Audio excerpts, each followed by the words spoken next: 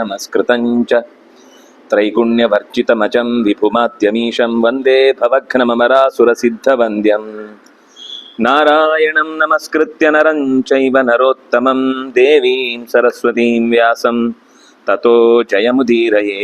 ಸ್ವಸ್ತ್ಯಸ್ತು ಸತಾಂ. ಹರಿ ಓಂ. ಕೃಷ್ಣ ಪಾಂಡವರ ಪರವಾಗಿ ದೂತ ಕೆಲಸಕ್ಕಾಗಿ ಕೌರವರಲ್ಲಿಗೆ ತೆರಳಿ ಆ ಸಂಧಾನ ಅನ್ನೋದು ಮುರಿದು ಬಿದ್ದು ಹೋದ ಮೇಲೆ ಮರಳಿ ಪಾಂಡವರಲ್ಲಿಗೆ ಬಂದು ಕೌರವರಲ್ಲಿರುವ ಸೇನೆಯ ಸಿದ್ಧತೆ ಮತ್ತು ಇವರು ಹೇಳಿ ಕಳುಹಿಸಿದ ಹಾಗೆ ಏನೇನು ಹೇಳಿದೆ, ಅದಕ್ಕೆ ಅವರ ಪ್ರತಿಕ್ರಿಯೆ ಏನಿತ್ತು ಇತ್ಯಾದಿಗಳನ್ನೆಲ್ಲ ವಿಸ್ತಾರವಾಗಿ ಚೆನ್ನಾಗಿ ಹೇಳುವ ಒಂದು ಕಲೆ ಏನು ಅಂದ್ರೆ, ಅಲ್ಲಿ ನಾವು ನೇರವಾಗಿ ನೋಡುವಾಗ ಏನೇನಾಯ್ತು ಅನ್ನೋದು ಒಂದ್ ಕಡೆಯಿಂದ ಹೇಳಿದ್ರು ಕೂಡ ಇನ್ನು ಕೆಲವೆಲ್ಲ ಅಲ್ಲಿ ಆಫ್ ದಿ ರೆಕಾರ್ಡ್ ಅಂತ ಇದ್ದ ತರದ್ದೆಲ್ಲ ಇಲ್ಲಿ ಯುಧಿಷ್ಠಿರನ ಮುಂದೆ ಅದನ್ನ ಮತ್ತೆ ಬಿಡಿಸಿ, ಇಲ್ಲಾಂದ್ರೆ ಅದನ್ನೇ ಇನ್ನೊಮ್ಮೆ ಹೇಳುದು ಅಂದ್ರೆ ಇಷ್ಟ ಆಗುತ್ತೆ, ವಿಷಯ ಬೋರ್ ಹೊಡಿಯುತ್ತೆ. ಅಲ್ಲಿ ಹೇಳ್ಬೇಕಾದ್ದನ್ನ ಅಲ್ಲಿ ಹೇಳಿ ಇನ್ನು ಕೆಲವು ಸಂಗತಿಗಳನ್ನ ಏನ್ ಅಲ್ಲಿ ಎದುರುಗಡೆ ಪ್ರಸ್ತಾವ ಮಾಡಿಲ್ಲ ಸಭೆಯಲ್ಲಿ, ಅಂತಹದ್ದನ್ನೆಲ್ಲ ಒಳಗೆ ಮಾತಾಡಿಕೊಂಡದ್ದನ್ನ ಧರ್ಮರಾಜನಿಗೆ ಬಿಡಿಸಿ ಹೇಳಿದ. ಮಾತುಕತೆ ನಡೀತಾ ಇರುವಷ್ಟೊತ್ತಿಗೆ ಒಂದು ಅಲ್ಲಿ ಅದರಲ್ಲಿ ಕೌರವರಲ್ಲೂ ಕೂಡ ಯಾರನ್ನ ಸೇನಾಧಿಪತ್ಯಕ್ಕೆ ಜೋಡಿಸುವುದು ಅನ್ನುವ ಚರ್ಚೆ ಬಂದಾಗ ಸಹಜವಾಗಿ ಭೀಷ್ಮಾಚಾರ್ಯರ ಹೆಸರೇ ಬಂತು. ಆದ್ರೆ ಅವರೊಂದು ಕಂಡೀಷನ್ ಹಾಕಿದ್ರು, ಈ ಜಗಳ ಗಂಟ ಇದ್ದಾನಲ್ಲ ಕರ್ಣ, ಅವನಿದ್ರೆ ನನಗೆ ಯಾವುದನ್ನು ನಿರ್ವಹಿಸ್ಲಿಕ್ಕೆ ಆಗುದಿಲ್ಲ, ನನಗೆ ಕಷ್ಟ ಅವನನ್ನ ನಿಗ್ರಹ ಮಾಡ್ಲಿಕ್ಕೆ ಅಂತಂದ. ಅವನಿಗೆ ಸಿಟ್ಟು ಬಂತು, ನೀನು ಬಿದ್ದು ಹೋಗೋ ತನಕ ನಾನು ಯುದ್ಧ ಮಾಡಲ್ಲ, ಬರಲ್ಲ ಹೋಗು ಅಂತ ಹೇಳಿ ಸೀದಾ ಹೋದ. ಇದ್ರ ಪ್ರಾಬ್ಲಮ್ ಯಾರಿಗೆ ಹೇಳಿ? ಇದರಿಂದ ದುರ್ಯೋಧನನಿಗೆ. ನೀವೇನೇ ಜಗಳಾಡಿ, ಈಗ ನಾವೊಂದು ಪ್ರೊಡಕ್ಟಿವ್ ವರ್ಕ್ ಮಾಡ್ತಾ ಇರ್ಬೇಕಾದ್ರೆ ನಮ್ಮ ಜಗಳದಿಂದ ಲಾಸ್ ಆಗುದು ಯಾರಿಗೆ? ಯಜಮಾನನಿಗೆ. ನಾವ್ಯಾವುದೋ ಒಂದು ತಿಂಡಿಯನ್ನು ತಯಾರು ಮಾಡ್ತಾ ಇದ್ದೇವೆ ಅಂತ ಇಟ್ಕೊಳ್ಳಿ, ನೀನ್ ತಿಂಡಿ ಮಾಡಿದ ನಾನು ತಿನ್ನುದಿಲ್ಲ ಅಂತ ಅದಕ್ಕೆ ಉಪ್ಪು ಹಾಕ್ಬಿಡ್ತಾನೆ. ಇವನಿದ್ದಕ್ಕೆ ತಂದು ಒಂದಿಷ್ಟು ಡಾಲ್ಡಾ ಹಾಕ್ಬಿಡ್ತಾನೆ ತುಪ್ಪದ ಬದಲು. ಅದು ಇನ್ನೇನು ಆಗಿ ಕೊನೆಗೆ ಅದರ ಗಲಾಟೆಯಿಂದ ಕೆಟ್ಟ ಪರಿಣಾಮ ಯಾರಿಗೆ? ಅದರ ಕಂಪನಿಯ ಓನರಿಗೆ. ಹಾಗೆ ಇಲ್ಲಿ ಕರ್ಣ ನಿಜವಾಗಿಯೂ ದುರ್ಯೋಧನನಿಗೆ ಅತ್ಯಂತ ಮೆಚ್ಚುಗೆ ವ್ಯಕ್ತಪಡಿಸಿ ಗೌರವ ಸೂಚಿಸುವವನಾಗಿದ್ರೆ ಒಳ ಜಗಳಗಳನ್ನು ನುಂಗಿಕೊಂಡು ಯುದ್ಧ ಮಾಡಬೇಕಿತ್ತು. ಆದ್ರೆ ಸಿಟ್ಟಿ ನೋಡಿ, ಅದು ಕೋಪ ಯಾವಾಗ್ಲೂ ಕೂಡ ಹೇಗೆ ಒಬ್ಬ ಮನುಷ್ಯನಿಗೆ ತಪ್ಪು ನಿರ್ಧಾರಗಳತ್ತ ತನ್ನನ್ನು ಎಳೆಯತ್ತೆ ಅಂತಾನೆ ಗೊತ್ತಾಗಲ್ಲ. ಅವನ ಉದ್ದೇಶ ಏನಿತ್ತು? ಈ ಮುದುಕನ ಜೊತೆಗೆ ನಾನು ಯುದ್ಧ ಮಾಡಲ್ಲ ಅಂತ ನಿಲ್ಸಿದ. ಆದ್ರೆ 10 ದಿವಸ ಕರ್ಣನ ಅಸ್ತಿತ್ವ ಇಲ್ಲದೆ ಆ ಯುದ್ಧದಲ್ಲಿ ಪಾಂಡವರಿಗೆ ಹೆಲ್ಪ್ ಆಯ್ತು. ಒಂದು ಕಡೆಯಿಂದ ವಿದುರ ಬಿಟ್ಟು ಹೋದ, ಅದು ಅವನೇ ಕಳ್ಕೊಂಡಿದ್ದು, ದುರ್ಯೋಧನನೇ ಕಳ್ಕೊಂಡಿದ್ದು. ಅವನನ್ನು ವಿಶ್ವಾಸಕ್ಕೆ ತಗೊಂಡು ಅವನು ಹೇಳಿದ ಮಾತುಗಳಲ್ಲಿ ಕೆಲವನ್ನಾದ್ರೂ ನಡೆಸಿದ್ದಿದ್ರೆ ಬರ್ತಿದ್ನೇನು. ಆದ್ರೆ ವಿದುರನನ್ನು ಯಾವತ್ತೂ ವಿಶ್ವಾಸಕ್ಕೆ ತಗೊಳ್ಳಿಲ್ಲ ಅವನು. ಎರಡನೇದ್ದು,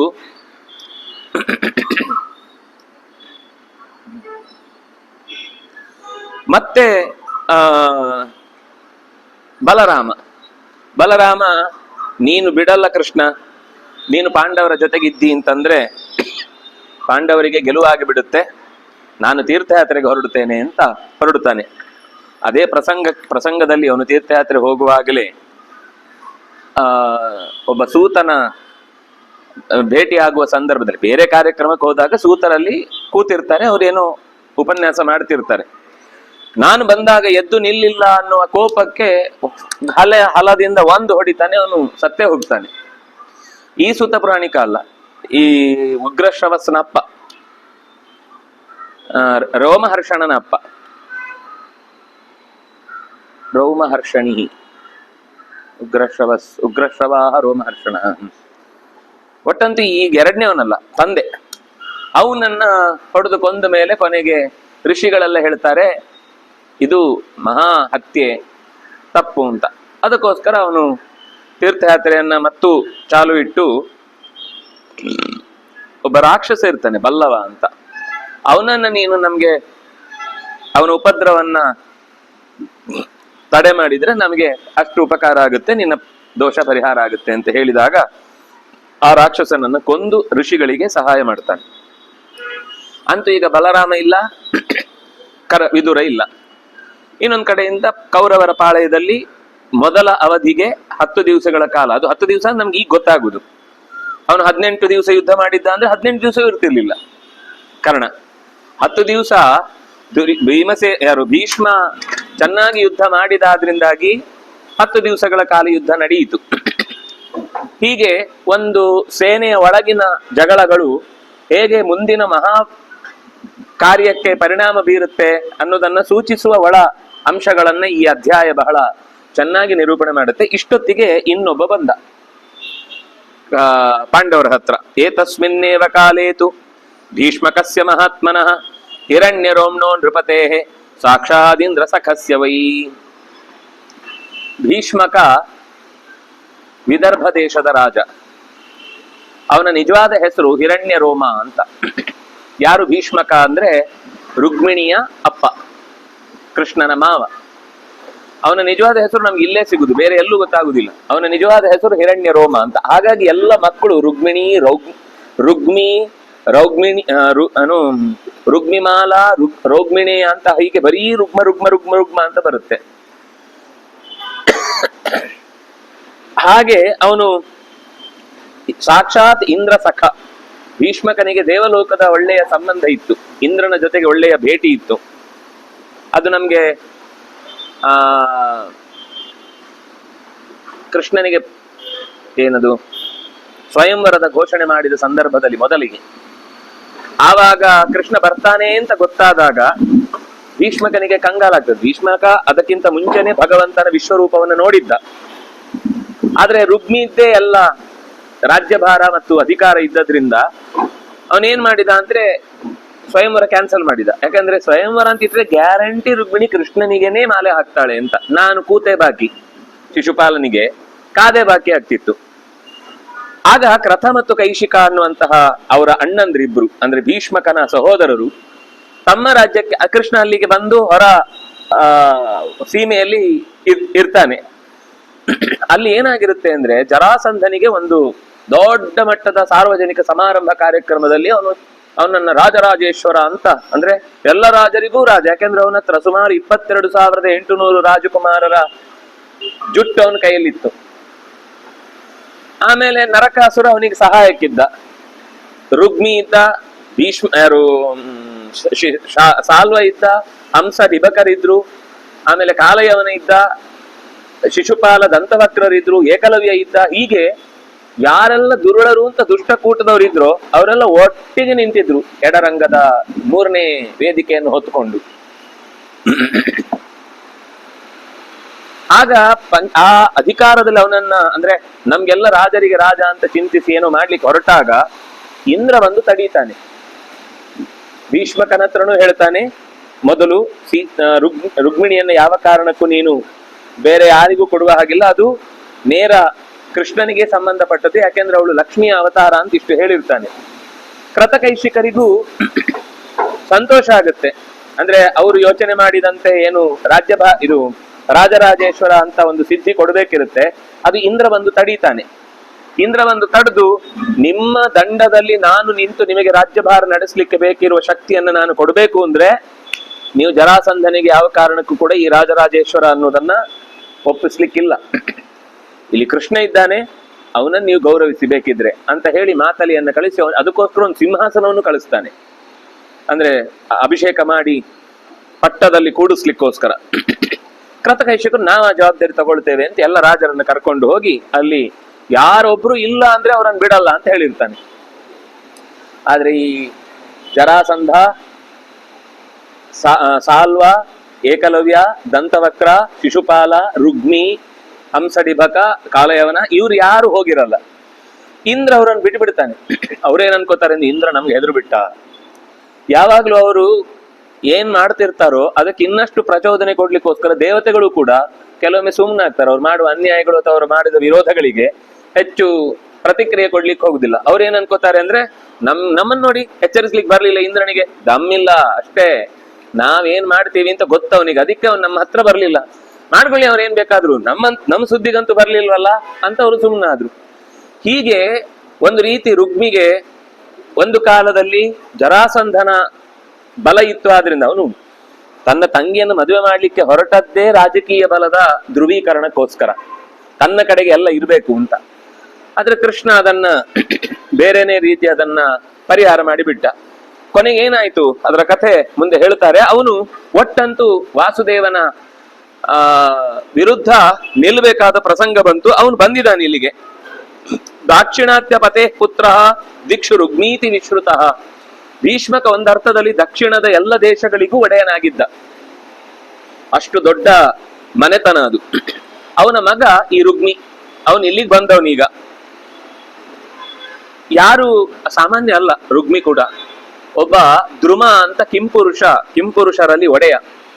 ಅವನನ್ನ ಒಲಿಸಿಕೊಂಡು, ಅವನು ಗಂಧ ಮಾದನ ಪರ್ವತದಲ್ಲಿ ವಾಸ ಮಾಡುವವನು, ಅವನನ್ನ ಚೆನ್ನಾಗಿ ಉಪಾಸನೆ ಮಾಡಿ ಅಂದ್ರೆ ಗುರು ಶುಶ್ರೂಷೆ ಮಾಡಿ ಧನುರ್ವಿದ್ಯೆಯನ್ನ ಸಂಪಾದಿಸಿದ್ದ ಯಾರು, ರುಗ್ಮಿ.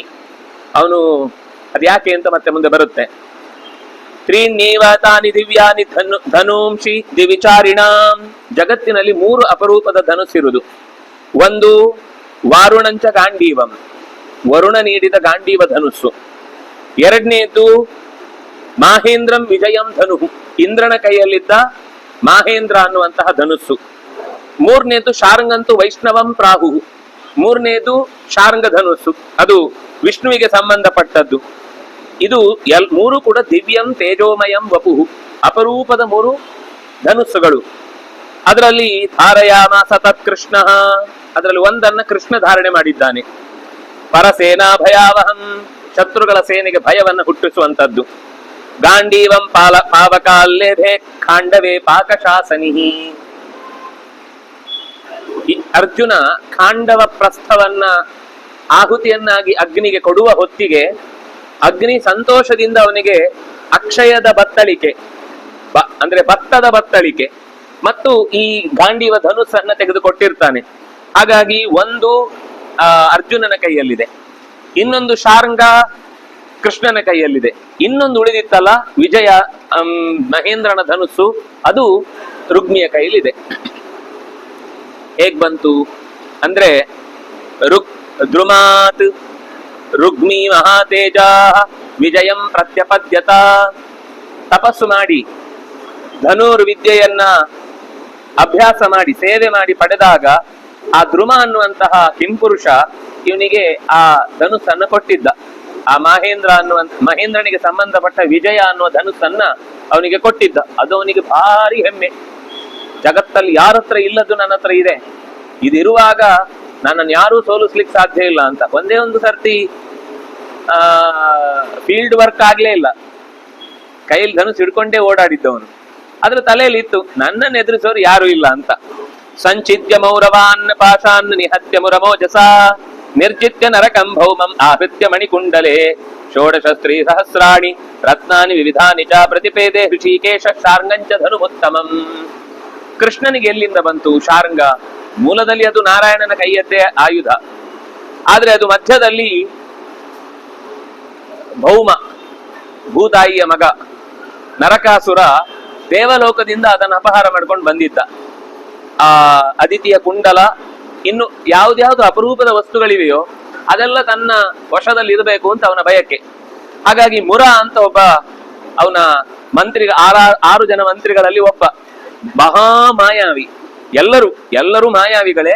ಅವನಂತೂ ನರಕದ ಹೊರಬಾಗಿಲಿಗೆ ಯಾರು ದೇವತೆಗಳು ಕೂಡ ನುಗ್ಗದಂತೆ ತಡೆದು ನಿಲ್ಲಿಸಿದ್ದ. ಕೃಷ್ಣ ಅವನನ್ನ ಕೊಂದು ಅವನ ಮಾಯಾ ಪಾಶಗಳನ್ನ ಭೇದಿಸಿ ಒಳಕ್ಕೆ ಪ್ರವೇಶ ಮಾಡಿದ. ಹಾಗಾಗಿ ಕೃಷ್ಣನಿಗೆ ಮುರಾರಿ ಅಂತ ಹೆಸರು. ಮುರನಿಗೆ ಅರಿ, ಮುರ ಅನ್ನುವ ರಾಕ್ಷಸನಿಗೆ ಅರಿಯಾಗಿ ಬಂದದ್ರಿಂದ ಅವನನ್ನ ಮುರಾರಿ ಅಂತ ಕರೆದ್ರು. ಅಂತಹ ಮುರಾರಿ ಆ 16,100 ಜನ ಹೆಣ್ಣು ಮಕ್ಕಳನ್ನ ತಾನು ಪಡೆದ ಮೇಲೆ ಅಲ್ಲಿದ್ದ ಅನೇಕ ರತ್ನಗಳಲ್ಲಿ ಒಂದು ಈ ಶಾರ್ಂಗ ಧನುಸ್ಸು ಕೂಡ. ಅನೇಕ ಅಪರೂಪದ ವಸ್ತುಗಳಿದ್ದು ನರಕನ ಮನೆಯಲ್ಲಿ, ಅಲ್ಲೇ ಇದ್ದದ್ದು ಈ ಶಾರ್ಂಗ ಧನುಸ್ಸು. ಅದಿತಿಯ ಕುಂಡಲಗಳನ್ನೆಲ್ಲ ಮರಳಿ ದೇವಲೋಕದಲ್ಲಿ ಒಪ್ಪಿಸಿ ಆ ನಂತರ ಈ ಧನುಸ್ಸನ್ನ ತಾನು ಕೃಷ್ಣ ತನ್ನ ಯುದ್ಧಕ್ಕಾಗಿ ಇಟ್ಟುಕೊಂಡಿದ್ದಾನೆ. ರುಗ್ಮಿ ಈಗ ಆ ಧನುಸ್ಸಿನ ಟೇಂಕಾರವನ್ನ ಮಾಡ್ತಾ ಅವರು ಉಪಪ್ಲಾವ್ಯದಲ್ಲಿ ಕುರುಕ್ಷೇತ್ರದ ಹೊರಭಾಗದಲ್ಲಿ ಪಾಂಡವರು ಎಲ್ಲಿ ವಾಸವಾಗಿದ್ರೋ ಸೇನೆಯನ್ನ ಸಿದ್ಧಗೊಳಿಸ್ತಾ ಅಲ್ಲಿಗೆ ರುಗ್ಮಿ ಬಂದಿದ್ದಾನೆ. ವಿಭೀಷಯನ್ ಇವ ಜಗತ್ ಪಾಂಡವಾನಭ್ಯವರ್ತತ. ವಿಭೀಷಯನ್ ತನ್ನ ಠಂಕಾರದಿಂದಲೇನೆ ಸುತ್ತಲಿನ ಎಲ್ಲ ಜನರ ಕಿವಿಗೆ ಅದರ ಧ್ವನಿ ಕೇಳಿಸಿದ ತಕ್ಷಣ ಎದೆ ನಡುಗಬೇಕು, ಹಾಗೆ ಶಬ್ದ ಮಾಡಿಕೊಂಡು ಒಳಕ್ಕೆ ಬಂದ. ಸಾಮಾನ್ಯ ಶಬ್ದ ಮಾಡೋರು ಜಾಸ್ತಿ ಒಳಗೆ ಟೊಳ್ಳಿರುತ್ತೆ, ಒಳಗೆ ಟೊಳ್ಳಿದ್ದಾಗ ಮಾತ್ರ ಶಬ್ದ ಜಾಸ್ತಿ ಆಗುತ್ತೆ. ನಾಮೃಶ್ಯತ ಪುರಾಯೋಸೋ ಸ್ವಬಾಹು ಬಲವರ್ ಗರ್ವಿತಃ. ಇವನು ತನ್ನ ತೋಳಿನ ಬಗೆಗೆ ಬಹಳ ಗರ್ವ ಇವನಿಗೆ, ನನ್ನ ಹಾಗೆ ಯಾರು ಇಲ್ಲ ಜಗತ್ತಿನಲ್ಲಿ ಅಂತ. ರುಗ್ಮಿಣ್ಯ ಹರಣಂ ವೀರೋ ವಾಸುದೇವೇನ ಧೀಮತ. ಆದ್ರೂ ಕೃಷ್ಣ ಅವನನ್ನ ಯುದ್ಧದಲ್ಲಿ, ಇದು ಅವನಿಗೆ ಇನ್ನೂ ಸಿಕ್ಕಿರ್ಲಿಲ್ಲ, ರುಗ್ಮಿಣಿಯನ್ನ ಎಳ್ಕೊಂಡು ಬರುವ ಪ್ರಸಂಗದಲ್ಲಿ ಅವನು ಆಮೇಲೆ ಈ ತಪಸ್ಸೆಲ್ಲ ಮಾಡಿದ್ದು. ಆವಾಗ ರುಗ್ಮಿಣಿಯ ಬೆನ್ನ ಹಿಂದೆ ಸಾಗಿ ಅವಳನ್ನು ಬಿಡಿಸ್ಕೊಳ್ಳಿಕ್ಕೆ ಹೋಗಿ ರುಗ್ಮಿ ಸೋತಿದ್ದ. ಸೋತು ಕೃತ್ವಾ ಪ್ರತಿಜ್ಞಾಂನ ಹತ್ವಾ ನಿವರ್ತಿಷ್ಯೇ ಜನಾರ್ದನಂ. ಅವನು ಕಣ್ಣ ಮುಂದೆನೆ ಅಪಹಾರ ಮಾಡ್ಕೊಂಡು ಹೋದ, ಕೊಲ್ತಿದ್ದ. ಅಲ್ಲೇ ಇದ್ದಾಳಲ್ವಾ ತಂಗಿ, ಕೊಲ್ಬೇಡ ಅಂತ ಕೇಳ್ಕೊಂಡ್ಲು. ಆದ್ರೆ ಇವನು ಬಿಡ್ತಾ ಇಲ್ಲ. ಎಷ್ಟು ಸರ್ತಿ ಅವನನ್ನ ಬಡದು ದೂರ ಕಟ್ಟಿದ್ರು ಮತ್ತೆ ಬಂದು ಬಂದು ಬಂದು ಉಪದ್ರವ ಕೊಡ್ತಾ ಇದ್ದಾನೆ. ಕೊನೆಗೆ ಏನ್ ಮಾಡ್ದ, ಅವನನ್ನ ಕಂಕಳಲ್ಲಿ ಹಿಡಿದು ತಲೆಯನ್ನ 5 ಕಡೆಗಳಲ್ಲಿ ಜುಟ್ಟು ಬಿಟ್ಟು, ಅದು ಒಂಥರ ಅರೆಬರೆ ತಲೆ ಬೋಳಿಸುವುದು ಅಂತ. ಯಾವಾಗ ಒಬ್ಬ ಸೋತಿದ್ದಾನೋ ಅವನಿಗೆ ಶಿಕ್ಷೆ ಏನು ಅಂದ್ರೆ, ಪ್ರಾಣ ತೆಗಿಲಿಲ್ಲ ಅಂದ್ರೆ ಹೀಗೆ, ಮುಂದೆ ಯಾರೂ ಕೂಡ ಕ್ಷೌರಿಕರು ಅವರ ತಲೆಗೆ ಬಾಳ್ ಹಾಕುದಿಲ್ಲ, ಮತ್ತೆ ರೇಸರ್ ಹಾಕುದಿಲ್ಲ, ಅವನು ಹಾಗೆ ಓಡಾಡ್ಬೇಕು, ಅದು ಅವಮರ್ಯಾದೆ ಅಂತ ಲೆಕ್ಕ. ಹಾಗಾಗಿ ಅವನು ನಾನು ಈ ಜನಾರ್ದನನನ್ನು ಕೊಲ್ಲದೆ ವಾಪಸ್ಸು ವಿದರ್ಭ ದೇಶಕ್ಕೆ ಕಾಲಿಡುವುದಿಲ್ಲ ಅಂತ ತಪಸ್ಸು ಮಾಡಿ ಹೋದ. ಊರಿಗೆ ಬರ್ಲಿಲ್ಲ, ಇದು ಊರ ಹೊರಗಡೆ ಅವನು ತಡೆದದ್ದು. ಊರ ಹೊರಗಡೆನೆ ಬಹಳ ದೂರದ ತನಕ ಕರ್ಕೊಂಡು ಬಂದು ಅವನನ್ನ ಹೀಗೆ ಅವಮಾನ ಮಾಡಿ ಕಳುಹಿಸಿದ. ತಥೋನ್ವಧಾವದ್ವಾರ್ಷ್ಣೇಯಂ ಸರ್ವಶಸ್ತ್ರಭೃತಾಂಬರ ಸೇನಯ ಚತುರಂಗಿಣ್ಯ ಮಹತ್ಯ ದೂರಪಾತಯ ವಿಚಿತ್ರಾಯುಧ ವರ್ಮಿಣ್ಯ ಗಂಗಯೇವ ಪ್ರವೃದ್ಧಯ ತಸಾಮಾದ್ಯ ಚವಾರ್ಷ್ಣೇಯಂ ಯೋಗಿನಾಂ ಈಶ್ವರಂ ಪ್ರಭುಂ ವ್ಯಂಸಿತೋ ವ್ರೀಡಿತೋ ರಾಜನ್ ಆಜಗಾಮ ಚಕುಂಡಿನಂ.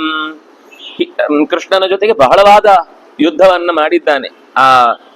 ತನಗೆ ಅವಮಾನ ಆಗುವ ಮುಂಚೆ 4 ಅಂಗಗಳಿಂದ ಕೂಡಿದಂತಹ ಸೇನೆ, ಸಣ್ಣ ಪ್ರಮಾಣದ್ದಲ್ಲ, ಅತ್ಯಂತ ದೊಡ್ಡ ಪ್ರಮಾಣದ ಸೇನೆಯನ್ನ ಕೃಷ್ಣನ ವಿರುದ್ಧ ಸೆಟೆದು ನಿಲ್ಲುವುದಕ್ಕೋಸ್ಕರ ಪ್ರಯತ್ನ ಪಟ್ಟರು, ಏನೂ ಆಗ್ಲಿಲ್ಲ. ಕೊನೆಗೆ ಕೃಷ್ಣನಿಂದ ನಿರ್ಜಿತನಾಗಿ ಸೋತು ಭೋಜಕಟ ಅಂತ ಒಂದು ಜಾಗ, ಅಲ್ಲಿ ಹೋಗಿ ಅವನು ಆ ನಗರದಲ್ಲೇ ತನ್ನ ಉಳಿದ ಸೇನೆಯನ್ನ ಕಟ್ಟಿಕೊಂಡು ಅದನ್ನೇ ಮತ್ತಷ್ಟು ಬೆಳೆಸಿ, ಇನ್ನೊಂದು ದಿವಸ ಅವಕಾಶ ಸಿಕ್ಕಿದಾಗ ನಾನು ಕೃಷ್ಣನನ್ನ ಖಂಡಿತ ಕೊಂದೇ ಬಿಡ್ತೇನೆ ಅಂತ ರುದ್ರದೇವರನ್ನ ತಪಸ್ಸು ಮಾಡಿದ್ದಾನೆ. ಕೃಷ್ಣನನ್ನ ಕೊಲ್ಲುವಂತ ಅಸ್ತ್ರ ಬೇಕು ಅಂತ ಕೇಳಿದ್ದಾನೆ. ಅಂಥದ್ ನಮ್ಮ ಹತ್ರ ಇಲ್ಲಪ್ಪ ಅಂತ ಹೇಳಿದ್ದಾನೆ. ನಮ್ಮ ಹತ್ರ ಆ ತರದ ಯಾವ ಅಸ್ತ್ರಗಳು ಸ್ಟಾಕ್ ಇಲ್ಲ, ಮತ್ತಂಥದ್ ಬರುವುದೂ ಇಲ್ಲ, ಯಾರು ಅಂತ ಕಂಪನಿಯಿಂದ ಇನ್ನೂ ಸೃಷ್ಟಿ ಮಾಡಿಲ್ಲ. ಆದ್ರಿಂದ ನೀನಂತದ್ ಕೇಳಿದ್ರು ಉಪಯೋಗ ಇಲ್ಲ. ಆದ್ರೆ ನೀನು ದ್ವೇಷ ಬಿಟ್ಟು ಒಂದ್ಸರ್ತಿ ಗೆಲ್ಬೇಕು ಅಂತ ಬಯಸಿದ್ರೆ ನಿಂಗೆ ಗೆಲ್ಲಿಕ್ಕಾಗುವಂತಹ ರೀತಿಯ ಅಸ್ತ್ರಗಳನ್ನ ನಾನು ಕೊಡ್ತೇನೆ ಅಂತ ಕೊಟ್ಟಿದ್ದ. ಅದ್ಯಾವತ್ತು ಬಳಸ್ಲಿಕ್ಕೆ ಆಗ್ಲಿಲ್ಲ, ಸುಮ್ನೆ ಅದನ್ನ ಜಂಗು ತುಕ್ಕು ಹಿಡಿಸಿ ರಸ್ಟ್ ಹಿಡಿಸಿ ಬಿಟ್ಟಿದ್ದಷ್ಟೇ ಹೊರತು ಅದನ್ನು ಉಪಯೋಗಿಸ್ಲಿಕ್ಕೆ ಆಗ್ಲಿಲ್ಲ. ಈಗ ಆ ಭೋಜರಾಜ ತನ್ನ ಸೈನ್ಯವನ್ನ ಕೂಡಿಕೊಂಡು ಸಿಕ್ಕಾಪಟ್ಟೆ ಅಕ್ಷೋಹಿಣಿ ಸೈನ್ಯವನ್ನ ಕೈಯಲ್ಲಿತ್ತು. ಅತ್ಯಂತ ತನ್ನ ಬಗೆಗೆ ಹೆಮ್ಮೆ ಪಟ್ಟುಕೊಂಡು, ಕೆಲವರು ಬೇರೆಯವರು ಯಾರು ನಮ್ಮ ಬಗ್ಗೆ ಹೊಗಳೋದಿಲ್ಲ ಅಂತ ಅವರೇ ಹೊಗಳ್ಕೊಳ್ತಾ ಇರ್ತಾರೆ, ಹೇಳ್ತಾ ಇರ್ತಾರೆ, ನಾನು ಏನು ಸಾಮಾನ್ಯ ಗೊತ್ತಿಲ್ಲ ನಿಮ್ಗೆ, ನಮ್ದು ಅಷ್ಟು ಸೇನೆ ಇದೆ, ಇಷ್ಟು ಕಡೆ ಯುದ್ಧ ಮಾಡಿ ಬಂದಿದ್ದೇವೆ, ಎಲ್ಲೂ ಮಾಡಿರಲ್ಲ, ದಾಖಲೆನೂ ಇರಲ್ಲ. ಈಗ ಆದ್ರೆ ಕರೆಕ್ಟ್ ಪ್ರೂಫ್ ಕೊಡಿ ಅಂತ ಕೇಳ್ಬೋದಿತ್ತು, ಆಗ ಆ ತರ ಏನು ಇಲ್ಲಲ್ಲ. ನೂರಾರು ತನ್ನ ಹಿಂದಿನ ವಿಜಯದ ಪಟಾಕಿಗಳನ್ನೆಲ್ಲ ತೋರಿಸಿ, ನೋಡಿ ಅಲ್ಲಿ ಗೆದ್ದಿದ್ದು ಇಲ್ಲಿ ಗೆದ್ದಿದ್ದು ಅಂತೆಲ್ಲ ತೋರಿಸಿದ ಪಾಂಡವರಿಗೆ. ತೋರಿಸಿ ಹೇಳ್ದ, ಉವಾಚ ಮಧ್ಯೆ ವೀರಾಣಾಂ ಕುಂತಿ ಪುತ್ರಂ ಧನಾಂಜಯಂ. ಎಲ್ಲ ಸೇರಿ ಅವ್ರು ಡಿಸ್ಕಸ್ ಮಾಡ್ತಾ ಇದ್ದಾರೆ ಗಂಭೀರವಾಗಿ, ಇದು ಇವ್ರು ಹೀಗ್ ಮಾಡ್ಲಿ, ಅವ್ರು ಹಾಗೆ ಮಾಡ್ಲಿ, ಇನ್ನೊಂದು ಈ ಸೇನೆ ಹೀಗಿರ್ಬೇಕು ಹಾಗಿರ್ಬೇಕು, ಅವ್ರು ಬಂದ್ರೆ ಇವರನ್ನು ಯುದ್ಧ ಮಾಡಿಸ್ಲಿಕ್ಕೆ ಎದುರು ಕಳಿಸ್ಬೇಕು. ಇನ್ ಮಧ್ಯದಲ್ಲಿ ಬಂದ, ಇನ್ವಿಟೇಷನ್ನೇ ಇಲ್ಲ ಇವನಿಗೆ, ಸೀದಾ ಬಂದು, ನಿಮ್ಮ ವಿಷಯ ಗೊತ್ತಾಯ್ತು ನನಗೆ, ಬಹಳ ಬೇಸರ ಆಯ್ತು. ಯಾರು ಕೇಳಿದ್ರು ನಿಮ್ಮ ಹತ್ರ? ಕೇಳಿಲ್ಲ, ಆದ್ರೆ ಅವನೇ ಹೇಳ್ತಿದ್ದಾನೆ, ಬಂದು ನೇರವಾಗಿ ಬಂದು ಹೇಳ್ತಿದ್ದಾನೆ, ಕರಿಷ್ಯಾಮಿ ರಣೇ ಸಾಕ್ಯಂ ಅಸಖ್ಯಂ ತವ ಶತ್ರುಭಿ ಸಹಾಯೋಸ್ಮಿ ಸ್ಥಿತೋ ಯುದ್ಧೆ ಯದಿ ಭೀತೋಸ್ಮಿ ಪಾಂಡವ. ಅರ್ಜುನ, ನೀನ್ ತುಂಬಾ ಭಯಪಟ್ಟಿರ್ಬೇಕಲ್ವಾ? ದುರ್ಯೋಧನನ ಸೇನೆ ಸಿಕ್ಕಾಪಟ್ಟೆ ದೊಡ್ಡ ಪ್ರಮಾಣದಲ್ಲಿ ಕೂಡು ಹಾಕಿದೆ ಅಂತ ನನಗೆ ಗೊತ್ತಾಯ್ತು. ನಿನಗೆ ಏನು ಹೆದರ್ಬೇಕಾಗಿಲ್ಲ, ನಾನಿದ್ದೇನೆ. ನಾನು ಬಂದ್ರೆ ಅದು ನಮ್ಮ ಕಡೆಗೆ ಗೆಲುವು, ನಾನಿದ್ದಲ್ಲಿ ಜಯ, ಅದು ನನ್ನ ಹಣೆಯಲ್ಲೇ ಬರೆದು ನಿಲ್ಸಿದೆ. ಅಂದಾಗ ನೀನು ಸಹಾಯಕ್ಕೆ ನಾನಿದ್ದೇನೆ ಎನ್ನುವ ಧೈರ್ಯದಿಂದ ನೀನು ಇನ್ನು ಯುದ್ಧಕ್ಕೆ ಎಷ್ಟು ಬೇಕಾದ್ರೂ ಹೋಗ್ಬೋದು. ನಹಿಮೇ ವಿಕ್ರಮೇ ತುಲ್ಯ ಪುಮಾನಸ್ತಿ ಇತಿ ಕಷ್ಟನ. ಒಬ್ಬನನ್ನ ತೋರಿಸಿ ನನಗೆ ಸಮನಾಗಿ ರುಕ್ಮಿಗೆ ಸಮ ಈಸಿ ಗೋಲ್ಡ್ ಯಾರನ್ನಾದ್ರೂ ಒಬ್ಬನನ್ನು ತೋರಿಸಿ, ಇಲ್ಲವೇ ಇಲ್ಲ. ಅನಿಶ್ಯಾಮಿ ರಣೇ ಭಾಗಂ ಎನ್ಮೇ ದಾಸ್ಯಸಿ ಪಾಂಡವ. ಬೇಡ, ನೀನು ಸಮಗ್ರ ಯುದ್ಧದ ಜವಾಬ್ದಾರಿ ಎಲ್ಲ ಕೊಡ್ಲಿಕ್ಕೆ ನಾನೀಗ ಮಧ್ಯದಲ್ಲಿ ಬಂದು ಅಷ್ಟು ಕೇಳಲಿಕ್ಕೆ ಸರಿ ಹೋಗಲ್ಲ. ನನಗೊಂದು ಭಾಗ ಕೊಡು. ನೀನು ಎಷ್ಟು ನನಗೆ ಎಂತ ಜವಾಬ್ದಾರಿ ಕೊಟ್ಟು ಇಷ್ಟು ಜನರನ್ನು ಮುಗಿಸು ಅಂತ ಹೇಳ್ತೀಯಲ್ಲ, ನೀನು ಹೇಳಿ ಮುಗಿಸುವಷ್ಟರಲ್ಲಿ ನಾನು ಆ ಕೆಲಸನೇ ಮುಗಿಸಿ ಬರ್ತೇನೆ. ಅಷ್ಟು ತಾಕತ್ತು ನನಗಿದೆ.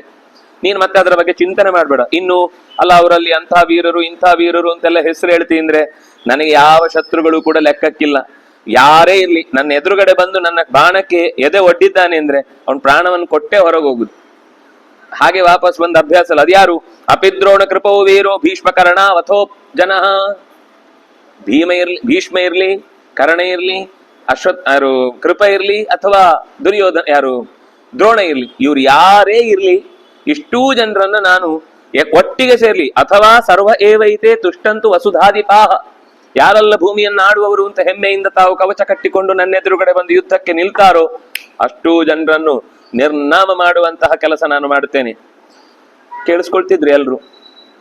ಕೃಷ್ಣನನ್ನ ನೋಡ್ತಾನೆ, ಧರ್ಮರಾಜನ್ ನೋಡ್ತಾನೆ, ಅವ್ರು ಹೂ ಹೇಳ್ತಾ ಇದ್ದಾರಾ ಅಂತೆಲ್ಲ ಗಮನಿಸ್ತಾ ಇದ್ದಾನೆ. ತನ್ನ ಮಾತಿಗೆ ಹೂ ಅಂದ್ರೆ ಭಾರಿ ಖುಷಿ. ಅದು ಯಾರು ಕೇಳಿಸ್ಕೊಳ್ಳಿಲ್ಲ ಅಂದ್ರೆ ಒಂಥರ ಇರಿಟೇಟ್ ಆಗ್ಲಿಕ್ಕೆ ಶುರು ಆಗುತ್ತೆ. ಎಲ್ಲರೂ ಈಗ ಅಂದಾಗ ಅವನಿಗೆ ಭಾರಿ ಹೆಮ್ಮೆ ಅಂತು. ಎಲ್ಲ ಹೇಳ್ತಾ ಅವನು ಇಷ್ಟು ಹೇಳಿ ಮುಗಿಸಿದ. ಪರಸ್ಪರ ಅವ್ರವ್ರ ಮುಖ ನೋಡ್ಕೊಂಡ್ರು. ಯಾರು ಮಾತಾಡುದು? ಎಲ್ರಿಗೂ ಮಾತಾಡಬೇಕು ಅಂತಿದೆ, ಆದ್ರೆ ನಾವು ಹಾಗೆ ಅವನ ತರ ಎಲ್ಲ ಗಜಿಬಿಜಿ ಮಾಡಬಾರ್ದು. ಸರಿ, ಕೊನೆಗೆ ಸಂಕೇತ ಕೊಟ್ರು, ಅರ್ಜುನ ನೀನ್ ಮಾತಾಡು ಅಂತ. ವಾಸುದೇವಂ ಅಭಿಪ್ರೇಕ್ಷ್ಯ, ವಾಸುದೇವನನ್ನ ಗಮನಿಸಿ ಅರ್ಜುನ ಧರ್ಮರಾಜಂಚ ಪಾಂಡವಂ, ಅಣ್ಣನನ್ನು ಕೊಡುವ ಒಪ್ಪಿಗೆ ಕೇಳಿದ. ಮಾತಾಡ್ಲಾ ನಾನು ಅಂತ. ಶೃಣ್ವತಾಂ ಪಾರ್ಥಿವೇಂದ್ರಾಣ ಮನ್ಯೇಷಾಂ ಚೈವ ಸರ್ವಶಃ. ವಾಸುದೇವ, ಉಳಿದ ರಾಜರು, ಧರ್ಮರಾಜ, ಈ ಎಲ್ಲರನ್ನೂ ಕಣ್ಣಲ್ಲಿಯೇ ಅಭಿಪ್ರಾಯವನ್ನ ಕೇಳಿ, ಇದೆಲ್ಲ ಬಹಳ ಸೂಕ್ಷ್ಮ ಮಾತಿಲ್ಲ ಇಲ್ಲಿ, ಕಣ್ಣಲ್ಲೇ ಗೊತ್ತಾಗುತ್ತೆ. ನಿನ್ನ ಒಪ್ಪಿಗೆ ಇದೆಯಾ ಅನ್ನೋ ತರ. ಅವರು ಹಿಂಗಂದ್ರೆ ಮುಗಿಯಿತು, ಎಲ್ಲ ರೆಡಿ ಅಂತ ಅರ್ಥ, ಮಾತಾಡು ಅಂತ. ಅವರೆಲ್ಲ ಕೇಳಿಸ್ಕೊಳ್ತಾ ಇರ್ಬೇಕಾದ್ರೆ ಅವರ ಮುಂದೆನೆ ಜೋರಾಗಿ ನಗುತ್ತಾ ಅರ್ಜುನ ಪ್ರಹಸ್ಯ ಸಖಿಪೂರ್ವಕಂ, ಹಾಗಂತ ಹೇಳಿ ಅವಮಾನ ಮಾಡಲಿಲ್ಲ, ಸಖಿಪೂರ್ವಕಂ ಆತ್ಮೀಯತೆಯಿಂದಲೇ ಮಾತಾಡಿದ. ಪಾಂಡವರಿಗೆ ಯಾವತ್ತೂ ಕೂಡ ಎಷ್ಟೇ ಎಡವಟ್ಟ ಬಂದು ಅವರನ್ನ ಪುಸಲಾಯಿಸುವುದಕ್ಕೆ ಪ್ರಯತ್ನ ಪಟ್ಟರು ಅವರು ರೊಚ್ಚಿಗೆ ಇಳಿಸುವುದಿಲ್ಲ, ಅಥವಾ ಕಾರಣ ಇಲ್ಲದ ಒಬ್ಬನನ್ನು ಅವಮಾನ ಮಾಡುವಂತಹ ಪ್ರಸಂಗ ಬರುವುದೇ ಇಲ್ಲ ಅವ್ರ ಬಾಯಲ್ಲಿ. ಅವ್ರು ಹೇಳ್ತಾರೆ, ಆಯ್ತಪ್ಪ, ನಾನು ಹಿಂದೆ ಗಂಧರ್ವರ ಜೊತೆಗೆ ಯುದ್ಧ ಮಾಡ್ತಾ ಇದ್ದೆ. ಈ ಪಾಂಡವರು ಯಾರು ಕೌರವರು ಘೋಷಯಾತ್ರೆಗೆ ಅಂತ ಬಂದಾಗ ಅಲ್ಲಿ ಅಷ್ಟೂ ಗಂಧರ್ವರನ್ನ ಸೋಲಿಸಿದ್ದು ನಾವೇ. ಪಾಂಡವರಲ್ಲಿ ನಮಗೆ ಆಗ ಯಾರೂ ಇರ್ಲಿಲ್ಲ, ಸೈನ್ಯವೂ ಇರ್ಲಿಲ್ಲ, ನಾವೇ ಇದ್ದಿದ್ದು. ಆಗ ಸುಮಹಾಬಲೈ, ಅವರು ಸಾಮಾನ್ಯರಲ್ಲ ಗಂಧರ್ವರು ಅಂದ್ರೆ, ಅತ್ಯಂತ ಬಲಿಷ್ಠರು. ಯುದ್ಧಮಾನಸ್ಯ ಮೇ ವೀರ ಗಂಧರ್ವೈ ಸುಮಹಾಬಲೈ ಸಹಾಯೋ ಘೋಷಯಾತ್ರಾಯಾಂ ಕಸ್ತಸಾಸೀತ್ ಸಖಾ ಮಮ. ಆಗ ರುಗ್ಮಿ ಎಲ್ಲಿದ್ದ? ಸಖಾ ಅಂತ ಹೇಳ್ಕೊಂಡಿದ್ದವನು. ಆದ್ರೂ ಗೆದ್ದು ಬಂದ್ವಲ್ಲ, ಅಂದ್ರೆ ಅವನು ಭೀತೋಸಿ ಅಂತ ಹೇಳಿದ್ನಲ್ಲ, ತುಂಬಾ ಭಯ ಪಟ್ಟಿದ್ಯಲ್ವಾ, ನಿನ್ನ ಭಯ ನಿವಾರಣೆಗೆ ನಾನಿದ್ದೇನೆ ಅಂತ ರುಗ್ಮಿ ಹೇಳ್ಕೊಂಡು ಬಂದಲ್ವ, ಅದಕ್ಕೆ ಹೇಳಿದ್ದು ಅಲ್ಲ. ಆಗ ಯುದ್ಧ ಮಾಡುವಾಗ ನಮ್ಮ ಸಖಾ ಎಲ್ಲಿದ್ದ? ಅವ್ನು ಡೈರೆಕ್ಟ್ ರುಗ್ಮಿ ಅಂತ ಹೆಸರು ತಗೊಳ್ಳಿಲ್ಲ, ಸಖಾ ಅಂತ ಹೇಳ್ಕೊಂಡು ಬರೋರು ಯಾರಿದ್ರು ನಮ್ಗೆ ಆವಾಗ? ಅಂದ್ರೆ ನೀನು ಇರ್ಲಿಲ್ಲ ಅಂತ ಅರ್ಥ, ಯಾರು ಇರ್ಲಿಲ್ಲ ನಮ್ಗಾಗ ಸಖಾ. ಯಥಾ ಪ್ರತಿಭಯೇ ತಸ್ಮಿನ್ ದೇವದಾನವ ಸಂಕುಲೆ ಖಾಂಡವೇ ಯುದ್ಧಮಾನಸ್ಯ ಕಸ್ಸಹಾಯ ತದಾಭವತ್. ಆಯ್ತಪ್ಪ, ಒಂದ್ಸರ್ತಿ ಏನೋ ಅದೃಷ್ಟಕ್ಕೆ ಗೆದ್ವಿ, ಹಣೆ ಬರಹ ಚೆನ್ನಾಗಿತ್ತು, ಅವರಿಗೆ ಏನೋ ತೊಂದರೆ ಆಯ್ತು, ಹಿಂದ್ ಸರಿದ್ರು, ನಾವು ಗೆದ್ವಿ ಅಂತ ಭ್ರಮಿಸಿದ್ವಿ ಅಂತ ಬೇಕಾದ್ರೂ ನೀನು ಹೇಳು. ಖಾಂಡವ ಪ್ರಸ್ಥದಲ್ಲಿ ಸಮಸ್ತ ದೇವತಾ ಸಮೂಹ ಒಟ್ಟಿಗೆ ಬಂದು ನಮ್ಮ ಮೇಲೆ ಯುದ್ಧ ಮಾಡಿದೆ, ಅದನ್ನು ಬೆಂಕಿಗೆ ಕೊಡಬಾರದು ಅಂತ. ಯಾಕೆಂದ್ರೆ ಅದು ದೇವತೆಗಳ ಸೊತ್ತಾಗಿತ್ತು ಅನ್ನುವ ಕಾರಣಕ್ಕಾಗಿ. ಅಷ್ಟೂ ದೇವತೆಗಳನ್ನ ಸೋಲಿಸಿದವರು ನಾವೇ ಆವಾಗ್ಲೂ. ಆವಾಗ ಕಸ್ಸಹಾಯ ಸದಾಭವತ್, ಯಾವ ಸಹಾಯಕ್ಕಿದ್ರು? ಯಾರಿದ್ರು? ನಿವಾತ ಕವಚೈರ್ಯುದ್ಧೇ. ನಿವಾತ ಕವಚರು ಅಂತ ಈ ಹಿಮಾಲಯದ ತಪ್ಪಲಿನಲ್ಲಿ ವಾಸವಾಗಿದ್ದ ಕುಬೇರನ ಅನುಚರರ ಒಂದು ದೊಡ್ಡ ಪಡೆ. ಅವರನ್ನ ಸಂಹಾರ ಮಾಡುವಾಗ ಯಾರಿದ್ರು? ಅದೇ ರೀತಿ ಇನ್ನೂ ಒಂದು ಗುಂಪು ಕಾಲಕೇಯರು ಅಂತ. ಅವರನ್ನು ಕೊಲ್ಲುವಾಗ, ದಾನವರ ಜೊತೆಗೆ ಯುದ್ಧ ಮಾಡುವಾಗ ಕಸ್ಸಹಾಯಸ್ತದಾಭವತ್ ಯಾರಿದ್ರು? ಯಥಾ ವಿರಾಟ ನಗರೇ ಕುರುಭಿಸ್ಸಹ ಸಂಗರೇ ಯುದ್ಧತೋ ಯದು ಬಹುಬಿರ್ಸ್ತತ್ರ ಕಸ್ಸಹಾಯೋ ಭವನ್ ಮಮ. ಅದೆಲ್ಲ ಬಿಡಿ. ಇಂದಿದ್ರಲ್ಲಿ ಒಂದರಲ್ಲಿ ಭೀಮ ಇದ್ದ, ಇನ್ನೊಂದರಲ್ಲಿ ಕೃಷ್ಣ ಇದ್ದ ಕಾಂಡವ ಪ್ರಸ್ಥದಲ್ಲಿ ಯುದ್ಧಕ್ಕೆ. ಆದ್ರೆ ವಿರಾಟ ನಗರದಲ್ಲಿ ಯುದ್ಧ ಮಾಡುವಾಗ ಬೃಹನ್ನಳೆಯಾಗಿ ನಾನು ಒಬ್ಬನೇ ಹೋಗಿದ್ದು. ಅಷ್ಟೂ ಸೇನೆ ಒಟ್ಟಿಗೆ ನನ್ನ ವಿರುದ್ಧ ನಿಂತಿತ್ತು. ನಾನು ಒಂದೇ ಒಂದು ಗೋವಿಗೆ ಏಟಾಗದ ಹಾಗೆ ಅಷ್ಟೂ ಗೋವುಗಳನ್ನು ಬಿಡಿಸಿಕೊಂಡು ಬಂದೆ. ಅಷ್ಟೂ ಜನರಿಗೂ ನನ್ನ ಪೌರುಷದ ಬಲದಿಂದ ಸೋಲನ್ನು ಒಪ್ಪಿಸಿದೆ. ಆಗ ಯಾರಿದ್ರು ಸಹಾಯಕ್ಕೆ? ಯಾರಿರ್ಲಿಲ್ಲಲ್ವಾ? ಯುದ್ಧತೋ ಉಪಜೀವ್ಯರಣೇ ರುದ್ರಂ. ಅಷ್ಟೇ ಅಲ್ಲ, ನನ್ನ ಬತ್ತಳಿಕೆಯಲ್ಲಿ ರುದ್ರ, ಶಕ್ರ, ವೈಶ್ರವಣ ಅಂದ್ರೆ ಕುಬೇರ, ಯಮ, ವರುಣ, ಪಾವಕ ಇಷ್ಟು ಜನರ ಬಾಣಗಳು, ಅಸ್ತ್ರಗಳು ನನ್ನ ಬತ್ತಳಿಕೆಯಲ್ಲಿದೆ. ಅಷ್ಟೇ ಅಲ್ಲ, ಕೃಪಾಚಾರ್ಯರು, ದ್ರೋಣಾಚಾರ್ಯರು ಮತ್ತು ಮಾಧವ, ಕೃಷ್ಣ ಕೊಟ್ಟಿರುವಂತಹ ಅಸ್ತ್ರಗಳು ನನ್ನ ಕೈಯಲ್ಲಿದೆ. ಅಂದ್ರೆ ಅವರು ಪಾಠ ಮಾಡಿದ್ದಾರೆ. ಕೃಷ್ಣನು ಪಾಠ ಮಾಡಿದ್ದಾನೆ, ದ್ವಾರಕೆಗೆ ಕರ್ಕೊಂಡು ಹೋಗಿ ಅವನಿಗೆ ಪಾಠ ಮಾಡಿದ್ದಾನೆ. ಹಾಗಾಗಿ ಇವರೆಲ್ಲರಿಂದ ಲಭ್ಯವಾದ ಅನೇಕ ಅಸ್ತ್ರಗಳು ನನಗೆ ಕೈವಶವಾಗಿವೆ. ಇಷ್ಟೆಲ್ಲ ಇದ್ದ ಮೇಲೆ ನಾನು ಭಯ ಪಡಬೇಕಾದ ಸಂಗತಿ ಏನಿದೆ? ಧಾರಯನ್ನ ಗಾಂಡಿವಂ, ನನ್ನ ಕೈಯಲ್ಲಿರುವ ಗಾಂಡೀವವಾದ ದಿವ್ಯ ಧನುಸ್ಸು, ಇದು ತೇಜಸ್ಸಿನಿಂದ ಹೇಗೆ ಕೂಡಿದೆ ನೋಡು. ಇದರಲ್ಲಿ ಹಿಡಿದ ಒಂದು ಬಿಲ್ಲು ಬಾಣ ಕೂಡ ವ್ಯರ್ಥವಾಗಿ ಹೋಗುವುದಿಲ್ಲ, ಮತ್ತೆ ಒಂದೂ ಕೂಡ ಕಳೆದು ಹೋಗುವುದಿಲ್ಲ. ಮರಳಿ ಬಂದು ನನ್ನ ಬತ್ತಳಿಕೆಯಲ್ಲಿ ಸೇರಿಕೊಳ್ಳುತ್ತೆ. ಅಕ್ಷಯ ತೂಣೀರ, ಇದು ಒಂಥರ ಬೂಮರಂಗ್, ಹೆಂಗೆಸ್ತ್ರ ವಾಪಸ್ ಬಂದು ಕೈಗೆ ಸಿಗುತ್ತಲ್ಲ ಹಾಗೆ ಆ ಬಾಣಗಳು ವಾಪಸ್ ಬಂದು ನನ್ನ ಬತ್ತಳಿಕೆಯನ್ನೇ ಸೇರಿಕೊಳ್ಳುತ್ತವೆ. ಅಂತಹದ್ದಿದೆ. ದ್ರೋಣೇನ ವ್ಯಪತಿಶಿಷ್ಯ ವಾಸುದೇವ ಸಹಾಯವಾನ್. ಕೌರವರ ಕುಲದಲ್ಲಿ ಹುಟ್ಟಿದವ, ಪಾಂಡುವಿನ ಮಗ, ದ್ರೋಣರ ಶಿಷ್ಯ, ವಾಸುದೇವನನ್ನೇ ಸಹಾಯಕ್ಕಾಗಿ ಇಟ್ಟುಕೊಂಡವ ಈ ಅರ್ಜುನನಿಗೆ ಭಯ ಅನ್ನುವ ಶಬ್ದದ ಪರಿಚಯ ಅವನ ಕೋಶದಲ್ಲೇ ಎಲ್ಲೂ ಹುಟ್ಲಿಕ್ಕೆ ಸಾಧ್ಯ ಇಲ್ಲ. ಅರ್ಜುನನ ಕೋಶ ಅಂತ ಏನಾದ್ರೂ ಬರೆದ್ರೆ ಅದ್ರಲ್ಲಿ ಭಯಕ್ಕೆ ಪರ್ಯಾಯ ಪದಗಳು ಇಲ್ಲ, ಭಯ ಅನ್ನುವ ಶಬ್ದವೇ ಇಲ್ಲ, ಡಿಕ್ಷನರಿಯಲ್ಲಿ ಆ ಪದವೇ ಇಲ್ಲ ಅಂತ ಹೇಳ್ತೀವಲ್ಲ ಹಾಗೆ ಭಯದ ಸುದ್ದಿ ನಮ್ಮ ಹತ್ರ ಇಲ್ಲ. ನಾಸ್ತಿ ಭೀತೋ ಮಹಾಬಾಹೋ ಸಹಾಯಾರ್ಥಶ್ಚ ನಾಸ್ತಿನೇ. ಭಯ ಪಟ್ಟಿದ್ದೇನೆ ಅನ್ನುವ ಕಾರಣಕ್ಕಾಗಿ ಅರ್ಜುನನಿಗೆ ಸಹಾಯ ಮಾಡುವರು ಇಲ್ಲಿ ಯಾರೂ ಇಲ್ಲ, ಬೇಕಾಗಿಯೂ ಇಲ್ಲ.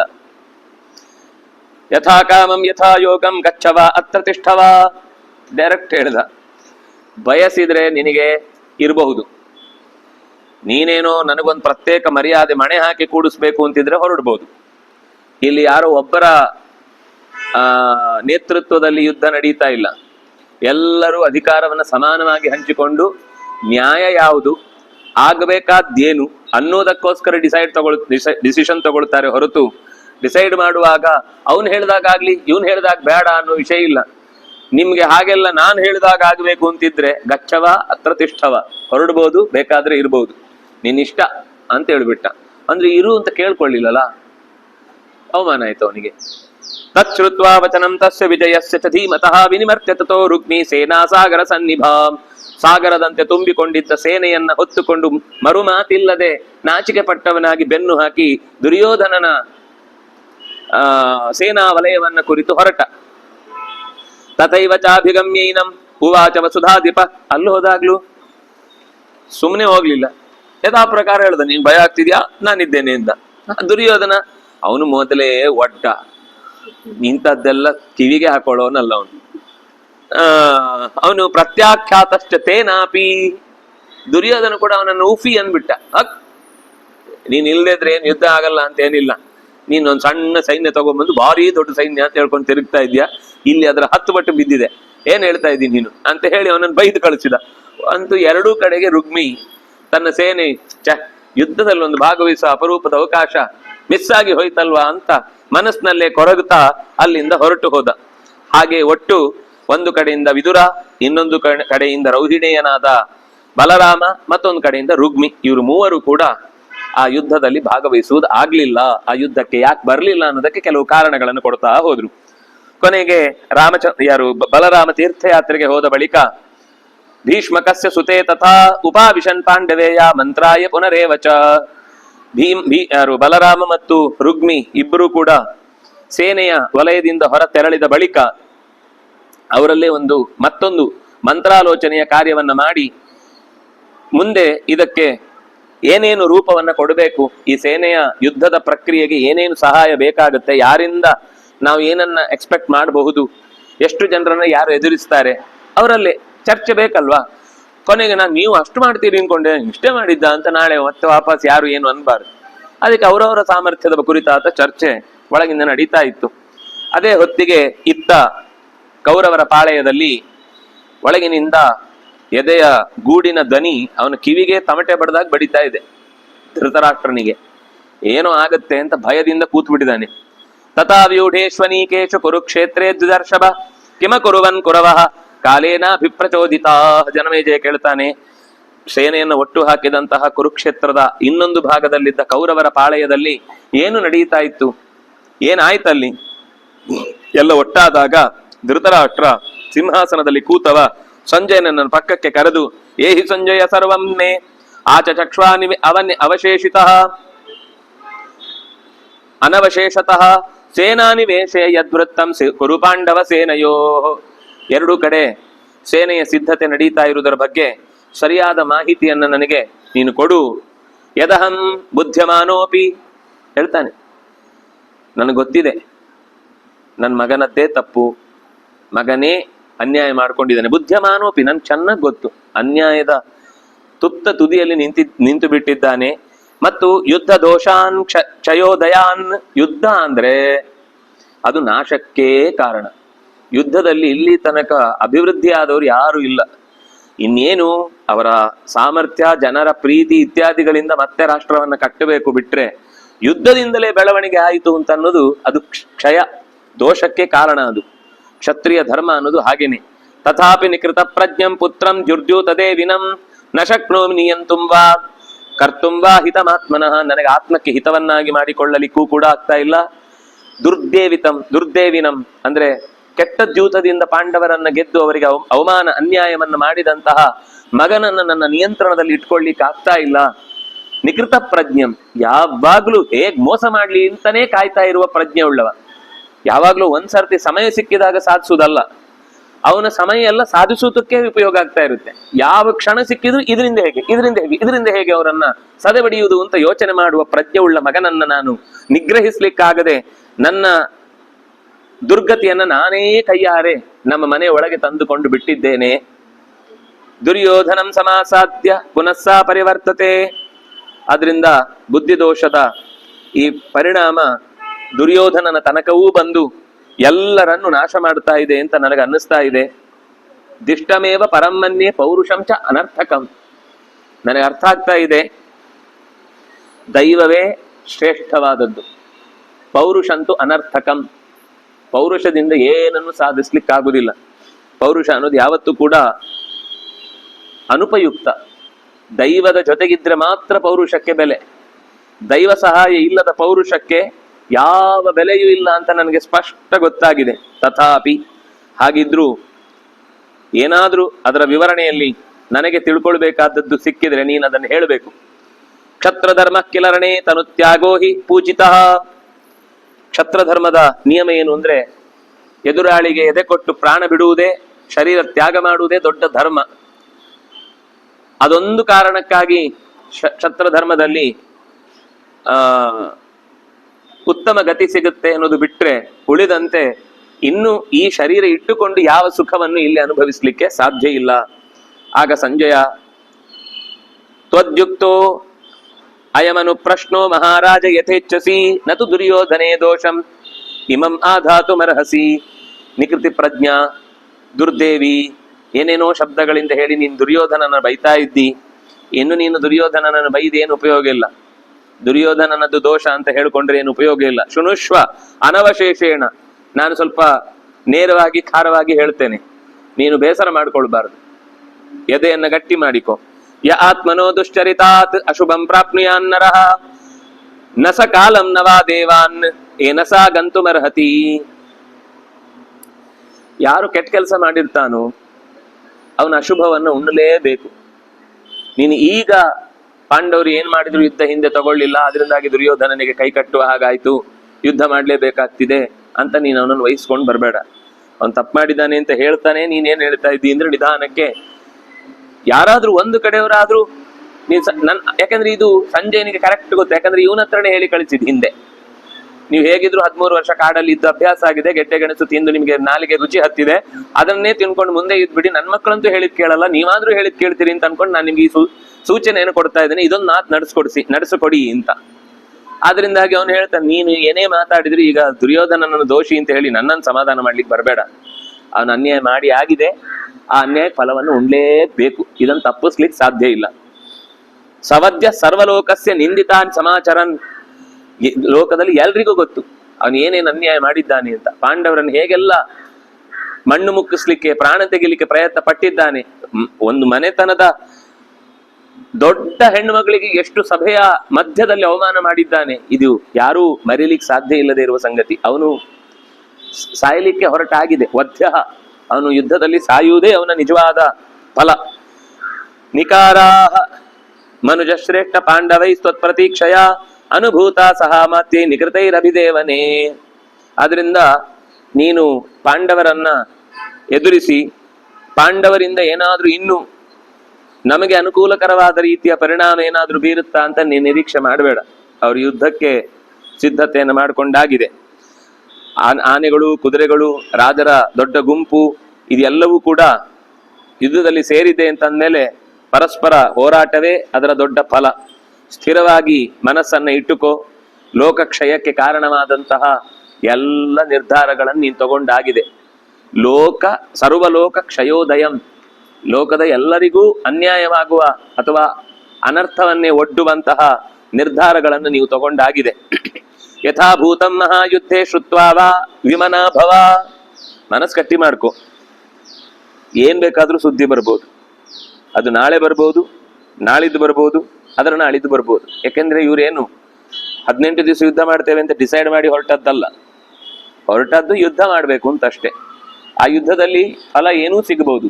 ಮಾ ವಿಮನಾಭವ, ಯಾವ ಕಾರಣಕ್ಕೂ ಮನಸ್ಸನ್ನು ಬೇಸರಕ್ಕೆ ಒಳಪಡಿಸಬೇಡ, ಯಾರ ಮೇಲೂ ನೀನು ದ್ವೇಷ ಕಾರುವ ಪ್ರಯತ್ನ ಮಾಡಬೇಡ. ಇದು ನಿನ್ ಮಗನೇ ಸ್ವಯಂಕೃತ ಅಪರಾಧ, ತಾನೇ ಮಾಡಿಕೊಂಡದ್ದು. ಮತ್ತು ಹೇಳ್ತಾನೆ, ಅಸ್ವತಂತ್ರೋ ಹಿ ಪುರುಷಃ ಕಾರ್ಯತೆ ದಾರು ಯಂತ್ರವತ್ ನಖ್ಯೇವ ಕರ್ತಾ ಪುರುಷಃ ಕರ್ಮಣೋ ಶುಭ ಪಾಪಯೋ. ಯಾವುದೇ ಕೆಲಸವನ್ನು ಒಬ್ಬ ವ್ಯಕ್ತಿ ತಾನೇ ಮಾಡ್ತೇನೆ ಅಂತ ಅಂದುಕೊಳ್ಳುವುದೇ ಅವನಿಗೆ ಕರ್ಮದ ಅಂಟುವಿಕೆಗೆ ಕಾರಣ. ಒಳ್ಳೆ ಕರ್ಮವಾಗಿ ಕೆಟ್ಟ ಕರ್ಮವಾಗ್ಲಿ ನಾನ್ ಮಾಡಿದೆ ಅಂತ ಅನ್ಕೊಂಡ್ರೆ ದೋಷನೇ. ಒಳ್ಳೆ ಕರ್ಮವಾಗಿ ಕೆಟ್ಟ ಕರ್ಮ ಆಗ್ಲಿ ನಾನು ಇದರಲ್ಲಿ ಒಂದು ಭಾಗವಾಗಿದ್ದೇನೆ, ನನ್ನ ಉದ್ದೇಶದಿಂದ ಇದು ನಡೀತಾ ಇಲ್ಲ ಅಂದ್ರೆ ಆಗ್ಲೇಬೇಕಾಗಿದೆ, ತಪ್ಪಿಸ್ಲಿಕ್ಕೆ ಸಾಧ್ಯವೇ ಇಲ್ಲ. ಒಂದು ಫ್ಲೋ ಅಲ್ಲಿ ಅವನು ಇದ್ದಾನೆ, ಅವನಿಗೆ ಗೊತ್ತಿದೆ ಇದು ತಪ್ಪು ಅಂತ, ಆದ್ರೆ ಇದನ್ನು ಬಿಟ್ಟು ಬದುಕ್ಲಿಕ್ಕೆ ಬರಲ್ಲ. ಅದು ತನ್ನ ಹೊಟ್ಟೆಪಾಡಿದೆ ಅಥವಾ ಇನ್ನೇನೋ ಒಂದು ಬದುಕಿದೆ, ಇದನ್ನು ಹೊರಗೆ ಬಂದ್ರೆ ಜೀವವೇ ಹೋಗುವ ಪರಿಸ್ಥಿತಿ. ಅಂತ ಸಂದರ್ಭದಲ್ಲಿ ಅವನು ಪರಿಪೂರ್ಣವಾಗಿ ತಾನೇ ಎಷ್ಟು ತಡಿಬಹುದು ಅಥವಾ ತಾನೇ ಎಷ್ಟು ಅದರಿಂದ ಹೊರಗಿರ್ಬೋದು ಅಷ್ಟು ಇದ್ದು ಅದನ್ನು ಒಪ್ಪಿಕೊಂಡು ಅದರ ಜೊತೆಗೆ ಸಾಕ್ತಾ ಹೋದ ಅಂದ್ರೆ ಅವನಿಗೆ ದೋಷವೇ ಇಲ್ಲ. ಹಾಗಾಗಿ ಕೇಚಿತ್ ಈಶ್ವರ ನಿರ್ದಿಷ್ಟ ಅಸ್ವತಂತ್ರೋ ಹಿ ಪುರುಷಃ, ಮನುಷ್ಯ ಅಸ್ವತಂತ್ರ. ಯಾವ ಕಾರಣಕ್ಕೂ ಅವನಿಗೆ ಯಾರು ಇಷ್ಟು ಕೆಲಸ ನೀನು ಮಾಡು, ಉಳಿದಿದ್ ನಾನ್ ಮಾಡ್ತೇನೆ ಅಂತ ದೇವರು ಕೂಡ ಯಾವುದೋ ಒಂದು ಕೆಲಸದಲ್ಲಿ ಸ್ವಲ್ಪ ಜವಾಬ್ದಾರಿ ಅವನಿಗೆ ಕೊಡಲ್ಲ.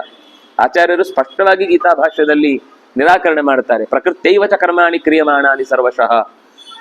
ಏನೇ ಮಾಡಿದ್ರು ಕೂಡ ಅದು ಭಗವಂತನೇ ಪೂರ್ಣ ಮಾಡ್ತಾನೆ. ಒಬ್ಬ ರಾಜ ತನ್ನ ಮಂತ್ರಿಗೆ ಒಂದು ಭಾಗದಲ್ಲಿ ನೀನು ಈ ನಿರ್ಧಾರದಲ್ಲಿ ಏನಾದ್ರೂ ಡಿಸಿಷನ್ ತಗೋ, ಏನಾದ್ರೂ ಒಂದು ವ್ಯವಸ್ಥೆ ಮಾಡು ಅಂತ ಹೇಳುವ ಹಾಗೆಯೂ ಕೂಡ ದೇವರು ಜೀವನಿಗೆ ಒಂದಿಷ್ಟು ಭಾಗದ ಸ್ವಾತಂತ್ರ್ಯವನ್ನ ಕೊಡಲ್ಲ. ಇಷ್ಟು ಸ್ಪಷ್ಟವಾಗಿ ಆಚಾರ್ಯರು ನಿರೂಪಣೆ ಮಾಡಿದ್ದಾರೆ. ಅದರಿಂದ ಅಸ್ವತಂತ್ರೋ ಹಿ ಪುರುಷ, ಅದು ಹಿ ಅನ್ನೋದು ಯಾವ ಕಾರಣಕ್ಕೂ ಯಾವುದೋ ಒಂದು ಕ್ಷಣ, ಕೆಲವರ ಪ್ರಕಾರ ಸೃಷ್ಟಿಯಾದ ಮೊದಲ ಕ್ಷಣದಲ್ಲಿ ತನಗೆ ತಾನೇ ಸ್ವಾತಂತ್ರ್ಯವನ್ನ ಪಡೆದುಕೊಂಡು ಏನು ಕಾರ್ಯವನ್ನ ಮಾಡ್ತಾನೋ ಅದಕ್ಕೆ ಅನುಗುಣವಾಗಿ ಮುಂದಿನ ಎಲ್ಲ ಸತ್ಕರ್ಮ ದುಷ್ಕರ್ಮಗಳಿಗೆ ಬೆಳೀತಾ ಹೋಗುತ್ತೆ ಅವನ ಕರ್ಮದ ಬೆಟ್ಟ ಅಂತ ಹೇಳ್ತಾರೆ. ಮೊದಲನೇ ಕ್ಷಣದಲ್ಲಿ ಮಾಡ್ಲಿಕ್ಕೆ ಬಿಟ್ಟ ಮೇಲೆ ಎರಡನೇ ಕರ್ಮದ ಉಸಾಬರಿ ದೇವರಿಗೆ ಹಾಕ್ಬೇಕಿತ್ತು, ಬಿಟ್ಬಿಡ್ಬೋದಿತ್ತಲ್ಲ, ಅವನೇ ಮಾಡ್ಕೊಂಡು ಹೋಗ್ತಿದ್ದ ಅಲ್ವಾ. ಮೊದಲನೇ ಕರ್ಮವೂ ಕೂಡ ಅವನೇ ಸ್ವಭಾವಕ್ಕೆ ಅನುಗುಣವಾಗಿಯೇ ನಡೆಸ್ತಾನೆ ಹೊರತು ಪರಮಾತ್ಮನ ಪ್ರಚೋದನೆಯಿಂದಲೇ ನಡೆಯುವುದು. ಅದರಿಂದಾಗಿ ಅದು ತೀರಾ ಅಸಂಗತವಾದ ಸಂಗತಿ ಅಂತ 3 ಕಾರಣಗಳಿಂದ. ಒಂದು, ದೈವ ಕೋಪದಿಂದ, ದೇವರಿಗೆ ಯಾವುದೋ ಒಂದು ಕಾರಣಕ್ಕೆ ಅವರಿಗೆ ವಿರುದ್ಧವಾಗಿ ನಡ್ಕೊಂಡ್ರೆ ಆಗ ಕೆಟ್ಟದಾಗತ್ತೆ. ಯಾಕಂದ್ರೆ ಈ ಬ್ರಹ್ಮಸ್ವ ಮತ್ತು ದೇವಸ್ವ ಇದೆಯಲ್ಲ, ಸ್ವ ಅಂದ್ರೆ ಅವ್ರಿಗೆ ಸಂಬಂಧಪಟ್ಟ ಸೊತ್ತು ಅಂತ ಅರ್ಥ. ದೇವರ ಸೊತ್ತು ಮತ್ತು ಜ್ಞಾನಿಯ ಸೊತ್ತನ್ನ ಒಂದು ವೇಳೆ ಯಾರಾದ್ರೂ ಅದನ್ನು ಅಪಹಾರ ಮಾಡಿ ತನಗೆ ಸ್ವಾರ್ಥಕ್ಕೋಸ್ಕರ ಭೋಗಿಸಿದ ಅಂದ್ರೆ ಅವನು ಮತ್ತೆ ಯಾವ ಪ್ರಾಯಶ್ಚಿತ್ತದಿಂದಲೂ ಕೂಡ ಅದರಿಂದ ಹೊರಗೆ ಬರ್ಲಿಕ್ಕೆ ಸಾಧ್ಯ ಇಲ್ಲ. ಪಾಪ ಪರಿಹಾರವೇ ಇಲ್ಲ ಅದಕ್ಕೆ. ದೈವ ಕೋಪಕ್ಕೆ ಪ್ರಕೋಪಕ್ಕೆ ಒಳಗಾಗಿದ್ರೆ ಆಗ ಕೆಲವೊಂದು ಅನುಭವಿಸ್ಬೇಕಾಗತ್ತೆ. ಇದೀಗ ಕೃಷ್ಣನನ್ನ ಅವನು ಹಿಡಿಲಿಕ್ಕೆ ಹೋಗಿ ವಿಶ್ವರೂಪ ತೋರಿಸಿ ದೈವ ಪ್ರಕೋಪಕ್ಕೆ ಒಳಗಾಗಿದ್ದಾನೆ. ಎರಡನೇದು ಕೇಚಿದೇವ ಯದೃಚ್ಛಯ, ಸ್ವಭಾವಕ್ಕನುಗುಣವಾಗಿ. ದುರ್ಯೋಧನನ ಸ್ವಭಾವ ಅದು ಗಟ್ಟ ಹತ್ತಿದ್ರು ಬಿಟ್ಟು ಹೋಗುವಂಥದ್ದಲ್ಲ. ಇನ್ನು ಪೂರ್ವಕರ್ಮಭಿಹಿ ಅನ್ಯೇ, ಇನ್ನು ಕೆಲವರಿಗೆ ಪೂರ್ವಕರ್ಮದ್ದಿರುತ್ತೆ. ಇಲ್ಲೇ ದ್ರೌಪದಿ ಅವಮಾನ ಆಯಿತು, ವಿಷ ಉಣಿಸಿದ್ದಾಯ್ತು, ವಾರಣಾವತದಲ್ಲಿ ಅವರನ್ನು ಅರಗಿನ ಮನೆಯಲ್ಲಿ ಸುಡುವ ಪ್ರಯತ್ನ ಆಯಿತು, ಎಲ್ಲ ಕರ್ಮಗಳು ಬಾಕಿಯೇ ಇವೆ. ಕರ್ಮಗಳ ಬೆನ್ನಟ್ಟುವಿಕೆ, ಸ್ವಭಾವ ಮತ್ತು ದೈವ ಪ್ರಕೋಪ, ಈ ಮೂರರಿಂದ ಒಬ್ಬೊಬ್ರು ಸಾಯ್ತಾರೆ. ಇವನು ಮೂರರಿಂದಲೂ ಒಟ್ಟಿಗೆ ಸಾಯ್ತಾನೆ. ಒಂದರಿಂದ ತಪ್ಪಿಸ್ಕೊಂಡ ಅಂದ್ರೆ ಇನ್ನೊಂದ್ರ ಅಡಿಗಾದ್ರೂ ಬಿದ್ದು ಸಾಯಲೇಬೇಕು ಅವನು. ಅಂತ ದುಸ್ಥಿತಿಗೆ ನಿನ್ನ ಮಗ ಬಿದ್ದಿದ್ದಾನೆ. ತ್ರೈಧಮೇತ ಪ್ರಶಸ್ಯತೆ, ಈ ಮೂರು ಕೂಡ ಇಲ್ಲಿ ನಿನ್ನನ್ನ ಕಾಡ್ತಾ ಇದೆ. ಆದ್ರಿಂದಾಗಿ ತಸ್ಮಾದ್ ಅನರ್ಥ ಮಾಪನ್ನ ಸ್ಥಿರೋಭವ, ಮಾನಸಿಕವಾಗಿ ತುಂಬಾ ಧೈರ್ಯ ತಾಳ್ಬೇಕು. ನೀನು ಧೈರ್ಯ ಮಾಡ್ಕೊಳ್ಳೋದೇ ಇದ್ರೆ ನಿನ್ನ ಮನಸ್ಸಿನಲ್ಲಿ ಇದನ್ನ ಎದುರಿಸ್ಲಿಕ್ಕೆ ನಿನ್ನ ಹತ್ರ ಶಕ್ತಿ ಇಲ್ಲ ಅನ್ನುವಲ್ಲಿಗೆ 159ನೆಯ ಅಧ್ಯಾಯದ ಸೇನಾ ನಿರ್ಯಾಣ ಪರ್ವ ಮುಕ್ತಾಯವಾಗುತ್ತೆ. ಆ ನಂತರ ಅದರ ಉಪಪರ್ವ ಮತ್ತೊಂದು ಉಲೂಕ ದೂತಾಗಮನ ಪರ್ವ ಅಂತ. ಮತ್ತೆ ಪಾಂಡವರ ಹತ್ರ ಸ್ವಲ್ಪ ಏನಾದ್ರೂ ಪೂಸಿ ಹೊಡೆಯೋಣ ಅಂತ ದುರ್ಯೋಧನಾದಿಗಳು ಒಂಥರ ಬೇಡಿಕೊಳ್ಳುವುದಲ್ಲ, ಒಂಥರ ಏನು ನೆಗೆಟಿವ್ ಆಗಿ ಅವರಿಗೆ ಪುಸಲಾಯಿಸಿ ಅವ್ರು ಬೇಡ ಅಂತ ಬಿಟ್ಟು ಹೋಗ್ಬೇಕು. ಈ ಯಾವುದೋ ಒಂದು ಕತೆ ಇದೆಯಲ್ಲ, ಒಂದ್ ಸಿಂಹ ಬೇಟೆಯಾಡಿ ಬಂದು ಕೂತಿರುತ್ತೆ. ಆವಾಗ ಅಲ್ಲಿಗೊಂದು ತೋಳ ಬರುತ್ತೆ. ತೋಳ ಬಂದಾಗ ಆ ನರಿ ಹೇಳುತ್ತೆ, ನಾನು ಮತ್ತೆ ಸಿಂಹ ಇಬ್ರು ಹೋರಾಡಿ ಈ ಪ್ರಾಣಿಯನ್ನ ಬೀಳಿಸಿದ್ದೇವೆ. ಅದರಿಂದಾಗಿ ನಾನು ಸ್ವಲ್ಪ ಹೊತ್ತಿಗೆ, ಅಂದ್ರೆ ಅದು ಬಹಳ ಚೆನ್ನಾಗಿ ಹೇಳುತ್ತೆ. ಮೊದಲು ಯಾವುದೋ ಚಿರತೆಯೋ ಹುಲಿಯೋ ಬಂದಾಗ ಸಿಂಹ ಬೇಟೆಯಾಡಿದ್ದು ಅದೀಗ ಬರುತ್ತೆ ಅಂತ ಹೇಳುತ್ತೆ. ಆವಾಗ ಅಯ್ಯೋ ಸಿಂಹ ಬರುತ್ತೆ ಅಂದ್ರೆ ಬೇಡ ಅಂತ ಬಿಟ್ಟು ಹೋಗುತ್ತೆ. ಇನ್ನೊಂದು ಯಾವುದೋ ಇಲಿ ಬರುತ್ತೆ. ಇಲಿ ಬಂದಾಗ ನಾನು ಈಗ ಸಿಂಹವನ್ನ ಹೊಡೆದು ಓಡಿಸಿದ್ದು, ಆಗತ್ತೆ ಇದ್ರೆ ಇದನ್ನು ತಿನ್ನು, ಸಿಂಹವನ್ನು ಓಡಿಸಿದ್ಮೇಲೆ ನಾನೇ ತಿನ್ಲಿ ಅಂತ ಇಲಿ ಹೊರಟೋಗುತ್ತೆ. ಆಮೇಲೆ ಸಿಂಹವೇ ಬರುತ್ತೆ. ಸಿಂಹ ಬಂದು ಅದನ್ನು ತಿನ್ಲಿಕ್ಕೆ ಅಂತ ಬಂದಾಗ ಈಗ ಒಂದು ಚಿರತೆ ಎಲ್ಲ ಬಂದು ಅದನ್ನ ಬಾಯಿ ಹಾಕಿ ಎಂಜಿಲ್ ಮಾಡಿ ಹೋಯ್ತು, ನಾನ್ ತಿಂದದನ್ನ ತಿನ್ನತ್ತೆ ನೋಡಿ ಈಗ ಅಂತ ಹೇಳಿ ಹೋಗಿದೆ ಅಂತ ಹೇಳುತ್ತೆ. ಸಿಂಹಕ್ಕೆ ಸಿಟ್ಟು ಬರುತ್ತೆ, ನಾನು ಬೇರೆಯವ್ರ ಎಂಜಿಲ್ ತಿನ್ನದ ಅಂತ ಹೇಳಿ ಅದು ಹೊರಟೋಗುತ್ತೆ. ನರಿಗೆ ಆರಾಮಾಗಿ ತಿನ್ಲಿಕ್ಕೆ ಸಿಗುತ್ತೆ. ಹಾಗೆ ಇದೊಂಥರ ಪ್ರೊವೋಕ್ ಮಾಡುದು. ನೀನು ಭಾರಿ ಧರ್ಮಿಷ್ಠ ಧರ್ಮಿಷ್ಠ ಧರ್ಮಿಷ್ಠ ಅಂತ ಹೇಳ್ತಿದ್ಯಲ್ಲ, ಎಲ್ಲಿದೆ ನೀನ್ ಧರ್ಮ ಅನ್ನೋ ತರದ ಒಂದು ಕೆಲವು ಹುಡುಕು ಮಾತುಗಳನ್ನೇ ಅವರಿಗೆ ಏನಕ್ಕೂ ಯಾವ ಘಟನೆಯಲ್ಲೂ ದೋಷ ಹುಡುಕುವುದೇನು ಕಷ್ಟ ಇಲ್ಲ ಅವರಿಗೆ ಸರ್ವದಾ ಇನ್ನೊಬ್ಬರಲ್ಲಿ ದೋಷ ಹುಡುಕುವುದೇ ಕೆಲಸ ಅಂತಿದ್ದಾಗ ನೀವು ಹಾಗೊಂದು ದೋಷವನ್ನು ಹೇಳ್ಬೋದು ಅಂತ ನಿಮ್ಗೆ ಕಲ್ಪನೆಗೂ ಸಿಗಲ್ಲ. ಅವರದನ್ನು ಹೇಳ್ತಾ ಎಂಜಾಯ್ ಮಾಡ್ತಿರ್ತಾರೆ. ಹಾಗೆ ಇಲ್ಲಿ ಉಲೂಕ ಅಂತ ಒಬ್ಬ, ಉಲೂಕ ಯಾರು ಅಂದ್ರೆ ಶಕುನಿಯ ಮಗ. ಆ ಶಕುನಿಯ ಮಗನನ್ನ ಕಳುಹಿಸ್ತಾನೆ. ಸರಿ ಇದ್ದಾನೆ ಅಪ್ಪ ಮಗ ಟಕ್ಕಟಿಕ್ಕರು. ಹಿರಣ್ಯವತ್ಯಾಂ ನಿವಿಷ್ಟೇಶು ಪಾಂಡವೇಶು ಮಹಾತ್ಮಸು. ಆ ಕುರುಕ್ಷೇತ್ರದ ಹೊರಭಾಗದಲ್ಲಿ ಒಂದು ಹಿರಣ್ಯವತಿ ಅಂತ ನದಿ, ಆ ನದಿಯ ದಡದಲ್ಲಿ ಇವರೆಲ್ಲ ಸೇನೆಯನ್ನ ಜಮಾವಣೆ ಮಾಡಿ ಕೂತಿದ್ದಾರೆ. ನ್ಯವಿಶಂತ ಮಹಾರಾಜ ಕೌರವೇಯ ಯಥಾವಿಧಿ ತತ್ರ ದುರ್ಯೋಧನೋ ರಾಜ ನಿವೇಶ್ಯ ಬಲಮೋಜಸ ಸಮ್ಮಾನಯಿತ್ವಾ ನೃಪತೀನ್ ನ್ಯಸ್ಯ ಗುಲ್ಮಾನ್ಸ್ತಥೈವ ಚ. ಬಂದಿದ್ದ ಎಲ್ಲ ರಾಜರನ್ನ ಇನ್ನೊಂದು ಕಡೆಯಿಂದ ಕೌರವರ ಪಾಳೆಯದಲ್ಲಿ ದುರ್ಯೋಧನ ಚೆನ್ನಾಗಿ ಅವರಿಗೆಲ್ಲ ಆತಿಥ್ಯ ಮಾಡಿ, ಯಾರು ಯಾವ ಕೆಲಸದಲ್ಲೂ ಬೇಸರ ಮಾಡ್ಕೊಳ್ಬಾರ್ದು. ನಾಳೆ ಅಯ್ಯೋ ನಾವು ಈಗ ಅನ್ಕೊಂಡಿದ್ವಿ ನಮ್ಮ ಮರ್ಯಾದೆ ಕಮ್ಮಿ ಆಯ್ತು ಅಂತ ಬೇಸರ ಮಾಡ್ಕೊಂಡು ಹೋಗ್ಬಾರ್ದು. ಅವ್ರಿಗೆಲ್ಲಾ ಆಫರ್ಗಳು, ಎಲ್ಲಾ ಗ್ಯಾರಂಟಿಗಳು ಫಸ್ಟ್ ಅವರಿಗೆ. ನಮಗೆ ಯಾರು ಕನ್ಫರ್ಮ್ ಸಹಾಯ ಮಾಡ್ತಾರೋ ಅವರಿಗೆಲ್ಲ ಅದರ ಯೋಜನೆಯ ಫಸ್ಟ್ ಫಲಾನುಭವಿಗಳವರು.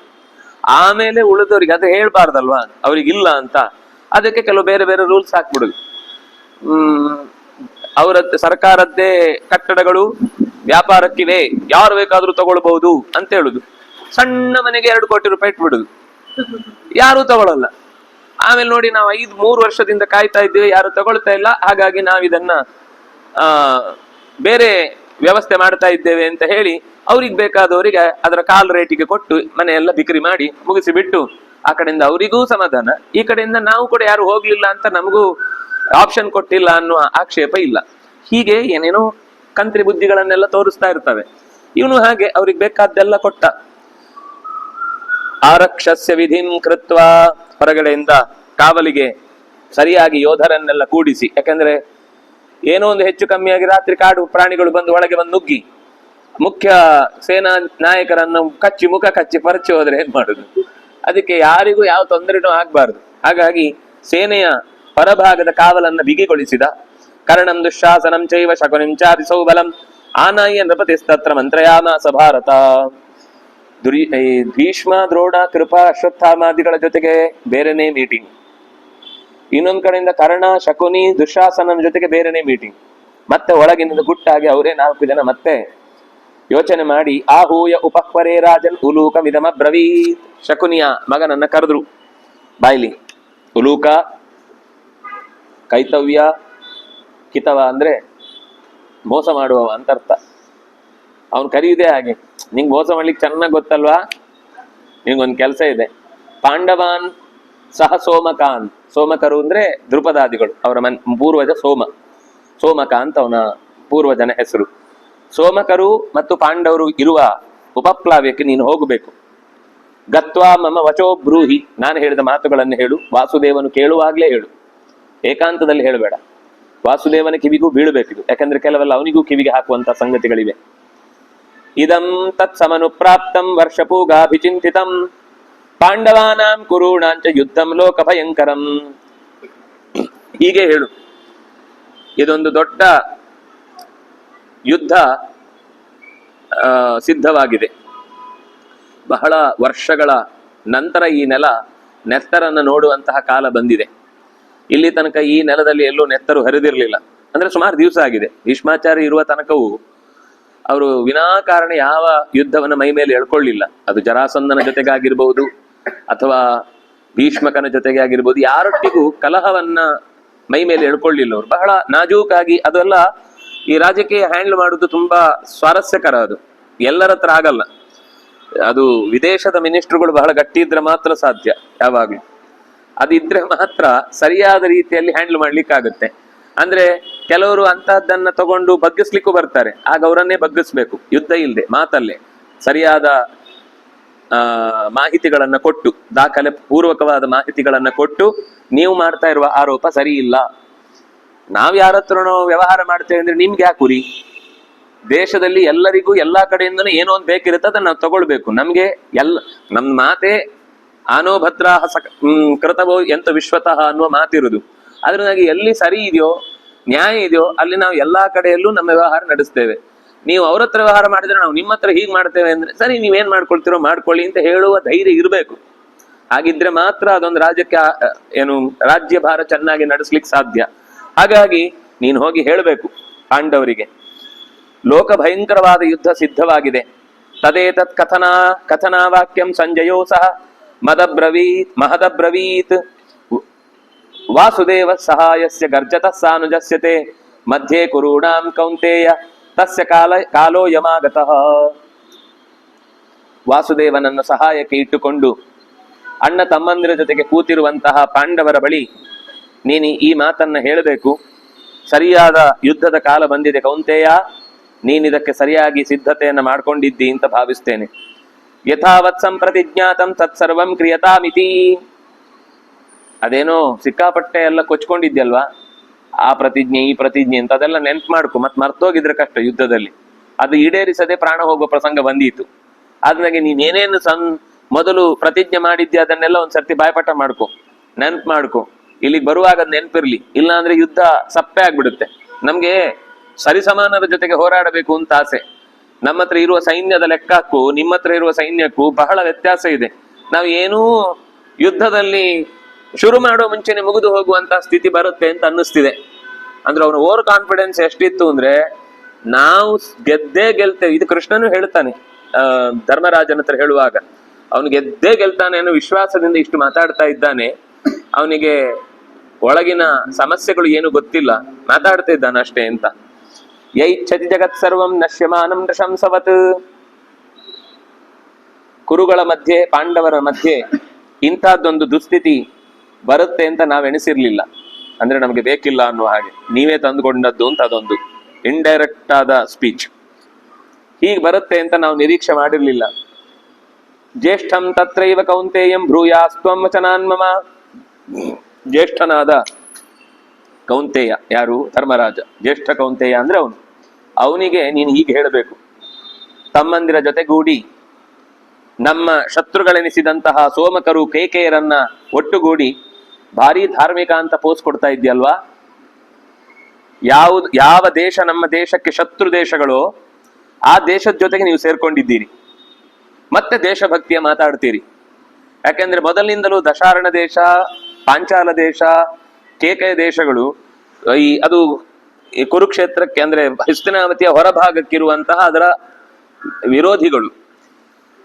ದ್ರುಪದನದ್ದಂತೂ ಸಾವಿರ ವರ್ಷಗಳ ಇತಿಹಾಸ ಇದೆ ಅಂತ ಹೇಳ್ತಾರೆ ಯುದ್ಧದ ಹಿನ್ನೆಲೆಯಲ್ಲಿ. ಶತ್ರುಗಳು ಅಂತ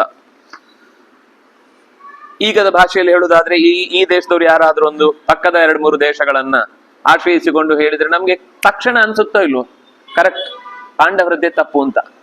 ಯಾಕೆಂದ್ರೆ ಈ ದೇಶದೊಳಗಿದ್ದು ಪಕ್ಕದ ದೇಶವನ್ನು ಸಹಾಯಕ್ಕೆ ತಗೊಂಡು ಯುದ್ಧಕ್ಕೆ ಬರ್ತಾರೆ ಅಂದ್ರೆ ದೇಶಕ್ಕೆ ವಿರೋಧಿ ಚಟುವಟಿಕೆ ಅಲ್ವಾ. ನೀನ್ ಭಾರಿ ಧಾರ್ಮಿಕ ಅಂತ ಬೋರ್ಡ್ ನೋಡಿ. ಅವರಿಗೆ ನಾವು ಈ ತರ ಒಂದು ಹೇಳ್ಬೋದು ಅಂತ ತಲೆಯಲ್ಲೇ ಇರ್ಲಿಲ್ಲ ನಮ್ಗೆ. ಆದ್ರೆ ದುರ್ಯೋಧನ ಅದನ್ನು ಹೇಗೆ ಮ್ಯಾನಿಪುಲೇಟ್ ಮಾಡ್ತಾನೆ ಅಂದ್ರೆ, ನೀವು ವಿರೋಧಿಗಳು, ಧಾರ್ಮಿಕರು ಬೋರ್ಡ್ ಹೊಟ್ಕೊಂಡು ಬಂದವರು ನೀವು. ಒಳ್ಳೆ ಕಥೆಯನ್ನು ಹೇಳಿ ಕಳಿಸ್ತಾನೆ ಜೊತೆಗೆ. ಧಾರ್ಮಿಕೋ ಭೂತ್ವ ತ್ವಧರ್ಮೇ ಮನಃ ಕೃತಾಃ. ಧರ್ಮದ ಬಾಯಲ್ಲಿ ಧರ್ಮ ಧರ್ಮ ಧರ್ಮ ಅಂತ ಈ ತುಳುವಲ್ಲಿ ಒಂದು ಗಾದೆ ಇದೆ, ಬಾಯಿಡು ಮಗ ಮಗ ಬಂಜಿಡು ಬಗ ಬಗ ಅಂತ.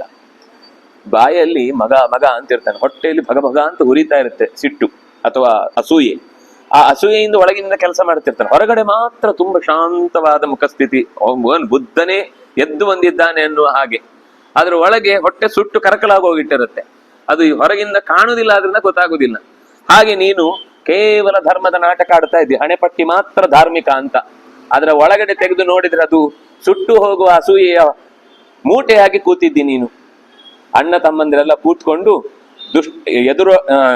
ಪಕ್ಕದ ದೇಶದ ಸೈನ್ಯವನ್ನ ಸಹಾಯಕ್ಕೆ ತೆಗೆದುಕೊಂಡು ಧಾರ್ಮಿಕರು ಅಂತ ಬೋರ್ಡ್ ಹಾಕೊಂಡು ಅಧರ್ಮದಲ್ಲಿ ಮನಸ್ಸು ಮಾಡ್ತಾ ಇದ್ದೀಯಾ?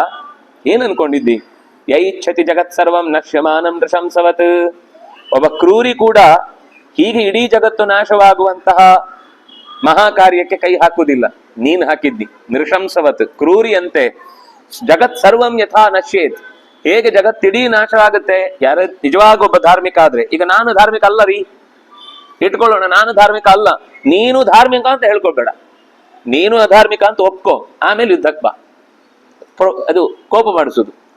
ನೀನ್ ನಿಜವಾಗಿ ಧಾರ್ಮಿಕ ಆಗಿದ್ರೆ ಇಷ್ಟು ಜನರ ಸಾವನ್ನು ನೀನು ಕಣ್ಣಾರೆ ನೋಡುವ ಆಸೆ ಪಡ್ತಿರ್ಲಿಲ್ಲ.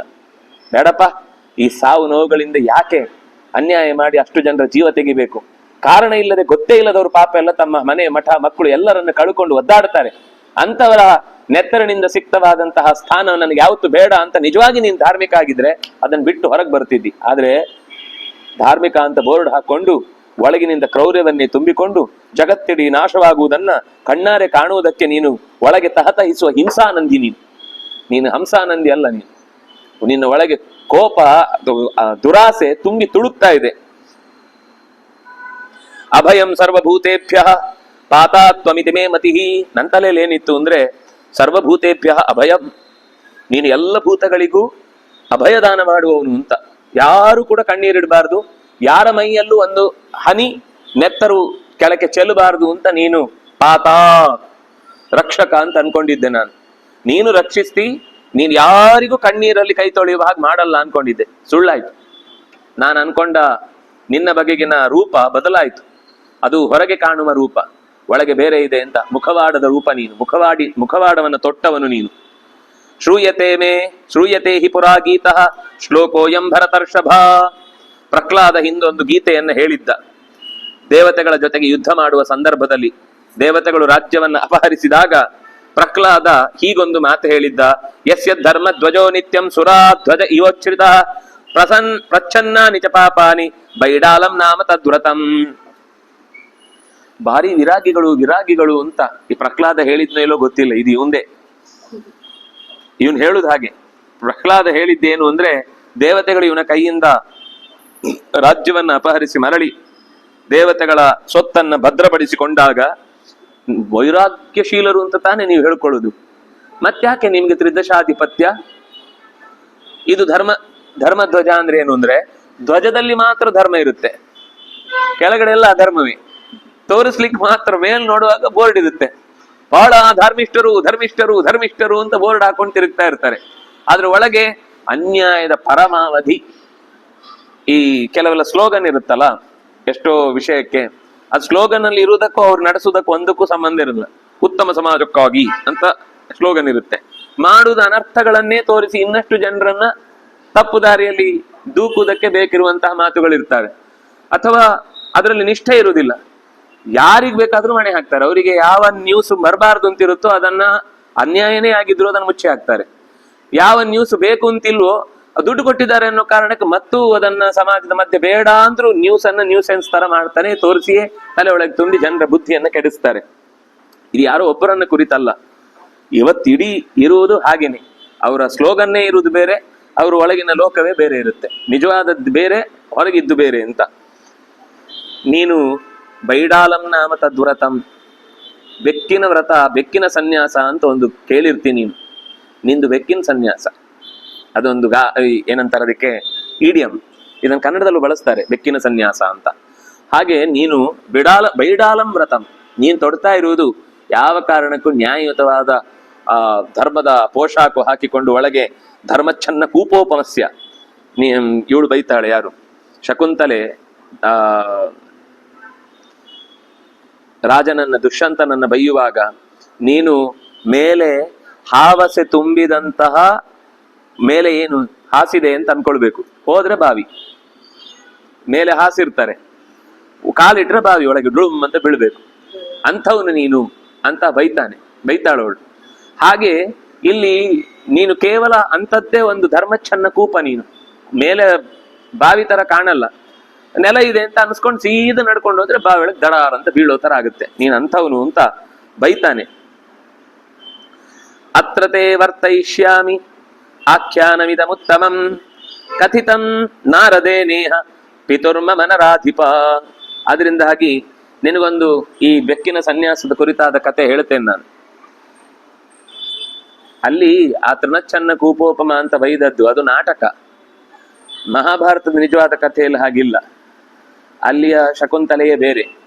ನಾವು ಅದನ್ನೇ ನಿಜ ಅಂತ ಅನ್ಕೊಂಡು ಮಾತಾಡಿದ್ರೆ ನಮ್ಮಷ್ಟು ದಡ್ರು ಇನ್ನೊಬ್ರು ಇಲ್ಲ.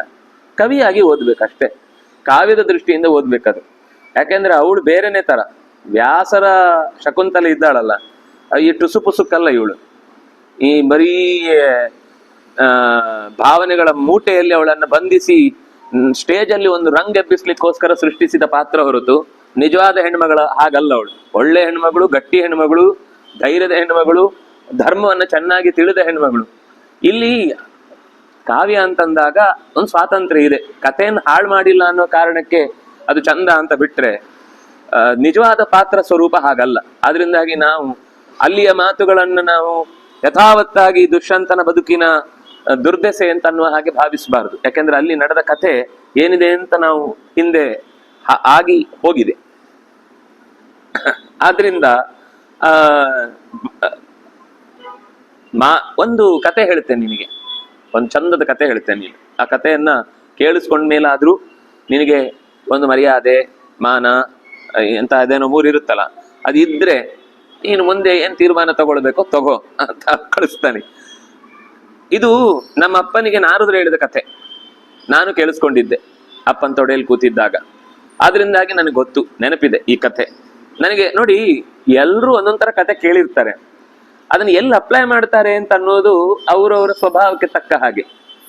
ಎಲ್ರಿಗೂ ಎಲ್ಲಾ ಕಥೆನೂ ಕೇಳಿದ್ರು ಕೂಡ ಎಲ್ಲಾ ಕಥೆ ಎಲ್ಲರಲ್ಲೂ ಒಂದೇ ತರದ ಪರಿಣಾಮ ಉಂಟು ಮಾಡಲ್ಲ. ಅವನು ಈಗ ಅದನ್ನು ಉಪಯೋಗಿಸ್ತಾ ಇದ್ದಾನೆ ಧರ್ಮರಾಜನಿಗೆ ಹೇಳಲಿಕ್ಕೆ. ಹೇಳ್ತಾನೆ, ಮಾರ್ಜಾರ ಕೆಲ ದುಷ್ಟಾತ್ಮ ನಿಷ್ಠೇಷ ಸರ್ವಕರ್ಮಸು. ಒಂದು ಬೆಕ್ಕಿತ್ತು, ಬೆಕ್ಕಿಗೆ ಹೊಟ್ಟೆ ಇತ್ತು, ಅದಕ್ಕೂ ಹಸಿವಿತ್ತು, ಆದ್ರೆ ಮೈಯಲ್ಲಿ ಶಕ್ತಿ ಇರಲಿಲ್ಲ. ಹಸಿವು ತಡೆಯತ್ತಾ? ಹೊಟ್ಟೆ ಕೇಳಲ್ಲ. ಆದ್ರಿಂದಾಗಿ ನಿಷ್ಠೇಷ್ಟ ಸರ್ವಕರ್ಮಸು, ಏನು ಕೆಲಸ ಮಾಡುವುದಿಲ್ಲ. ಅಂದ್ರೆ ಯಾವುದೇ ರೀತಿಯ ಗಮನಾಗಮನಗಳು, ಹೆದರಿಸುವುದು, ಖೇ ಅನ್ನುವುದು ಎಂಥದೂ ಇಲ್ಲ. ಯಾರೇ ಪ್ರಾಣಿಗಳು ಅದರ ಹತ್ತಿರ ಹೋದ್ರು ಅದ್ರ ಪಾಡಿಗೆ ಅದು ಹೊರಟೋಗ್ತಿತ್ತು. ತಲೆ ತಗ್ಗಿಸಿ ತನ್ನ ಪಾಡಿಗೆ ತಾನು ಕಣ್ಣು ಒಂದು ಧ್ಯಾನ ಸ್ಥಿತಿಯಲ್ಲಿ ಕಣ್ಣನ್ನು ಯಾವಾಗ್ಲೂ ಇಟ್ಟುಕೊಂಡು ಕಣ್ಣರ್ಧ ಮುಚ್ಚಿಕೊಂಡೇ ಓಡಾಡ್ತಿತ್ತು. ಒಂದು ಊರ್ಧ್ವಬಾಹು ನದಿಯ ದಂಡೆ ಹತ್ರ ಬಂದು ಎರಡು ತೋಳುಗಳನ್ನ ಆಕಾಶಕ್ಕೆತ್ತಿ ಸ್ಥಿತೋ ರಾಜನ್ ನಿಂತು ಗಂಗೆಯ ತೀರದಲ್ಲಿ ಬಂದು ನಿಂತು ಕದಾಚನ ಯಾವತ್ತೋ ಒಮ್ಮೆ ಪ್ರತಿ ದಿವಸ ಸೂರ್ಯನ ಮುಂದೆ ನಮಸ್ಕಾರ ಮಾಡ್ತಿತ್ತು. ಹೀಗೆ ನಿಂತ್ಕೊಂಡು, ನಾನು ಇಲ್ಲಿ ತನಕ ಮಾಡಿದ ಎಲ್ಲ ಅಧರ್ಮದ ಕಾರ್ಯಗಳಿಗೆ ನನಗೆ ಪ್ರಾಯಶ್ಚಿತ್ತವನ್ನು ಕೊಡುದೇವರೇ ಅಂತ ಗಟ್ಟಿಯಾಗಿ ಬೇರೆಯವರಿಗೆಲ್ಲ ಕೇಳಿಸುವ ಹಾಗೆ ಜೋರಾಗಿ ಹೇಳ್ತಿತ್ತು. ಸವೈ ಕೃತ್ವಾ ಮನಃಶುದ್ಧಿಂ ಪ್ರತ್ಯಯಾರ್ಥಂ ಶರೀರಿಣ, ಮನಃಶುದ್ಧಿ ಶರೀರ ಶುದ್ಧಿಗೋಸ್ಕರ ತಾನು ಯಾವುದೇ ರೀತಿಯ ದಾಳಿಯ ಕೆಲಸವನ್ನಾಗಲಿ ಆಹಾರಕ್ಕಾಗಿ ಬೇಟೆಯಾಡುವುದಾಗ್ಲಿ ಮಾಡದೆ ಕರೋಮಿ ಧರ್ಮ ಮಿಥ್ಯಾಹ, ನಾನು ಎಂದಿಗೂ ಕೂಡ ಧರ್ಮವನ್ನೇ ಮಾಡುತ್ತೇನೆ, ಧರ್ಮವನ್ನಲ್ಲದೆ ಬೇರೆನನ್ನು ಮಾಡುವುದಿಲ್ಲ ಅಂತ ಪ್ರತಿಜ್ಞೆ ಮಾಡಿತು. ಸರ್ವಾನೇವ ಶರೀರಿಣ, ತನ್ನ ಸುತ್ತ ಇರುವ ಬೇರೆ ಯಾವ ಪ್ರಾಣಿಗೂ ಕೂಡ ತನ್ನಿಂದ ಯಾವುದೇ ರೀತಿಯಿಂದ ತೊಂದರೆ ಆಗುವುದಿಲ್ಲ ಅಂತ ಮಾತು ಕೊಟ್ಟಿತು.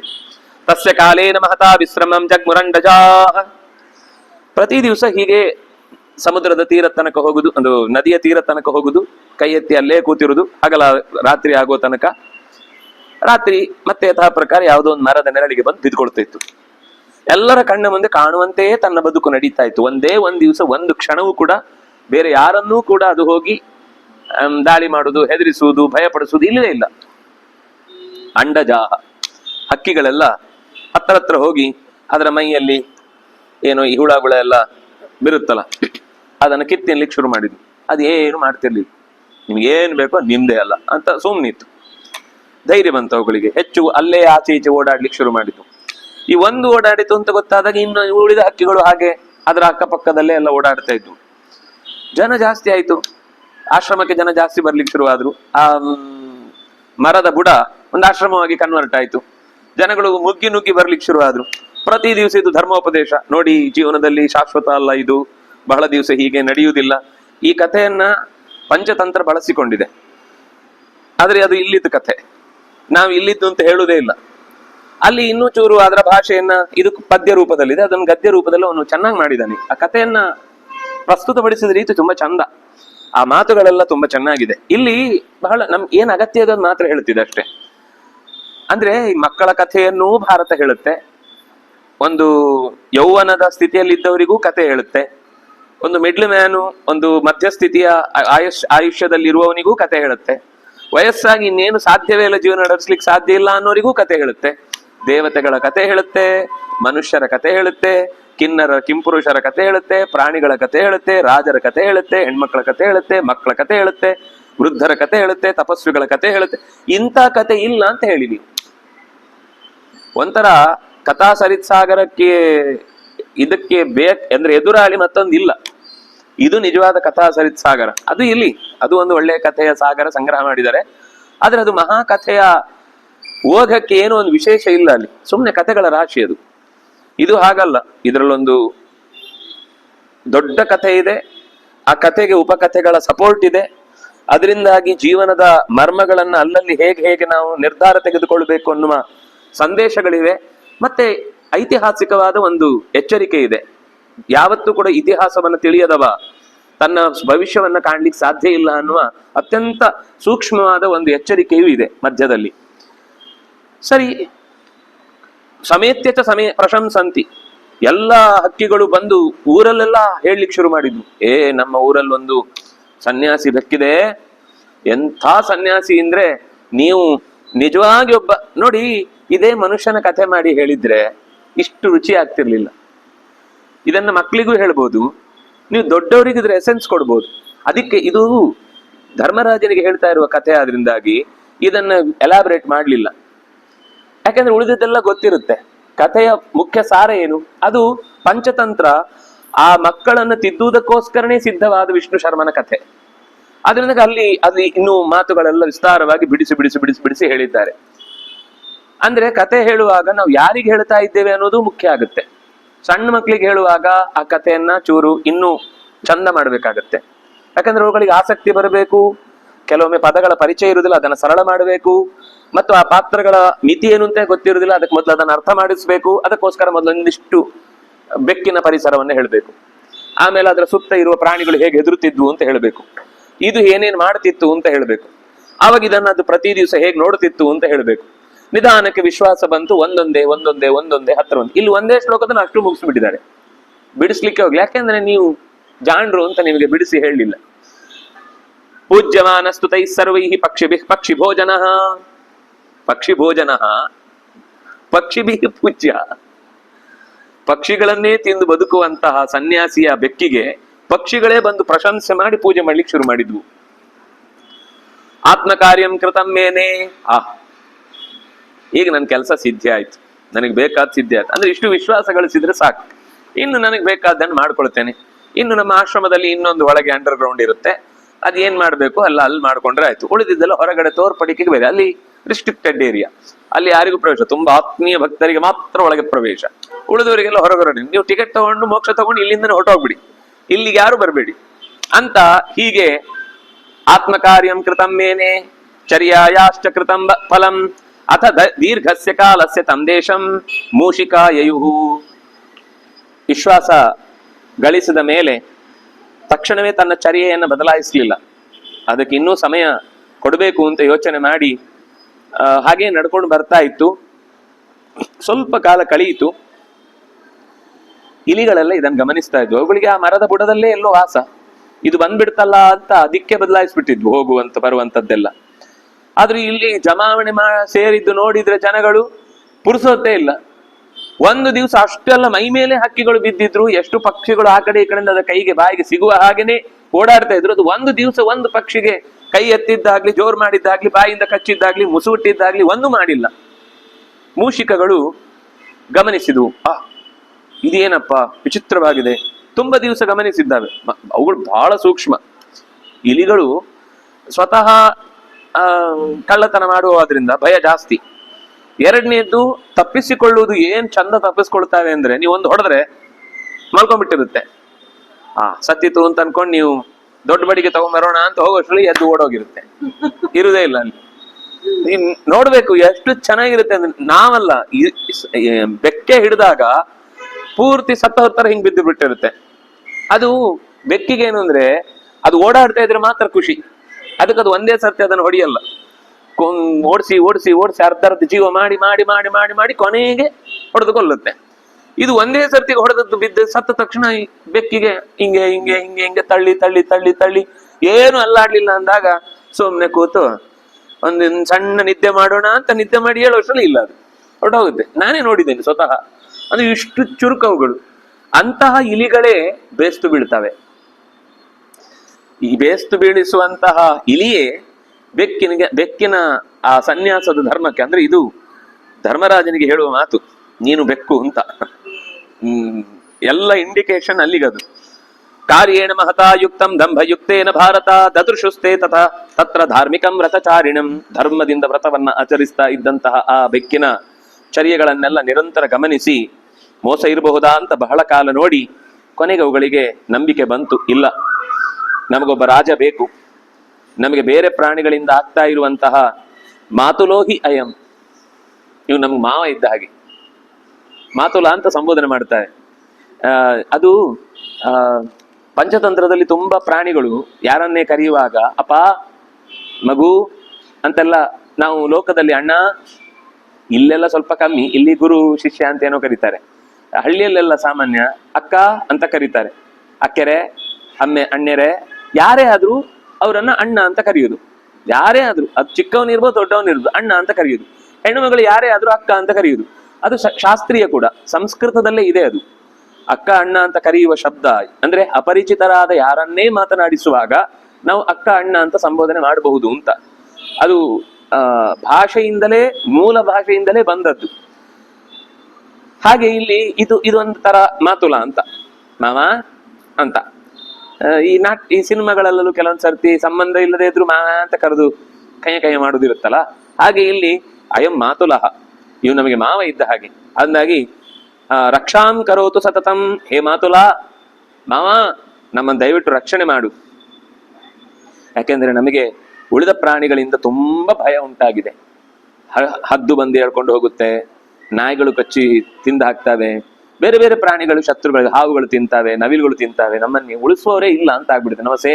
ನಮ್ಮ ಸಂತತಿ ನಾಶ ಆಗ್ತಾ ಇದೆ. ಅದಕ್ಕೊಬ್ಬ ರಕ್ಷಕ ಬೇಕು, ನಮಗೊಂದು ನಾಯಕ ಬೇಕು, ನಮಗೊಂದು ಕಲ್ಟ್ ಆಗ್ಬೇಕು, ಕಲ್ಟಿಗೊಬ್ಬ ಗುರು ಇರಬೇಕು. ಆ ಗುರು ನಮ್ಗೆ ರಕ್ಷಣೆ ಕೊಡಬೇಕು, ಕೊಟ್ಟಾಗ ನಾವು ಸಂಸಾರದಿಂದ ಒಳ್ಳೆಯ ಸುಖವನ್ನ ಪಡೆಯಬೇಕು, ಜೊತೆಗೆ ಸಾಧನೆಯನ್ನು ಮಾಡಬೇಕು. ಅದಕ್ಕೆ ನೀವು ಸರಿಯಾದ ಯೋಗ್ಯವಾದ ವ್ಯಕ್ತಿ ಅಂತ ಬಹುಮಿತ್ರ ವಯಂ ಸರ್ವೇ ತೇಷಾನ್ನೋ ಮಾತುಲೋಕ್ಯಯಂ. ನಾವು ಸಣ್ಣ ಪಂಗಡದವರಲ್ಲ. ನೀವು ನಮ್ಮನ್ನ ಆಶ್ರಯ ಕೊಡ್ತೇನೆ ಅಂತ ಒಪ್ಪಿಗೆ ಸೂಚಿಸಿ ನಮ್ಮನ್ನು ಸ್ವೀಕರಿಸಿದ್ರೆ ನಿಮ್ಮ ಪರಿವಾರ ದೊಡ್ಡದಾಗತ್ತೆ. ನಾವು ಲಕ್ಷಾಂತರ ಜನ ಇದ್ದೇವೆ, ಅಷ್ಟು ಜನಕ್ಕೂ ನೀವೇ ಗುಗ್ಗುರು. ಆದ್ರಿಂದ ಭವತ್ ಪ್ರಸಾದಮಿಚ್ಛಾಮಹ ಚರ್ತುಂ ಚೈವ ಯಥಾ ಸುಖಂ. ನಮಗೆ ನಿಜವಾಗಿ ಬೆಕ್ಕುಗಳು ಅಂದ್ರೆ ಭಯ ಇತ್ತು, ಆದ್ರೆ ನಿಮ್ಮನ್ನು ನೋಡಿದ್ಮೇಲೆ ಭಯ ಪಡುವುದಕ್ಕೆ ಅರ್ಥವೇ ಇಲ್ಲ, ಅದು ಮಹಾ ಮೂರ್ಖತನ ಅಂತ ನಮಗೆ ಅನ್ನಿಸ್ತಿದೆ. ಆದ್ರಿಂದಾಗಿ ನೀವು ನಮ್ಗೆ ರಕ್ಷಣೆ ಕೊಡಬೇಕು ಅಂತ ಕೇಳಿದಾಗ ಬಿಡಾಲ ವಾಪಸ್ ಹೇಳುತ್ತೆ, ನಾನು ಇಲಿ ಅಥವಾ ಹಕ್ಕಿ ಯಾವುದೋ ಒಂದು ಪ್ರಾಣಿಯನ್ನು ಗಮನಿಸಿ ಅಭಯ ಕೊಡ್ತೇನೆ ಅಂತ ಅನ್ಕೊಳ್ಳಿಲ್ಲ. ನಾನು ಅಭಯಂ ಸರ್ವಭೂತೇಭ್ಯ ಅಂತ ಹೇಳಿದ್ದೇನೆ. ನೀವು ಒಬ್ರು ಅದರಲ್ಲಿ ಜೊತೆಯಾಗಿರ್ತೀರಷ್ಟೇ. ನನಗೇನು ಸ್ಪೆಷಲ್ಲು ತುರಾಯಿ ಬರುತ್ತೆ ಅಂತ ಅನ್ಕೊಳ್ಬೇಡಿ. ಉಳಿದ ಎಲ್ಲಾ ಪ್ರಾಣಿಗಳು ಹೇಗೆ ಇಲ್ಲಿ ನಿರ್ಭಯವಾಗಿ ತಮ್ಮ ಬದುಕನ್ನು ನಡೆಸ್ತಾ ಇದ್ದಾವೋ ನಿಮಗೂ ಅದೇ ಜಾಗ, ನೀವು ಅಲ್ಲೇ ಇರಿ. ನಮ್ಗೆಲ್ಲರೂ ಸಮಾನರೇ. ನಾವು ಯಾರನ್ನೂ ಕೂಡ ಭೇದ ಭಾವ ಮಾಡಿ ನೋಡುವ ಅಭ್ಯಾಸ ನಮಗಿಲ್ಲ. ನಮ್ಮ ಆಶ್ರಮದಲ್ಲಿ ಎಲ್ಲರಿಗೂ ಸಮಾನ ಅವಕಾಶ, ಸಮಾನ ವೇದಿಕೆಗಳು ಸಿಗ್ತಾ ಇರ್ತವೆ. ಹಾಗಾಗಿ ನಿಮಗೆ ಒಳ್ಳೆಯದನ್ನ ಮಾಡ್ಲಿಕ್ಕೆ ನಾನು ಯಾವಾಗ್ಲೂ ಬಯಸ್ತೇನೆ. ಅದು ನನ್ನ ಜೀವನದ ಧ್ಯೇಯ. ಒಂದು ಇವತ್ತು ನಿನ್ನೆಯ ವ್ರತ ಅಲ್ಲ. ನಾನು ಯಾವತ್ತಿನಿಂದ ನನ್ನ ಚಿಂತನೆಯಲ್ಲಿ ಆ ಸ್ವಚ್ಛತೆಯನ್ನು ಬೆಳೆಸಿಕೊಂಡಿದ್ದೇನೋ, ಭವಾನ್ನೋ ಗತಿರವ್ಯಗ್ರ ಭವಾನ್ನ ಪರಮಂ ಸುಹೃತ್ ತೇವಯಂ ಸಹಿತಾ ಸರ್ವೇ ಭವಂತಂ ಶರಣಂ ಗತಾಃ ಭವಾನ್ ಧರ್ಮರತೋ ನಿತ್ಯಂ ಭವಾನ್ ಧರ್ಮೇ ವ್ಯವಸ್ಥಿತ. ಯಾವಾಗ ಹೀಗೆ ನೀನೇ ರಕ್ಷಕ ಅದು ಇದು ಅಂತೆಲ್ಲ ಹೇಳಿದ್ವು, ಹೇಗೆ ಇಂದ್ರ ದೇವತೆಗಳನ್ನು ರಕ್ಷಿಸ್ತಾನೋ ನೀವು ಹಾಗೆ ನಮಗೆ ರಕ್ಷಕರು ಅಂತ ಅದು ಮತ್ತು ಸಂತೋಷದಿಂದ ಅವನನ್ನ ಬಿಡಾಲನನ್ನ ಅಂದ್ರೆ ಬೆಕ್ಕನ್ನ ಮಾತನಾಡಿಸಿದಾಗ ಪ್ರತ್ಯುವಾಚ ತತಃ ಸರ್ವಾನ್ ಮೂಷಿಕಾನ್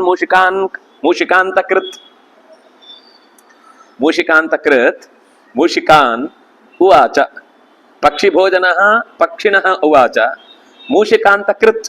ಮೂಷಿಕಗಳನ್ನೇ ಕೊಂದು ತಿನ್ನುವಂತಹ ಬೆಕ್ಕು ಮೂಷಿಕಗಳಿಗೆ ಬೋಧನೆ ಮಾಡಿತು. ದ್ವಯೋ ಯೋಗಂ ನ ಪಶ್ಯಾಮಿ ತಪಸೋ ರಕ್ಷಣಸ್ಯ ಚ. ತುಂಬಾ ಚೆನ್ನಾಗಿದೆ. ನಿಮ್ಗೆ ಆಶ್ರಯ ಕೊಡ್ತೇನೆ ಅಂತ ಹೇಳ್ತೇನೆ, ಅದರ ರಕ್ಷಣೆ ಕೊಡ್ತೇನೆ ಅಂತ ಹೇಳಿ ಕಷ್ಟ. ಯಾಕೆಂದ್ರೆ ಈ ತಪಸ್ಸು ಮತ್ತು ರಕ್ಷಣೆ ಒಟ್ಟೊಟ್ಟಿಗೆ ಮಾಡ್ಲಿಕ್ಕೆ ಆಗಲ್ಲ. ತಪಸ್ಸು ಅಂದ್ರೆ ನಾನು ಯಾರಿಗೂ ಕೂಡ ಇವರು ನನ್ನ ಅಡಿಯಲ್ಲಿ ರಕ್ಷಣೆಗಿರುವವರು ಅಂತ ನಾನು ಗಮನಿಸ್ಲಿಕ್ಕಾಗಲ್ಲ. ನಾನು ಎಲ್ಲರಿಗೂ ದೇವರ ರಕ್ಷಣೆ ಮಾಡ್ಲಿ ಅಂತ ಕೇಳ್ತೇನೆ ಅಷ್ಟೇ. ನಿಮ್ಗೆ ರಕ್ಷಣೆ ಮಾಡುವಷ್ಟು ದೊಡ್ಡವನಲ್ಲ ನಾನು. ತಪಸ್ಸು ಮತ್ತು ರಕ್ಷಣೆ ಒಟ್ಟಿಗೆ ಮಾಡುವ ಕೆಲಸ ಅಲ್ಲ.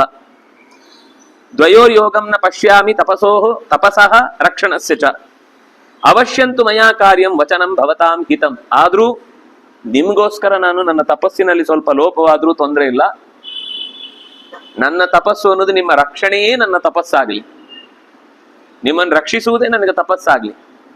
ತಪಸ್ಸು ನಿಜವಾಗಿ ಬಿಟ್ಟುಕೊಡುವಂಥದ್ದಲ್ಲ, ಅದು ಆತ್ಮಹಿತಕ್ಕೋಸ್ಕರ ಮಾಡುವುದು. ಆದ್ರೆ ಆತ್ಮಹಿತವನ್ನ ಬಯಸಿ ಪರಹಿತವನ್ನ ಮಾಡದೇ ಇರುವುದು ಅದು ಮೂರ್ಖತನ. ಅದಕ್ಕೋಸ್ಕರ ನಿಮ್ಗೆ ಹಿತ ಆಗ್ಲಿ ಅನ್ನೋ ದೃಷ್ಟಿಯಿಂದ ನನ್ನ ತಪಸ್ಸಿನಲ್ಲಿ ಲೋಪವಾದ್ರೂ ಸರಿ, ಭವತಾಂ ಹಿತಂ, ನಿಮಗೆ ಹಿತವಾಗುವಂಥದ್ದನ್ನ ನಾನು ಮಾಡಿಯೇ ಮಾಡ್ತೇನೆ. ಯುಷ್ಮಾಭಿರಪಿ ಕರ್ತವ್ಯಂ ವಚನಂ ಮಮ ನಿತ್ಯಶಃ. ಆದ್ರೆ ನಂದೊಂದು ಕಂಡೀಷನ್, ನನಗೂ ಒಂದು ಮಾತು ಕೊಡ್ಬೇಕು ನೀವು. ಏನು? ತಪಸಾಸ್ಮಿ ಪರಿಶ್ರಾಂತಃ ದೃಢಂ ನಿಯಮಮಾಶ್ರಿತಃ. ಬಹಳ ಕಾಲದಿಂದ ದೃಢವಾದ ವ್ರತವನ್ನ ತೊಟ್ಟು ನಿಯಮದಲ್ಲಿ ಬದುಕಿದ್ರಿಂದ ದೇಹ ನಿಶಕ್ತವಾಗಿದೆ, ಏಳ್ಲಿಕ್ಕಾಗ್ತಿಲ್ಲ, ಕೂಡ್ಲಿಕ್ಕಾಗ್ತಿಲ್ಲ. ಆದ್ರಿಂದ ನಚಾಪಿ ಗಮನೆ ಶಕ್ತಿಂ ಕಾಂಚಿತ್ ಪಶ್ಯಾಮಿ ಚಿಂತಯನ್. ನನಗೀಗ ಎಲ್ಲಿವರೆಗಾಗಿದೆ ಅಂದ್ರೆ ನಡಿಲಿಕ್ಕೂ ಸಾಧ್ಯ. ಕೇವಲ ಗಂಗಾ ತೀರದಿಂದ ನಮ್ಮ ಆಶ್ರಮ ತನಕ ಓಡಾಡ್ಕೊಂಡು ಬರ್ಲಿಕ್ಕೆ ನನಗೆ ಆಗ್ತಿಲ್ಲ. ನೀವೇ ಯಾರಾದ್ರೂ ನನ್ನನ್ನ ಕರ್ಕೊಂಡು ಬಂದು ವ್ಯವಸ್ಥೆ ಮಾಡ್ತೀರಿ ಅಂದ್ರೆ ದಿನ ನಾನು ಈ ಧೈರ್ಯವನ್ನ ನಿಮಗೆ ಕೊಡ್ತೇನೆ. ಅಂದ್ರೆ ಅವುಗಳು ಹೇಳ್ತಾವೆ, ನೀವಿದ್ರೆ ಸಾಕು ನಮ್ ಜೊತೆಗೆ, ನೀವೇನು ಗುರ್ರ ಅನ್ನೋದು ಬೇಡ, ಗರ್ರ ಅನ್ನೋದು ಬೇಡ, ನಿಮ್ಮ ಧರ್ಮಕ್ಕೆ ಹಾನಿ ಆಗುತ್ತೆ ಅಂತ. ನೀವು ಬೆಕ್ಕು ಈ ಮೂಷಿಕಗಳಿಗೆ ಆಶ್ರಯ ಕೊಟ್ಟಿದೆ ಅಂತ ಈ ಒಂದು ಸುದ್ದಿ ಲೋಕದಲ್ಲಿ ಹರಿದ್ರೆ ಸಾಕು. ಉಳಿದದ್ದೆಲ್ಲ ತನ್ನಿಂದ ತಾನೇ ಯಾರೂ ಕೂಡ ನಮ್ಮ ವಿರುದ್ಧ ಕಣ್ಣೆತ್ತಿಯು ನೋಡುವಂತಹ ಸಾಹಸವನ್ನು ಮಾಡಲ್ಲ. ಆದ್ರಿಂದಾಗಿ ನಮಗೆ ನೀವು ನಿಮ್ಮ ಸಹಾಯಕ್ಕೆ ನಾವಿದ್ದೇ ಇದ್ದೇವೆ. ಸೋಸ್ಮಿನೇಯ ಸದಾ ತಾತ ನದಿ ಕೂಲಮಿತ ಪರಂ. ನದಿ ಕೂಲಂ, ನದಿಯ ಬುಡಕ್ಕೆ ಆಶ್ರಮದಿಂದ ಕರ್ಕೊಂಡು ಹೋಗೋ ಜವಾಬ್ದಾರಿ ನಿಮ್ದು ಅಷ್ಟೇ, ನನಗಿನ್ನೇನು ನಿಮ್ ಸಹಾಯ ಬೇಡ. ತಥೇತಿ ಚ ಪ್ರತಿಜ್ಞಾಯ ಮೂಷಿಕಾ ಭರತರ್ಷಭ ವೃದ್ಧ ಬಾಲಮಥೋ ಸರ್ವಂ ಮಾರ್ಜಾರಾಯಣ್ಯವೇದಯನ್. ವೃದ್ಧರಿಂದ ಹಿಡಿದು ಬಾಲರಿಂದ ಹಿಡಿದು ವೃದ್ಧರ ತನಕದ ಎಲ್ಲಾ ಮೂಷಿಕ ಸೈನ್ಯ ಆ ಸನ್ಯಾಸಿಯ ಸೇವೆಗೋಸ್ಕರ ಜೊತೆಗೂಡಿದವು. ಎಲ್ಲ ನಿವೇದಯನ್, ನಿಮ್ದೇ ಇದು, ಇಷ್ಟು ಸೊತ್ತು ನಿಂದೆ, ನೀವೇನ್ ಹೇಳ್ತಿರೋ ಯಾರು ಬೇಕಾದ್ರೂ ಅವ್ರ ಕೆಲ್ಸಕ್ಕೆ ಕರ್ಕೊಂಡು ಹೋಗಿ ನೀವು ಅಂತ ಬಿಟ್ಕೊಟ್ವು. ಏನಾಯ್ತು? ತತಸ್ಸ ಪಾಪೋ ದುಷ್ಟಾತ್ಮ ಮೂಷಿಕಾನತ ಪಕ್ಷಯನ್. ಕರ್ಕೊಂಡು ಹೋಗುದು, ನದಿ ತೀರದಲ್ಲಿ ಮುಳುಗಿಸುದು, ತಿಂದು ಅಯ್ಯೋ ನದಿಯಲ್ಲಿ ಕೊಚ್ಚೋಯ್ತು, ಯಾರಿಗೂ ಹೇಳಲಿಕ್ಕಿಲ್ಲ. ಆಮೇಲೆ ವಾಪಸ್ಸು ಅವುಗಳ ಸಂಖ್ಯೆಯೋ ಲೆಕ್ಕಕ್ಕೆ ಸಿಗದ್ದು. ಯಾರು ಕಳೆದೋದ್ರು ಅಂತ ನೀವು ಬೋರ್ಡಲ್ಲಿ ಹಾಕಿದ್ರು ಗೊತ್ತಾಗಲ್ಲ. ದಿನ ಇಷ್ಟು ಜನ ಕಳೆದೋದ್ರು ಅಂತ ಯಾರು ಹೇಳಿದ್ರು ಯಾರಿಗೂ ಅರ್ಥ ಆಗ್ತಿರ್ಲಿಲ್ಲ. ಅಷ್ಟು ಸಂಖ್ಯೆಯ ಇಲಿಮರಿಗಳು ಸುತ್ತ ಇದ್ವು. ಹಾಗಾಗಿ ಮೂಷಿಕಗಳ ಗಣ ಇದು ತತಸ್ಸ ಪೀವರಶ್ಚ ಸುವರ್ಣಶ್ಚ ದೃಢಬಂಧಶ್ಚ ಜಾಯತೆ. ದಿನ ಹೋದ ಹಾಗೆ ಪೀವರಹ ಮೈ ಕೈ ತುಂಬಿಕೊಳ್ತು. ಸ್ವರ್ಣ ಬಣ್ಣ ಚೆನ್ನಾಗಿ ಮೈ ಬಣ್ಣ ಅನ್ನೋದು ಸುವರ್ಣ ಒಳ್ಳೆಯ ಬಣ್ಣ ಬಂತು ಮೈಗೆ. ಆಮೇಲೆ ದೃಢಬಂಧ, ಕೈಕಾಲೆಲ್ಲ ಗಟ್ಟಿ ಆಯ್ತು. ನಡೆಯುವಾಗ ಹೆಜ್ಜೆಯಲ್ಲಿ ಒಂದು ಗಾಂಭೀರ್ಯ ಬಂತು. ಸ್ವಲ್ಪ ಹಾಗೆ ಅಲ್ವಾ, ಆಶ್ರಮದಲ್ಲಿ ಭಕ್ತರು ಚೆನ್ನಾಗಿ ಊಟ ಹಾಕಿದ್ಮೇಲೆ ಎಲ್ರು ಸನ್ಯಾಸಿಗಳು ಕೂಡ ದೃಢವಾಗ್ತಾರೆ. ಹಾಗೆ ಮೂಷಕಾಣಾಂ ಗಣಾಶ್ಚಾತ್ರ ಭೃಶಂ ಸಂಕ್ಷೀಯತೆ. ನಿಧಾನಕ್ಕೆ ಇಲಿಗಳ ಸಂಖ್ಯೆಯೂ ಕೂಡ ಕಡಿಮೆ ಆಗ್ತಾ ಹೋಯ್ತು. ಮಾರ್ಜಾರೋ ವರ್ಧತೆ ಚಾಪಿ ತೇಜೋಬಲ ಸಮನ್ವಿತ. ಮಾರ್ಜಾಲ ವರ್ಧತೆ, ಇದು ಬೆಳಿತಾನೇ ಇದೆ. ಆಮೇಲೆ ತತಸ್ತೆ ಮೂಷಿಕಾ ಸರ್ವೇ ಸಮೇತ್ಯಾನ್ಯೋನ್ಯಮಬ್ರುವನ್. ನನ್ ಚಿಕ್ಕಪ್ಪ ಎಲ್ಲೋ ಹೋಗಿದ್ದ, ನಿನ್ನೆ ಅವನೇ ತಾನು ಕರ್ಕೊಂಡು ಹೋಗಿದ್ದು, ಎಲ್ಲೋದ ಬರ್ಲೇ ಇಲ್ಲ ಅಂತ ಒಂದ್ ದಿವಸ ಯಾರಿಗೋ ಫ್ಲಾಶ್ ಆಯ್ತು. ಹೌದಾ, ಎಲ್ಲೋ ಹೋಗಿರ್ತಾನ್ರಿ, ಏನ್ ಉಡಾಳು ಗುಂಡ ಅವನು, ಎಲ್ಲಿ ಹೋಗ್ತಾನೆ ಅಂತ ಅವನಿಗೆ ಗೊತ್ತಿಲ್ಲ ಅಂತ ಬಿಟ್ರು. ಮತ್ತೊಂದ್ ದಿವಸ ಮತ್ತೊಬ್ಬ ಅಂದ, ನನ್ ಮೊಮ್ಮಗನೇ ಬಂದಿಲ್ಲ ಮನೆಗೆ, ನಾವು ಮೊನ್ನೆಯಿಂದ ಹುಡುಕ್ತಾ ಇದ್ದೀವಿ, ಸಿಕ್ಕಿಲ್ಲ. ದಿನದಿಂದ ದಿನಕ್ಕೆ ಕಂಪ್ಲೇಂಟ್ಗಳು ಜಾಸ್ತಿ ಆದವು. ಈ ಇಲಿಗಳ ನಡುವೆ ಒಂದು ಚರ್ಚೆ ಶುರುವಾಯಿತು. ಅನ್ಯೋನ್ಯಮ ಬ್ರುವನ್. ಅಲ್ಲಿ ತನಕ ಮಾತಾಡದೇ ಇದ್ದವುಗಳೆಲ್ಲ ಮತ್ತೆ ಈಗ ಮಾತನಾಡ್ಲಿಕ್ಕೆ ಶುರು ಮಾಡಿದ್ವು. ಕೇಳಿಸ್ತಿಲ್ವಾ? ಸರಿ. ದೃಢಮಬ್ರುವನ್,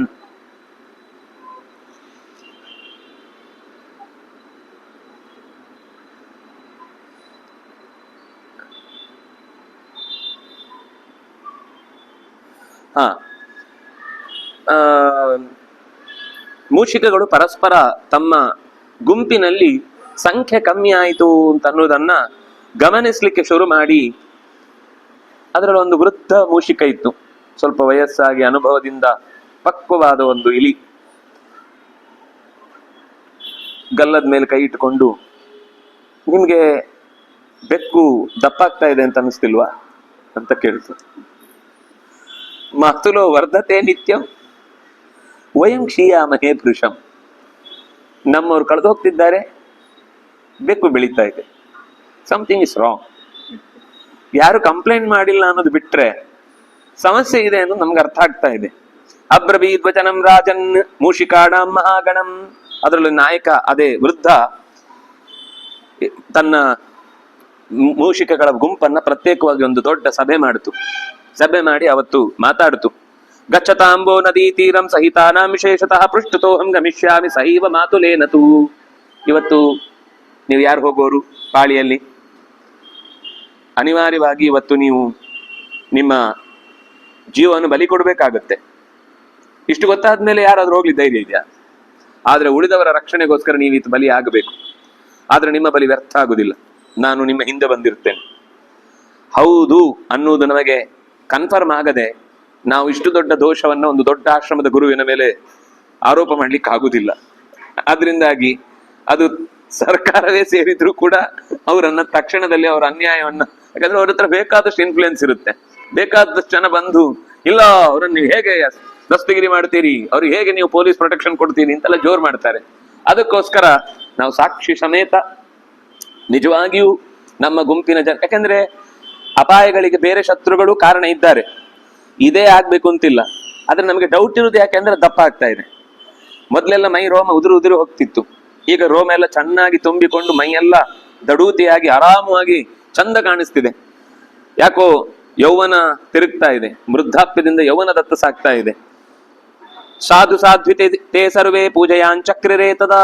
ಆಗ ಆಯ್ತಾಯ್ತು, ನಮ್ಗೋಸ್ಕರ ರಕ್ಷಣೆಗೆ ನೀನು ಇಷ್ಟು ಬದ್ಧವಾದ ನಿರ್ಧಾರವನ್ನು ತೆಗೆದುಕೊಳ್ತಾ ಇದ್ದಿ ಅಂದ್ರೆ ಜೈ ಅಂತ ಎಲ್ಲರೂ ಹೇಳಿ ನಾವು ಇವತ್ತು ನೀನು ಹೇಳಿದ ಮಾತಿಗೆ ನಾವು ಹೋಗ್ತೇವೆ ಅಂತ ಇಬ್ರು ಒಪ್ಪಿಕೊಂಡು ನೀನು ನಮ್ಮನ್ನ ಗಮನಿಸು ಅಂತ ಹೇಳಿದು. ಚಕ್ರುಶ್ಚೈವ ಯಥಾ ನ್ಯಾಯಂ ಡಿಂಡಿಕಸ್ಯ ವಚೋರ್ಥವತ್.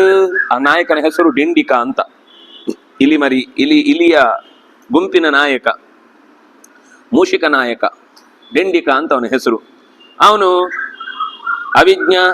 ಅವಿಜ್ಞಾನಾತ್ ತತಃ ಸೋಥ ಡಿಂಡಿಕಂ ಉಪಭುಕ್ತವಾನ್ ತತಸ್ತೆ ಸಹಿತಾ ಸರ್ವೇ ಮಂತ್ರಯಾಮಾಸು ರಂಜಸ.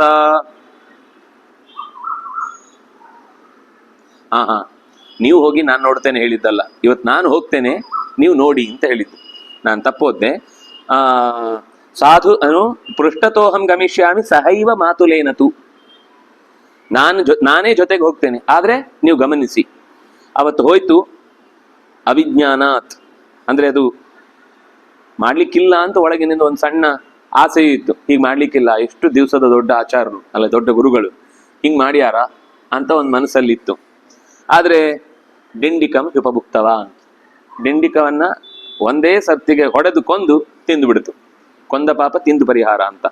ಹಾಗಾಗಿ ತಕ್ಷಣವೇ ಅದರ ಹೊಟ್ಟೆನೂ ತುಂಬಿತು, ಪಾಪನೂ ಹೋಯ್ತು. ತತಸ್ತೆ ಸಹಿತಾ ಸರ್ವೇ, ಕೂಡ್ಲೆ ಗುಂಪು ಗುಂಪಾಗಿ ಮತ್ತೆ ಮೀಟಿಂಗ್ ಮಾಡಿದ್ದು. ಇಲ್ಲ ಕನ್ಫರ್ಮ್, ಇಲ್ಲಿವರೆಗೆ ಇನ್ಫಾರ್ಮೇಶನ್ ಇತ್ತು, ಈಗ ಕನ್ಫರ್ಮ್ ಆಗಿದೆ, ಖಂಡಿತ ಆ ಬೆಕ್ಕೆ ಕೊಲ್ತಾ ಇದೆ ಅಂತ. ಆಗ ತತಃ ವೃದ್ಧತಮಃ ಕಶ್ಚಿತ್ ಕೋಕಿಲೋ ನಾಮ ಮೂಷಿಕ. ಮತ್ತೊಬ್ಬ ನಾಯಕ ಕೋಕಿಲ ಅನ್ನುವನು ವೃದ್ಧತಮ, ನಾಯಕ ಮೂಷಿಕಗಳಲ್ಲಿ ಅತ್ಯಂತ ಹಿರಿಯ. ಅದು ಅಬ್ರವೀದ್ವಚನಂ ರಾಜಂ ಜ್ಞಾತಿ ಮಧ್ಯೆ ಯಥಾ ತಥಂ. ನಡೆದಷ್ಟು ಸಂಗತಿಯನ್ನ ತಾನು ಕಣ್ಣಾರೆ ಕಂಡದ್ದನ್ನೆಲ್ಲವನ್ನು ಕೂಡ ತನ್ನ ಗುಂಪಿನ ಎಲ್ಲ ಸದಸ್ಯರಿಗೆ ನಮಾತುಲೋ ಧರ್ಮ ಕಾಮಃ ಛದ್ಮ ಮಾತ್ರಂ ಕೃತ ಶಿಖಾ. ಅದು ಜುಟ್ಟು ಬಿಟ್ಟಿದೆ, ಶಿಖಾಕೃತ, ಅದು ಮೋಸದ ಶಿಖೆ. ಆಮೇಲೆ ಛದ್ಮ ಮಾತ್ರಂ, ತಾನೇ ಭಾರಿ ಧಾರ್ಮಿಕ ಅಂತ ಮಾಲೆ ಗೀಲೆ ಎಲ್ಲ ಹಾಕಿಕೊಂಡು ಕೈ ಮೇಲೆತ್ತಿಕೊಂಡು ದಿನಾ ಸೂರ್ಯ ಮುಂದೆ ನಮಸ್ಕಾರ ಮಾಡುವುದು ಮೋಸ. ನಮೂಲ ಫಲ ಭಕ್ಷಶ್ಚ, ಅದು ಇನ್ನು ಕನ್ಫರ್ಮ್ ನೋಡಿ ಎಷ್ಟು ಅದು ಮುಂದೆ ಕನ್ಫರ್ಮ್ ಮಾಡುದು ಹೇಗೆ ಅಂದ್ರೆ ಧರ್ಮ ಕಾಮಹ ನ, ಇದು ಧರ್ಮದ ಬಯಕೆಯಿಂದ ಈ ರೀತಿಯ ಸನ್ಯಾಸವನ್ನು ಅದು ಮಾಡ್ತಿಲ್ಲ. ನಾನು ಅದರ ಮಲವನ್ನು ಕೂಡ ಗಮನಿಸಿದ್ದೇನೆ. ಮಲದಲ್ಲಿ ಇಲಿಯ ರೋಮಗಳು ಚೆನ್ನಾಗಿ ತುಂಬಿ ತುಳುಕ್ತಾ ಇದೆ, ಅದರ ಪರಿಮಳದಲ್ಲಿ ಇಲಿ ಸತ್ತದ್ದು ಸ್ಪಷ್ಟವಾಗಿ ಗೊತ್ತಾಗ್ತಿದೆ. ಅದರಿಂದಾಗಿ ಅಂದ್ರೆ ಕೇಸ್ ಸ್ಟಡಿ ಮಾಡುವಾಗ ಎಲ್ಲ ಕಡೆಯಿಂದ ನೋಡ್ಬೇಕಲ್ಲ, ಕೇವಲ ಒಂದು ಕಡೆಯಿಂದ ಹೀಗೆ ಎತ್ತಿದ್ದನ್ನಷ್ಟೇ ನೋಡಿ ಫೋಟೋ ತೆಗೆದು ಯಾರೋ ತಂದು ತೋರಿಸಿ ಅವನೇ ಹೊಡೆದ, ಅವನ ಆಶೀರ್ವಾದನು ಮಾಡಿರ್ಬೋದು, ನೀವು ಅದನ್ನು ಒಂದೇ ಸರ್ತಿಗೆ ಹೇಳಲಿಕ್ಕೆ ಆಗುದಿಲ್ಲ. ಆದ್ರಿಂದಾಗಿ ನಾನು ಕೊನೆಗೆ ಅದರ ಹಿಂಭಾಗದಿಂದ ಸಾಗಿ ವಿಷ್ಠ ಅಂದ್ರೆ ಮಲ, ವಿಷ್ಠವು ಕೂಡ ಲೋಮಶ, ಇಲಿಯ ಮೈಯ ರೋಮಗಳಿಂದ ತುಂಬಿದೆ. ಅಸ್ಯ ಗಾತ್ರಾಣಿ ವರ್ಧಂತೆ ಗಣಶ್ಚ ಪರಿಹೀಯತೆ. ಎಷ್ಟು ಕಾರಣ ನೋಡಿ, ಕಣ್ಣಾರೆ ಕಂಡಿದ್ರು ಕೂಡ ಇನ್ನಿಷ್ಟು ವಿವರಣ. ಅದು ದಪ್ಪಾಗಿದೆ, ನಮ್ಮ ಲೆಕ್ಕಾಚಾರದ ಸಂಖ್ಯೆ ಅಂದ್ರೆ ನಮ್ಮ ಗಣದ ಸಂಖ್ಯೆ ಕ್ಷೀಯತೆ ನಷ್ಟವಾಗಿದೆ. ಅದ್ಯ ಸಪ್ತಾಷ್ಟ ದಿವಸಾನ್ ಡಿಂಡಿಕೋಪಿನ ದೃಶ್ಯತೆ. ನಮ್ಮನ್ನ ಎಚ್ಚರಿಸಿ ಹೋದ ಡಿಂಡಿಕನು ಮರಳಿ ಬರಲಿಲ್ಲ, ಅವನೇ ಆಹಾರವಾಗಿ ಹೋಗಿ ಆಯ್ತು. ಆದ್ರಿಂದಾಗಿ ಬಿಡಾಲೋಪಿ ಸದುಷ್ಟಾತ್ಮ ಜಗಾಮೇವ ಯಥಾಗತಂ ಜಗಾಮೈವ ಯಥಾಗತಂ. ನಾವು ಯಾರನ್ನು ನಂಬಿ ಇಲ್ಲಿ ತನಕ ನಮಗೆ ರಕ್ಷಣೆ ಅಂತ ಅನ್ಕೊಂಡಿದ್ವೋ ಇನ್ನು ಅವನನ್ನ ಆಶ್ರಯಿಸಿ ಆಧರಿಸಿ ಉಪಯೋಗ ಇಲ್ಲ. ಅದರಿಂದಾಗಿ ಅವನನ್ನ ಬಿಟ್ಟು ನಾವಿಲ್ಲಿಂದ ಎಲ್ಲಿಂದ ಬಂದಿದ್ವೋ ಬಂದ ದಾರಿಗೆ ಸುಂಕವಿದೆ, ಸುಂಕ ಇಲ್ಲ ಅಂತ ಹೇಳುವಂಗಿಲ್ಲ, ಎರಡು ಕಡೆ ಟೋಲ್ ಕಟ್ಟಬೇಕು. ಆದ್ರಿಂದಾಗಿ ಹೊರಡ್ಬೇಕೀಗ. ಯಥಾಗತಂ, ಹೇಗ್ ಬಂದಿದ್ವೋ ಹಾಗೆ ವಾಪಸ್ ಹೋಗುದು.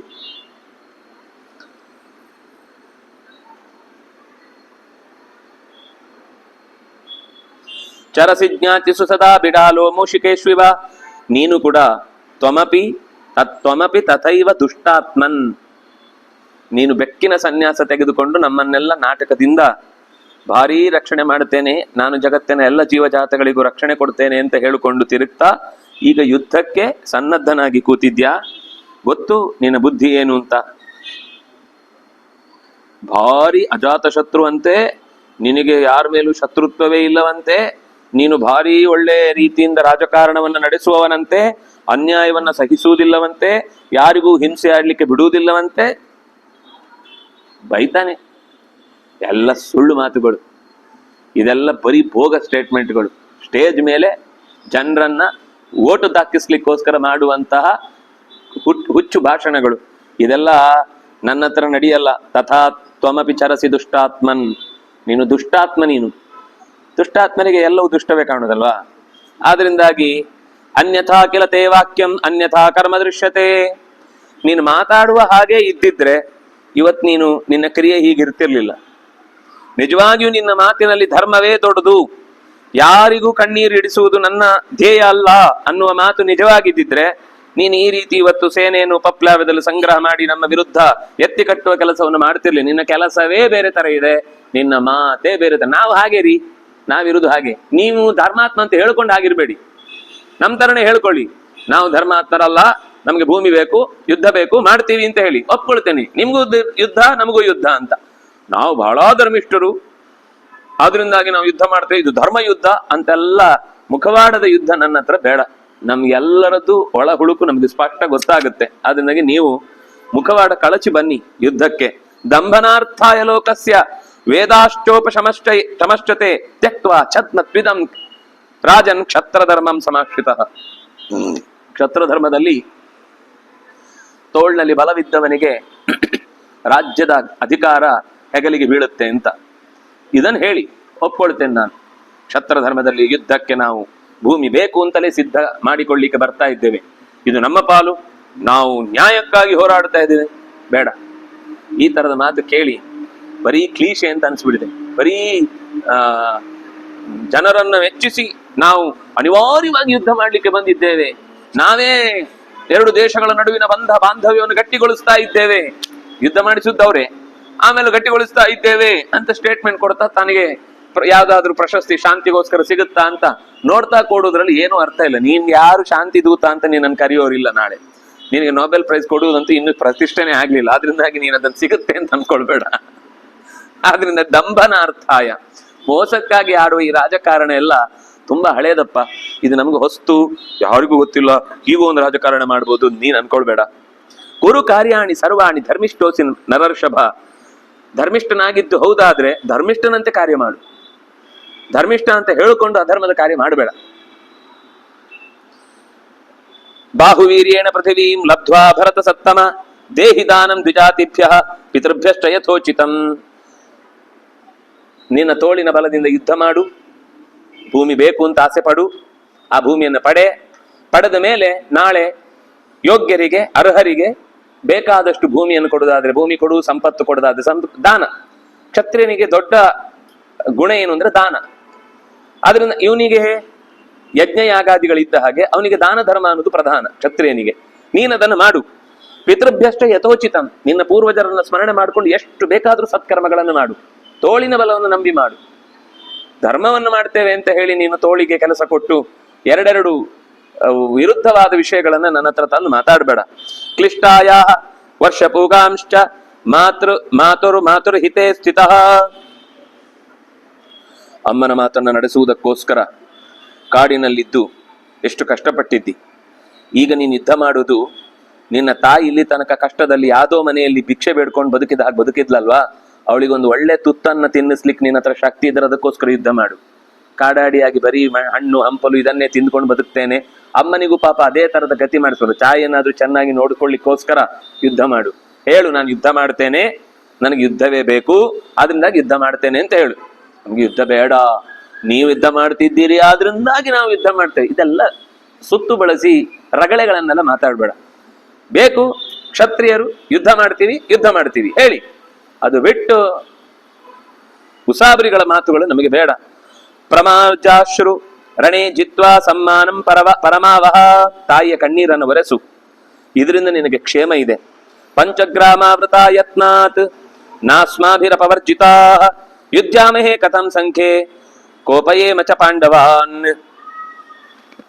ಏನೋ ಭಾರಿ ನಾ ಒಳ್ಳೆಯವರು ಅನ್ನೋ ತರ 5 ಗ್ರಾಮ ಕೊಡಿ ಅಂತ ಕೇಳಿ ಏನ್ ಮಾಡ್ಲಿಕ್ಕಾಗತ್ತೆ? 5 ಗ್ರಾಮದಲ್ಲಿ ಯಾರಾದ್ರೂ ಕ್ಷತ್ರ ಧರ್ಮವನ್ನು ಅಷ್ಟರಲ್ಲಿ ಪರಿಪಾಲನೆ ಮಾಡುವುದನ್ನು ಕಂಡಿದ್ದೀರಾ ಜಗತ್ತಲ್ಲಿ? 5 ಗ್ರಾಮದ ರಾಜರು ಇದರಾಗೆ ಯಾವುದು ಮಾಂಡಲಿಕರು, ಯಾವುದೋ ಸಣ್ಣ ಪುಟ್ಟ ಮಂಡಲ ಜೀವಿಗಳಾಗಿ ಬದುಕಬೇಕು. ಅದನ್ನ ಯಾರು ಕೂಡ ಕ್ಷತ್ರ ಧರ್ಮ ಪಾಲಿಸ್ಲಿಕ್ಕೆ ಆಗುವಂತ ಕ್ರಮ ಅಂತ ಹೇಳುವುದಿಲ್ಲ. ಸುಮ್ಮನೆ ನಾವು ಬೇಡ, ನಾವು ಯುದ್ಧ ಮಾಡ್ಲಿಕ್ಕೆ ಇಷ್ಟ ಇಲ್ಲ, ನಮ್ಗೆ 5 ಗ್ರಾಮ ಆದ್ರೂ ಕೊಡಿ ಅಂತ ಈ ಎಲ್ಲ ಹುಚ್ಚು ನಾಟಕಗಳು ನಮಗೆ ಬೇಡ. ನಿಮ್ಮನ್ನ ರೊಚ್ಚಿಗೆಬ್ಬಿಸ್ಲಿಕ್ಕೇನೆ ನಾನು ಈ ಮಾತು ಹೇಳಿ ಕಳಿಸ್ತಾ ಇದ್ದೇನೆ. ಕೋಪ ಏಮ, ನಿಮ್ಮನ್ನ ಕೋಪಗೊಳಿಸ್ಲಿಕ್ಕೋಸ್ಕರ ಈ ಮಾತು ಹೇಳ್ತಾ ಇದ್ದೇನೆ. ನೀವು ಯುದ್ಧಕ್ಕೆ ಬರುವಾಗ ತೋಳಿನ ಬಲವನ್ನು ನಂಬಿಕೊಂಡು ಬನ್ನಿ. ಮನಸ್ಸಲ್ಲೊಂದು, ಬಾಯಲ್ಲೊಂದು, ದೇಹದಲ್ಲಿ ಒಂದು ರೀತಿಯ ನಡೆಯಲ್ಲಿ ಇಟ್ಟುಕೊಂಡು ನೀವು ಮೂರಾಗಿ ಬರಬೇಡಿ, ಒಬ್ಬರೇ ಆಗಿ ಬನ್ನಿ. ತ್ವತ್ಕೃತೆ ದುಷ್ಟಭಾವಸ್ಯ ಸಂತ್ಯಾಗೋ ವಿದುರಸ್ಯ ಚ ಜಾತುಷೇಚ ಗೃಹೇದಾಹಂ ಸ್ಮರತಂ ಪುರುಷೋ ಭವ. ನಮ್ಗೆ ಸಂಪತ್ತನ್ನ ದಕ್ಕಿಸಿಕೊಳ್ಳಿಕ್ಕೆ ನಾವೇನೋ ಮಾಡಿದ್ದೀವಿ,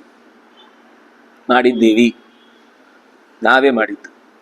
ನಿಮ್ಮನ್ನು ನರಗೆ ಮನೆಯಲ್ಲಿ ಸುಡಬೇಕು ಅಂತ ನಾವೇ ಪ್ರಯತ್ನಿಸಿದ್ದು, ನಿಮ್ಮನ್ನು ವಿಷವನ್ನಿಕ್ಕಿ ಕೊಲ್ಲಬೇಕು ಅಂತ ನಾವೇ ಪ್ರಯತ್ನ ಪಟ್ಟದ್ದು. ಏನ್ ಮಾಡ್ತೀರಿ?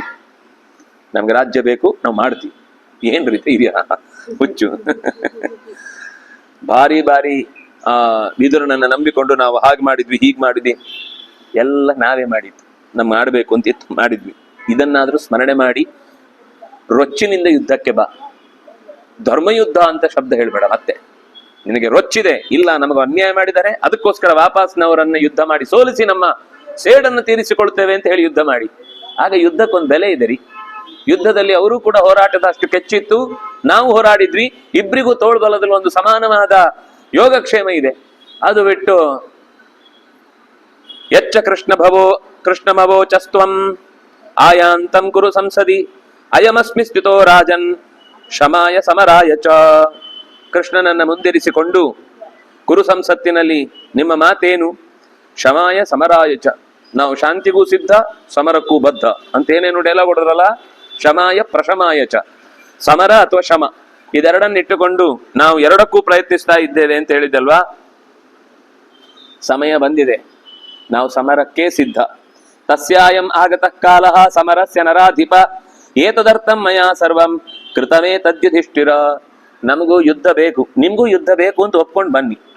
ನಾವು ಯುದ್ಧದ ಮೂಲಕ ಎದುರಾಗೋಣ, ಯುದ್ಧದಲ್ಲೇ ನಮ್ಮ ಫಲ ಏನು ಅನ್ನೋದನ್ನು ನಾವು ಪಡೆಯೋಣ.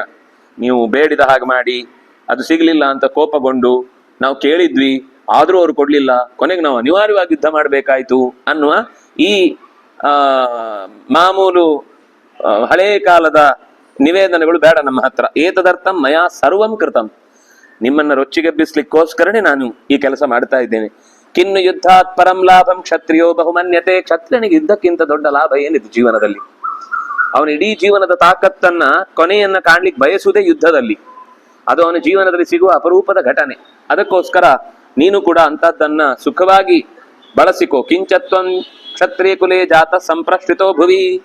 ನೀನು ಹೋಗ್ಲಿ ಅಂತ ಯುದ್ಧ ಮಾಡುವುದು ಅಂತ ಹೇಳಿ ನೀ ಕ್ಷತ್ರಿಯ ಧರ್ಮದಲ್ಲಿ ಹುಟ್ಟಿದವನಲ್ವಾ? ಕ್ಷತ್ರ ಕುಲದವನು ಹುಟ್ಟಿದವನು ಹೀಗೆಲ್ಲ ಮಾತಾಡುದಿಲ್ಲ. ನಾವು ಧರ್ಮ ಯುದ್ಧ, ಅದು ಯುದ್ಧ, ಇದು ಯುದ್ಧ. ಯುದ್ಧ ಅಂದ್ಮೇಲೆ ಯುದ್ಧ ಯಾರ ಜೊತೆಗಂದ್ರೆ ನಮ್ಮ ಸೊತ್ತನ್ನು ನಾವು ಪಡಿಬೇಕು ಅಂತ ಅನ್ನುವ ಹಠ.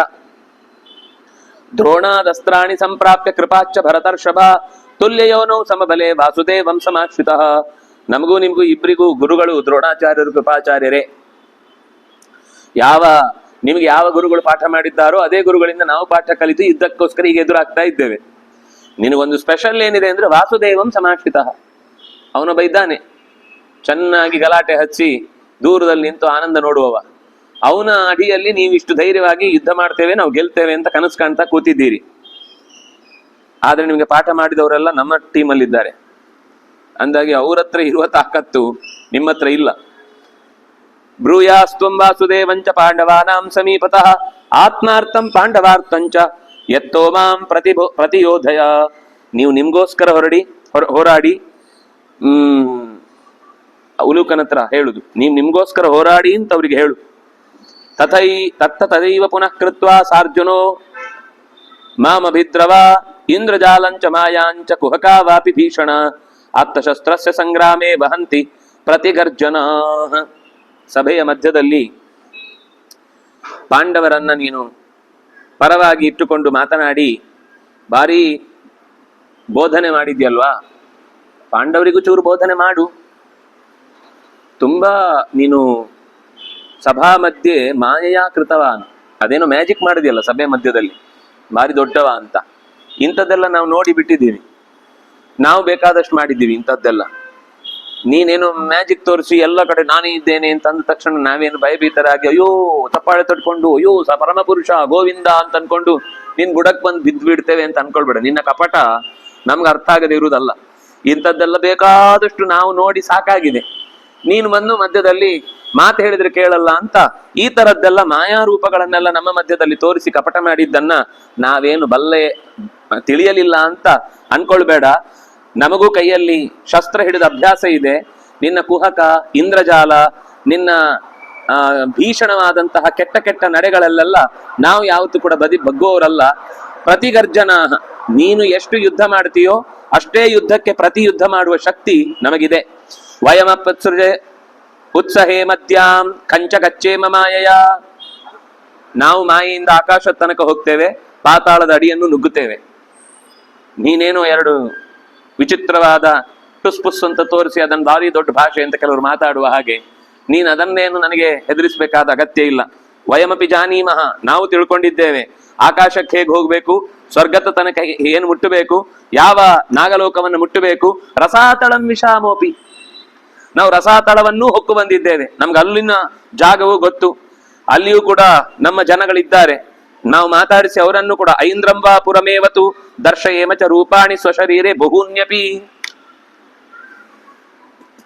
ನನ್ನ ಹತ್ರನು ಅನೇಕ ರೂಪಗಳಿವೆಪ್ಪ.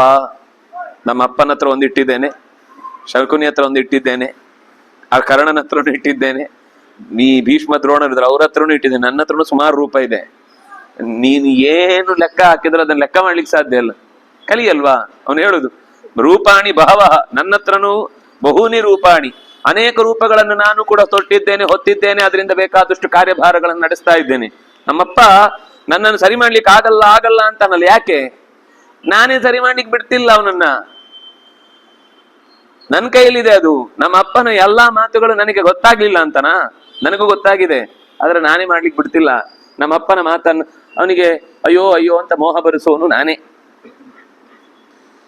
ಆದ್ರಿಂದಾಗಿ ಇದು ಇಷ್ಟು ಸ್ಪಷ್ಟವಾಗಿ ಬಿಡಿಸಿ ಹೇಳ್ತಾ ನೋಡಿ, ನನಗೂ ಅನೇಕ ರೂಪಗಳಿವೆ, ನಾನು ಅಸಾಧಾರಣವಾದ ಬಲವುಳ್ಳವನು. ದರ್ಶಯಮಚ ರೂಪಾಣಿ ಸ್ವಶರೀರೆ ಬಹುನ್ಯಪಿ ನತು ಪರ್ಯಾಯತ ಸಿದ್ಧಿ ಬುದ್ಧಿ ಮಾಪ್ನೋತಿ ಮಾನುಷೀಂ. ಇದೆಲ್ಲ ಸಿದ್ಧಿಗಳು ಸಾಮಾನ್ಯ ಯಾರು ಬೇಕಾದ್ರೂ ಸಿದ್ಧಿಸ್ಕೊಳ್ಬಹುದಾದದ್ದು. ಮನಸ್ಸಿನ ಗೆಲ್ಲುವಿಕೆಯಿಂದ ಯಾರು ಬೇಕಾದ್ರೂ ಇಲ್ಲಿದ್ದವನು ಅಲ್ಲಿದ್ದ ಹಾಗೆ, ಅಲ್ಲಿದ್ದವನು ಇಲ್ಲಿದ್ದ ಹಾಗೆ ತೋರಿಸ್ಕೊಳ್ಲಿಕ್ಕಾಗತ್ತೆ. ದೊಡ್ಡ ಸಂಗತಿ ಅಲ್ಲ ನೋಡಿ. ನಾವು ಅಷ್ಟು ಸಿದ್ಧಿ ಇಲ್ಲ ಈಗ ನಮ್ಗೆ. ದುರ್ಯೋಧನಿಗೆ ಎಷ್ಟು ಗೊತ್ತಿತ್ತೋ ಅದರ 100ನೇ ಅಂಶವು 1001 ಲಕ್ಷದ ಅಂಶವು ನಮಗೆ ಧೈರ್ಯ ಇಲ್ಲ, ಗೊತ್ತಿಲ್ಲ ಏನದು ಅಂತ. ಈ ಮಾನಸಿಕ ಗೆಲುವಿನ ಹಿನ್ನೆಲೆಯಲ್ಲಿ ಮನಸೈವ ಹಿ ಭೂತಾನಿ ಧಾತೈವ ಕುರುತೆ ವಶೇ ಯದ್ಬ್ರವೀಷಿ ಚ ವಾರ್ಷ್ಣೇಯ ಧಾರ್ತರಾಷ್ಟ್ರಾನಹಂ ರಣೇ. ಮನಸ್ಸಿನಿಂದಲೇ ನಾನು ಆದೇಶ ಮಾಡಿದ್ರೆ ನಾನು ಹೇಳಿದಾಗ ಮಾಡ್ತಾನು. ಹೊಡಿತಾನೆ, ನಿಲ್ತಾನೆ. ವಶೇಕೃತ್ವ, ಇಡೀ ಜಗತ್ತನ್ನು ವಶಪಡಿಸಿಕೊಳ್ಳುವ ಸಾಮರ್ಥ್ಯ ನನಗಿದೆ, ಮಾಡಿಯೂ ಗೊತ್ತಿದೆ, ಮಾಡ್ಲಿಕ್ಕೂ ಬರುತ್ತೆ. ಆದ್ರೆ ಯಾಕಾಗ್ಲಿಲ್ಲ ಪಾಂಡವರ ಮೇಲೆ? ಅಲ್ಲಿ ಭೀಮ, ಅದಕ್ಕೆ ಭೀಮನ ಮೇಲೆ ಸ್ಕೋಪ ಅವನಿಗೆ. ಭೀಮನ ಶಕ್ತಿ ಅಲ್ಲಿ ಚೆನ್ನಾಗಿ ಅವರಲ್ಲಿ, ಯಾಕೆಂದ್ರೆ ಪ್ರಾಣನನ್ನು ಒಬ್ಬನನ್ನು ಮಾತ್ರ ಅವನು ಮುಟ್ಲಿಕ್ಕಾಗಲ್ಲ. ದ್ರೌಪದಿ ಮೇಲೆ ಕೋಪ ಯಾಕೆ ಹೇಳಿ? ಇಷ್ಟೇ ಕಾರಣಕ್ಕೆ. ಬೇರೆ ಯಾರ ಮೇಲೆ ಅಷ್ಟು ಕೋಪ ಇಲ್ಲ ಅವನಿಗೆ. ದ್ರೌಪದಿ ಮೇಲೆ ಕೋಪ ಯಾಕೆ ಅಂದ್ರೆ ಅವಳು ಕೂಡ ಇವನ ವಶಕ್ಕೆ ಬರಲ್ಲ. ಧರ್ಮರಾಜ ಆದ್ರೂ ಒಂದ್ಸಲ ಎಲ್ಲೋ ಒಂದ್ಸಲ ಬೇಡ ಬೇಡ ಯುದ್ಧ ಬೇಕಾ ಅಂತ ಶುರು ಮಾಡ್ತಾನೆ ಲಾವಣ್ಯದಿಂದ. ಆದ್ರೆ ಯಾವತ್ತೂ ಕೂಡ ಭೀಮನಾಗ್ಲಿ ದ್ರೌಪದಿ ಆಗ್ಲಿ ಕೃಷ್ಣನಾಗ್ಲಿ ಇವನ ತಾಳಕ್ಕೆ ತಕ್ಕ ಹಾಗೆ ಒಂದು ಸಣ್ಣ ಹೆಜ್ಜೆಯನ್ನು ಕೂಡ ಕುಣಿಯುವಂತೆ ಮಾಡ್ಲಿಲ್ಲ. ಅದಕ್ಕೆ ಅವ್ರ ಮೇಲೆ ಕೋಪ. ನೀವು ಸೂಕ್ಷ್ಮವಾಗಿ ಗಮನಿಸಿದ್ರಿ ಈ ಕಥೆಯಲ್ಲಿ ಈ 3 ಜನರ ಮೇಲೇನೆ ಕಾನ್ಸಂಟ್ರೇಟ್ ಆಗುದು.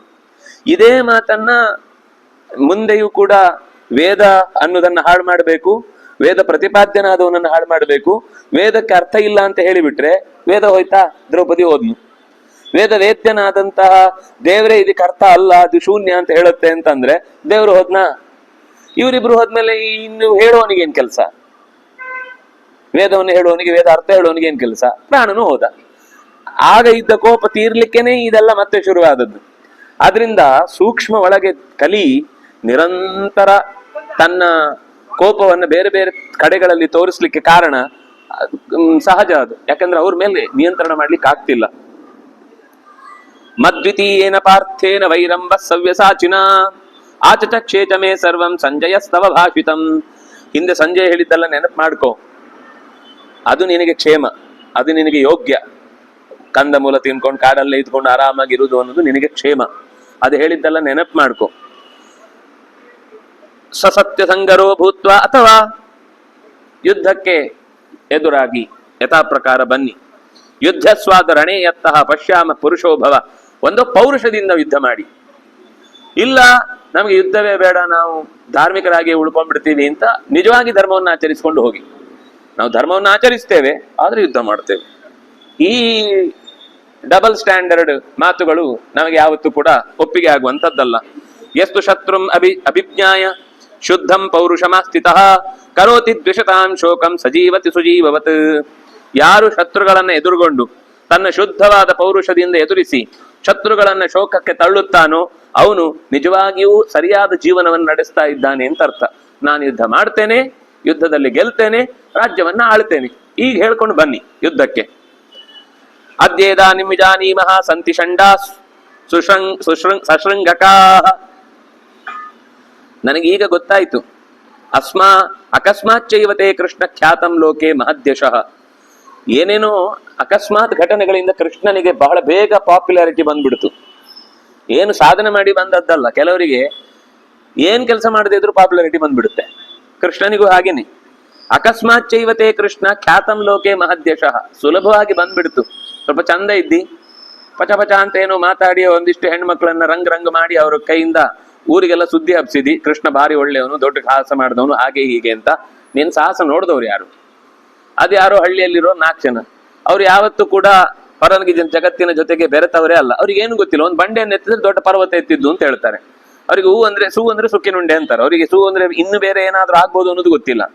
ಹಾಗಾಗಿ ಮಧ್ವಿದೋ ನಾಪಿ ನೃಪತಿ ತ್ವಯಿ ಯುಕ್ತ ಕಥಂಚನ. ನೀನು ದುರ್ಯೋಧನ ಅಂತ ರಾಜನಿಗೆ ಸಮನೇ ಅಲ್ಲ ಕೃಷ್ಣನು ಕೂಡ. ಕೃಷ್ಣ ಯಾವ ದೇಶದ ತೊಪ್ಪಲು, ಯಾವ ದೇಶದ ರಾಜ ಅವನು? ಅವನಿಗೆ ಕಿರೀಟ ಇದೆಯಾ ಹೇಳ್ಕೊಳ್ಳಿಕ್ಕೆ? ನಾನು ಇಂಥ ದೇಶದ ರಾಜ, ಇಂಥ ಸಂಪತ್ತನ್ನ ನನ್ನ ಕೋಶದಲ್ಲಿ ಇಟ್ಕೊಂಡಿದ್ದೇನೆ, ಇಷ್ಟು ಬೇಕಾದ್ರೆ ನಾನು ಕಳಿಸ್ತೇನೆ. ಏನಿದೆ? ಯಾವುದು ಆಹುಕ, ಯಾರು ಉಗ್ರಸೇನ ಅವ್ರು ಕೊಟ್ರೆ ಇವನಿಗುಂಟು. ಏನೋ ಒಂದಿಷ್ಟು ಸಂಬಳ ಕೊಡ್ತಾರೆ, ಅದನ್ನೇ ಊರಿಡಿ ತಿರ್ಕೊಂಡು ನಾನು ವಿದೇಶಾಂಗ ಮಂತ್ರಿ ಅಂತ ಊರೆಲ್ಲ ಸುತ್ಕೊಂಡು ಎಲ್ಲ ದೇಶದ ನಡು ಒಂದಿಷ್ಟು ಬೆರಕೆ ಬುದ್ಧಿಗಳನ್ನ ಹಾಕಿ ತಾನು ದೊಡ್ಡವನು ಅಂತ ಬೆರೆತು ಮೇಯ್ತಾ ಇದ್ದಾನೆ. ಸನ್ನಾಹಂ ಸಂಯುಗೆ ಕರ್ತುಂ ಕಂಸ ಭೃತ್ಯೇ ವಿಶೇಷತಃ ತಂಚ ತೂಬರಕಂ ಬಾಲಂ ಬಕ್ವಾಶಿನಂ ಅವಿದ್ಯಕಂ. ಇನ್ನ ಭೀಮಸೇನನೋ ಇವನಂತೂ ಕಂಸನನ್ನ ಕೊಂದೆ ಅಂತ ದೊಡ್ಡ ತುರಾಯಿಯನ್ನು ತಾನೇ ಕಟ್ಟಿಕೊಂಡ. ಇನ್ನೊಬ್ಬ ಇದ್ದಾನೆ ಮೀಸೆ ಬಾರದವ, ತೂಬರ ಅಂತ ಬೈಯುದು ಭೀಮನಿಗೆ, ಕೋಪ ಬರೆಸ್ಲಿಕ್ಕೆ. ಅವನಿಗೆ ಮೀಸೆ ಇಲ್ಲದವ ಅಂತ ಬೈದ್ರೆ ಕೋಪ ಅವನಿಗೆ. ಭೀಮಸೇನಿಗೆ ಒಳ್ಳೆ ಮೀಸೆ, ಬಹಳ ಚಂದದ ಮೀಸೆ. ಅವನೊಂದು ಪ್ರತಿಜ್ಞೆ ಹಾಗೆ ಇತ್ತು, ನನ್ನನ್ನು ಯಾರಾದ್ರೂ ಮೀಸೆ ಇಲ್ಲದವ ಅಂತ ಬೈದ್ರೆ ಅವರ ತಲೆ ಹೊಡಿತೇನೆ ಅಂತ, ಸಿಗದಾಗ್ತೇನೆ ಅಂತ. ಅದಕ್ಕೆ ಅವನ ಹತ್ರ ಬೈದ್ ಕಳಿಸುದು. ಪೆಟ್ಟು ತಿಂದ್ರೆ ಉಲೂಕಲ್ವ ತಿನ್ನೋದು.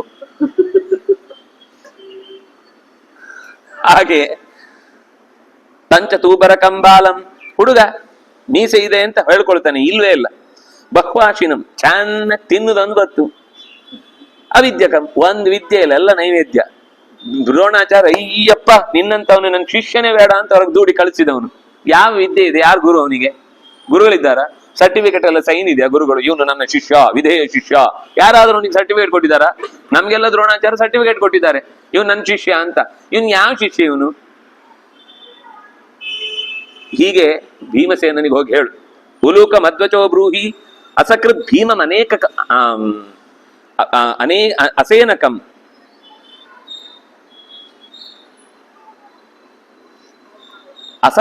ಅಸಕೃತ್ ಅಂದ್ರೆ ಮತ್ತೆ ಮತ್ತೆ ತೂಬರ ತೂಬರ ತೂಬರ ಅನ್ನೋದು ಒಂದು 10 ಸಲ ಹೇಳೋವನಿಗೆ. ರೋಷದಿಂದ ಹೀಗೆ ಮಾಡ್ತಾರಲ್ಲ ಕೆಲವೊಮ್ಮೆ, ಅವ್ರಿಗೆ ಏನ್ ಮಾಡ್ಬೇಕು ಗೊತ್ತಾಗಲ್ಲ, ಅವರೇ ತಲೆ ಜಜ್ಕೊಂಡಾರೆ, ಹೇಳಿಕ್ ಬರಲ್ಲ.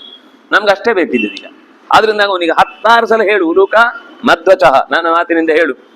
ವಿರಾಟ ನಗರೇ ಪಾರ್ಥ ಯಸ್ತ್ವಂ ಸೂದೋ ಯಭೂಪುರ.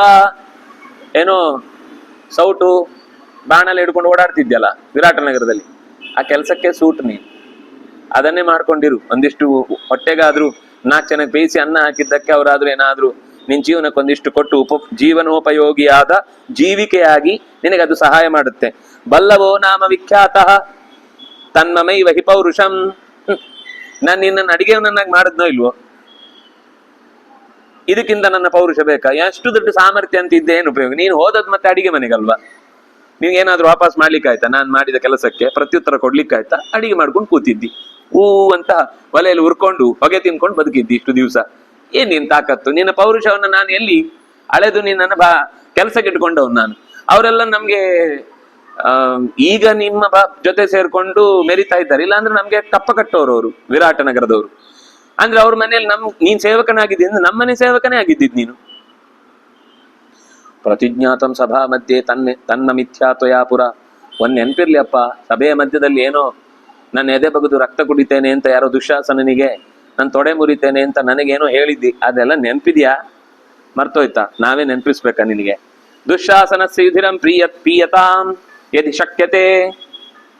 ನಿಜವಾಗ್ಲೂ ನೀನೊಬ್ಬ ಗಂಡು ಅನಿಸಿಕೊಂಡ್ರೆ ದುಶ್ಯಾಸನ ಎದೆ ಬಗೆದು ನೀರು ಕುಡಿಯಪ್ಪ, ಹಾಲು ಕುಡಿ, ಅಲ್ಲ ನೆತ್ತರು ಕುಡಿ, ಆಗತ್ತೆ ಅಂತ ಆದ್ರೆ ನಿನಗೆ ಅದನ್ನು ಮಾಡು. ಯದ್ಬ್ರವೀಶಿ ಚ ಕೌಂತೆಯ ಧಾರ್ತರಾಷ್ಟ್ರಾನಹಂ ರಣೆ ನಿಹನಿಷ್ಯಾಮಿ ತರಸ ತಸ್ಯ ಕಾಲೋಯಮಾಗತಃ. 100 ಮಕ್ಕಳನ್ನು ಕೂಡ ನಾನೇ ರಣರಂಗದಲ್ಲಿ ಸಿಗಿದು ಹಾಕ್ತೇನೆ ಅಂತ ಪ್ರತಿಜ್ಞೆ ಮಾಡಿದ್ಯಲ್ವಾ? ಬಾ, ಅದನ್ನ ಸತ್ಯ ಮಾಡು. ಅದಕ್ಕೋಸ್ಕರ ಆದ್ರೂ ಯುದ್ಧಕ್ಕೆ ಬರ್ತೇನೆ ಅಂತ ಹೇಳಿ ಬನ್ರಪ್ಪ. ಯುದ್ಧಕ್ಕೆ ಬರ್ತೇನೆ ಅಂತ ಹೇಳಿ ಬನ್ನಿ. ಇಲ್ಲೋ ನಾವು ಧರ್ಮಕ್ಕೋಸ್ಕರ ಯುದ್ಧ ಮಾಡ್ತೇವೆ ಅಂತ ಹೇಳ್ಬೇಡಿ. ಯುದ್ಧ ಮಾಡ್ತೇವೆ, ನಿಮ್ಮನ್ನು ಎದುರಿಸ್ತೇವೆ. ನಾವು ಸತ್ಯ ಪ್ರತಿಜ್ಞರು, ಪ್ರತಿಜ್ಞೆಯನ್ನು ಸತ್ಯ ಮಾಡ್ಲಿಕ್ಕೋಸ್ಕರ ಆದ್ರೂ ಕೂಡ ನಾವು ಯುದ್ಧ ಮಾಡ್ತೇವೆ ಅಂತ ಹೇಳ್ಕೊಂಡು ಬನ್ನಿ. ಯುದ್ಧವೇ ನಿಮ್ಮ ನಿಜವಾದ ಗುರಿಯಾಗಿರ್ಲಿ. ತ್ವಂ ಹಿ ಭೋಜ್ಯೇ ಪುರಸ್ಕಾರ್ಯೋ ಭಕ್ಷ್ಯೇ ಪೇಯೇ ಚ ಭಾರತ ಕ್ವಯುದ್ಧಂ ಕ್ವಚ ಭೋಕ್ತವ್ಯಂ ಯುದ್ಧ ಸ್ವಪುರುಷೋ ಭವ. ಯಾವಾಗ ನೋಡಿದ್ರೆ ಭಕ್ಷ್ಯ ಭೋಜ್ಯಗಳಲ್ಲಿಯೇ ಪೇಯಗಳಲ್ಲಿಯೇ ಜೀವನವನ್ನು ಕಳೆಯುವ ನಿನಗೆ ಯುದ್ಧ ಏನು ಊಟ ಏನು ಎರಡೂ ಒಂದೇ. ನಿಜವಾಗಿ ತಾಕತ್ತಿದ್ರೆ ಯುದ್ಧಸ್ವ. ಬರೀ ತಿಂದು ತಿಮ್ಮಣ್ಣಿಯಾಗಿ ಎಲ್ಲೋ ಮಲ್ಕೊಂಡಿರ್ಬೇಡ. ಯುದ್ಧಕ್ಕೆ ಅಂತ ಬರಬೇಕು ಅಂತಿದ್ರೆ ಮೊದ್ಲೇ ಸರಿಯಾಗಿ ಅವತ್ತೊಂದು ಸ್ವಲ್ಪ ಹೊಟ್ಟೆ ಕಮ್ಮಿ ಊಟ ಮಾಡಿ ಆರಾಮಾಗಿ ಬಾ. ತುಂಬಾ ತಿಂದು ಬಿಟ್ರೆ ತಲೆ ಅಡಿಗೆ ಹಾಕಬೇಕು ಅನ್ಸುತ್ತೆ, ಮಲಗಿ ಬಿಡ್ತಿ. ಯುದ್ಧದಲ್ಲಿ ಯಾರು ನಿನ್ನ ಹೆಸರು ಹೇಳ್ಕೊಂಡು ಯಾರಾದ್ರೂ ಬರ್ಬೇಕು, ನಾನೇ ಭೀಮಸೇನ ಅಂತ. ನಿನ್ನ ಹೆಸರಲ್ಲಿ ಯಾರು ಇರಲ್ಲ. ಆಮೇಲೆ ನಿಹನಿಷ್ಯಾಮಿ ತರಸ ತಸ್ಯ ಕಾಲೋ ಯಮಾಗತಃ. ಬಾ, ಊಟ ಜಾಸ್ತಿ ಮಾಡಿ ಬಂದ್ರೆ ನಿನಗೆ ಹಣೆ ಬರ. ನನ್ನ ಕೈಯಲ್ಲೇ ಪ್ರಾಣ ಬಿಡ್ತಿ, ಹೊಟ್ಟೆಯಲ್ಲಿ ಏನಿದೆ ನಾನೇ ಹುಡುಕಬೇಕಾಗುತ್ತೆ. ತಸ್ಯ ಕಾಲೋಯಮಾಗತಃ, ಅದಕ್ಕೂ ಕಾಲ ಬಂದಿದೆ. ಈ ಯುದ್ಧ ಅನ್ನೋದು ಬಹುಶಃ ನಿನ್ನ ಹೊಟ್ಟೆಯಲ್ಲಿ ಏನಿದೆ ಅಂತ ನೋಡ್ಲಿಕ್ಕೆ ಆಗಿದೆ. ತ್ವಂ ಹಿ ಭೋಜ್ಯೇ ಶೈಷ್ಯಸೆ ತಥೋ ಭೂಮೌ ಗದಾ ಮಾಲಿಂಗ್ಯ ಭಾರತ ತದ್ವೃಥಾ ಚ ಸಭಾ ಮಧ್ಯೆ ವಲ್ಗಿತಂಚ ವೃಕೋದರ. ಹೇ ವೃಕೋದರ, ನನ್ನ ಗದೆಯ ಏಟನ್ನ ತಿಂದು ಗುಂಡಿಗೆ ನಿಂತು ಕೊನೆಗೆ ಆಸರೆ ಬೇಕು ಅಂತ ನಿನ್ನ ಕೈಯಲ್ಲಿದ್ದ ಗದೆಯನ್ನೇ ಆಲಿಂಗಿಸಿಕೊಂಡು ನೆಲದಲ್ಲಿ ರಕ್ತಸಿಕ್ತವಾಗಿ ಮಲಗಿರ್ತೀಯಲ್ವಾ, ಅವತ್ ನೆನಪು ಮಾಡ್ಕೊ ಸಭೆಯ ಮಧ್ಯದಲ್ಲಿ ಯಾಕಾದ್ರೂ ನಾನು ಪ್ರತಿಜ್ಞೆ ಮಾಡಿದ್ನೋ ಅಂತ. ಅದನ್ನ ನೆನ್ಸ್ಕೊಂಡು ಸಾಯ್. ಅದಕ್ಕೋಸ್ಕರ ಆದ್ರೂ ಯುದ್ಧಕ್ಕೆ ಬಾ. ಯಾಕಾದ್ರೂ ವಲ್ಗಿತಂ, ಯಾಕೆ ಬಾಯಿ ತಪ್ಪಿ ಇಂತ ಮಾತಾಡಿಬಿಟ್ಟೆ ಅಂತ ಪಶ್ಚಾತ್ತಾಪ ಪಡುವ ದಿನ ರಣರಂಗದ ದಿವಸ ನಾನು ನಿನಗೆ ತೋರಿಸ್ತೇನೆ. ಬಾ. ಉಲೂಕಂ ನಕುಲಂ ಬ್ರೂಹಿ. ಉಲೂಕ, ನಕುಲನಿಗೆ ಹೀಗೆ ಹೇಳು. ಯುದ್ಧ ಸ್ವಾದ ಸ್ಥಿರೋ ಭೂತ್ವಾ ಪಶ್ಯಾಮಸ್ತಪ ಪೌರುಷಂ.